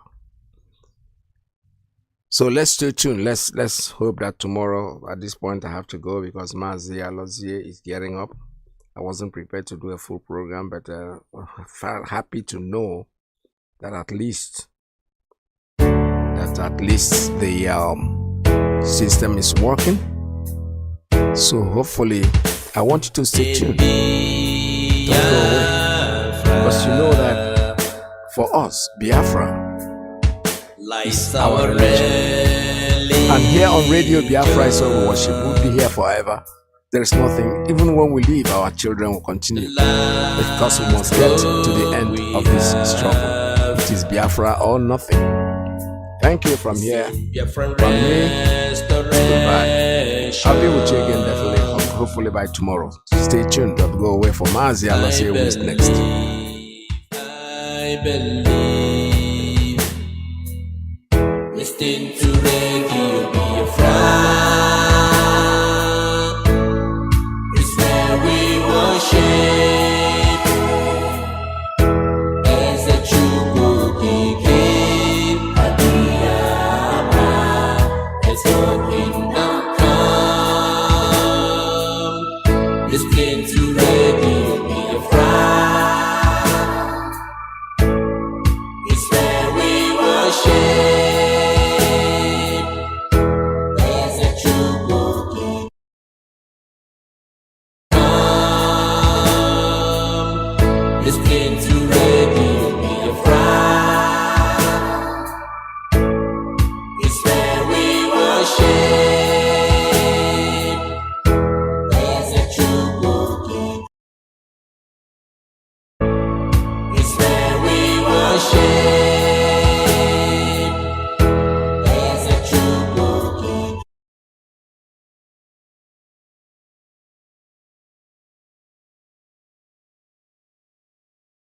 Chinedu from Alo province of Biafra land, and today is the 3rd day of September 2023. I welcome each and every one of you to welcome your friends and well-wishers onto this hallowed platform. This is a revolutionary radio instituted by Mazi Nnamdi Kanu, who is the leader, the supreme leader of the indigenous people of Biafra, but he is in the Nigeria secret police dungeon, illegally detained, because he was illegally renditioned from Kenya with the tacit support of Britain, whose passport Mazi Nnamdi Kanu was holding, or is still holding, even at the point of rendition in Kenya, and sent illegally back to Nigeria, breaking international laws. Britain, Kenya, and Nigeria, they broke international laws. They didn't have any regard for the rule of law, for human rights. Britain is always trying to, shamefully champion Britain. They always tell us or give lectures on human rights and the maintenance of the rule of law. But Britain directly involved in renditioning one of our citizens, Mazi Nnamdi Kanu, right from a third country, Kenya, to Nigeria. Something they prevented in the 1982 or 83, when the then head of Nigerian state, late Buhari, also tried to kidnap Umaru Dikko, although albeit Umaru Dikko was a criminal, and he is never, or he has never been, a citizen of the United Kingdom. Umaru Dikko stole billions of dollars, naira, and all of them from Nigeria and ran down to Britain, where Britain secured him. When the then military head of state, Buhari, tried to kidnap him from Britain, they were caught. The agents sent to do the job, they were caught by the same Britain. And people went to jail. Some 8 years, 3 years, some people were deported, and Britain had a heavy diplomatic role for over a criminal, Umaru Dikko, who was not even a British national. He never held the British passport. But Britain had to, in order to protect a criminal, because he brought money stole money from Nigeria to Britain. Britain has to jail people involved, both Nigeria agents and the Mossad agents that were hired, and other collaborators, and deported some people, and also made sure that they had diplomatic rules with Nigeria for many years. But here, Britain hypocritically is a hypocritical country. See, they planned and renditioned a British citizen named Mazi Nnamdi Kanu from Kenya to Nigeria. The reason why, because he was logically, legally, legitimately advocating for self-determination of Biafran people through a referendum. But because it was not for the interest of Britain. Britain is the number one, thief in the whole world. Britain is number one. They steal from very impoverished countries, and they will come around and tell you that they are fantastically corrupt. They are this and that. They are not. They renditioned Mazi Nnamdi Kanu to Nigeria and kept him there. It is a direct command of Britain. This is how they show people their true color. Every day they stand without being ashamed. They start telling people about the rule of law. You have to maintain the rule of law. You have to, maintain democracy. Their own democracy, maintenance of democracy is complete. For their interest, complete. It doesn't matter who died or who was slaughtered, who gets slaughtered. That is not their problem. This is the world we are in. But we have discovered their system. Mazi Nnamdi Kanu, even upon being rendition, he was sent to the court, and Mazi Nnamdi Kanu defeated the Nigeria government in their own court. And the Nigeria Appeal Court gave a verdict on the 13th day of October 2022 that Mazi Nnamdi Kanu should be discharged and acquitted. And not only that Mazi Nnamdi Kanu should never stand trial in any Nigerian court any longer. But since 13th of October 2022 till today, the Nigerian government refused to obey their own court. They refused to obey the rule of law, the court order, their own court order, because Mazi Nnamdi Kanu committed no crime known to Nigerian law. You understand? That is the world we are sitting. That is the evil world we are in. When Britain tells you about democracy, they are telling you about installing a puppet, their own puppet that will be helping them to steal gas and oil and all the minerals in Nigeria and in other African countries. That is what they mean by their democracy. Very shameless. That is who they are. But Mazi Nnamdi Kanu say we are going to defeat Britain with superior arguments. That is what we are doing. Because what is good for the geese is good for the gander also. Remember that Britain, Margaret Thatcher called Nelson Mandela when she was MP, member of parliament, during the ANC struggle. British government called ANC a terrorist organization. They labeled Mandela a terrorist, an international terrorist. Do you understand me? But they didn't stop apartheid to be kicked out of South Africa. Do you see it? I could remember when Theresa May came, when she was the prime minister, he came to visit South Africa, and on the way to Robben Island, a British journalist. That's why I love them anyway. When they are talking about their politics, internal politics, these Western journalists, you see them bring their, their profession, exhibit their profession without fear of favor. Once they are dealing with their internal affairs, they don't miss words.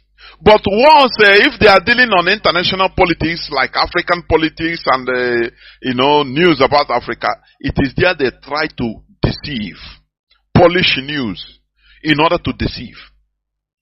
The man was asking Theresa May.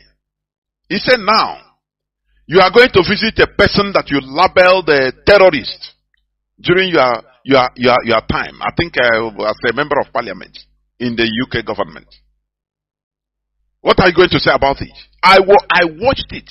Even the woman, the British Prime Minister as of then, Theresa May, some years back, was not comfortable. She was a kind of stuttering. The man was asking if you want to get out from the question. The man will bring him back. He said, now, you label this man a terrorist, but now you are going to visit his solitary confinement in Robben Island. He brought him back. He brought her back. And the woman was stuttering, talking gibberish. That is the way they are going to talk. Because the restoration of Biafra will even herald a new beginning. So that we will treat with each other, with Britain, with America, with all countries, with mutual respect. Mutual benefit. Not what they are doing in Africa today. Not the exploitation that they are holding in Africa, they continue doing in Africa, exhibiting in African countries today. In the name of using democracy. Because this democracy is just a term coined by the Europeans in order to continue their neo-colonialist agenda in Africa. What I'm telling you is reality. How many democratic countries in Africa are progressing? Is Cameroon not a democracy? Where their president, that one, I don't know, the great-grandfather, since 50-something years, he's in power. Is it not democracy installed by the Europeans that made the Bongo family to continue ruling? What of Togo? Yasema Eyatema. Oh, a family. Remember that the father of this present president, the former president Yatema, he was paid to kill the first president of Togo. That said no to France's neo-colonialist agenda. He refused to sign the pact, the secret pact for continuation of colonization, signed by every francophone president that enters power. That man refused, and they paid Yadema whether $600 or $800 as of that time in order to kill the man direct. And they killed that fine president was killed. Olympio, if I'm not mistaken. He was killed by Yadema. And after dying, his son took over till today. And today, we are hearing that the European Union force, they are mobilizing in Togo. You know that is the continuation of the scramble for Africa. But this time around, it is no more business. It's not going to be business as usual. Remember, America tried all their best in order to subjugate Afghanistan, but they got resistance from the people. The people, it doesn't matter with your military power. Once the population is against you, there is nothing you can do. I am telling you, it's a matter of time. Who is in power today? Who runs the government of Afghanistan today? It is the Taliban. The people that we are called names, killed by Americans, done everything. But it doesn't matter the number of years. They resisted because it is their land. A foreigner will come and go, but the owner of the land will remain. So they are in power now. And the world is dealing with them. You have to deal, you have no choice. Because you have to respect international laws. The sovereignty laws, Westphalian sovereignty laws. That is the reality. So it doesn't matter what the Europeans or the West, they have the weapons, they have everything. But we, the indigenous people in Africa, we are in our continent. We are patient. The Europeans, they are because for them, ECOWAS is wasting time in order to go to war against Niger. Now they come direct, stationing in Togo, their military forces. But you can win the war, but you can, to win the peace will be the problem. America won the war in Afghanistan. I could remember when George W. Bush was happy on television that they bombed Tora Bora. With the Tomahawk missile. After all those things, the end justifies the means. Who is there today? America tried everything in order to find a saving face to run away from Afghanistan. Because you can bomb, you can occupy people with military force, but you come and rule now. That is the problem. One day you will run away. Once the people are against you, there is nothing you can do. It doesn't matter, it takes 1 year, it can take 10 years, it can take 20, 50 years, you must surely run away. That is the reality. Because the population, African populace, is now opening eyes on our suffering in that continent. That, they smartly installed people that are representing only their benefit in the name of democracy. Today, Africans are waking up. You understand? That is why today I'm going to talk on a topic that says genuine Pan-Africanism. That is the topic of our discussion today. Therefore, I want each and every one of you listening to me to invite your friends and well-wishers onto this hallowed platform. This is where we preach the gospel of liberation. The gospel of genuine Pan-Africanism is not making mouth service. No. We say it the way it should be, so that we shall progress, so that Africa will restore its space in this beautiful earth we are in. Because we have been a people cajoled, subjugated, enslaved, in any way, continuous exploitation till today. But it is time to say no. And we are doing it systematically. That is why we are agitating for the restoration of Biafra. IPOB is championing it. And our supreme leader is Mazi Nnamdi Kanu, who is still in the enemy dungeon. Albeit being released, ordered to be released, discharged and acquitted by the Nigerian court. But the Nigerian government, they don't obey their own law, their own court order. And it's a democracy, isn't it? Very ironic. But they are the people that are trying to go to restore democracy in Niger. Britain is using them. France is using them. The West is using them just for their interests.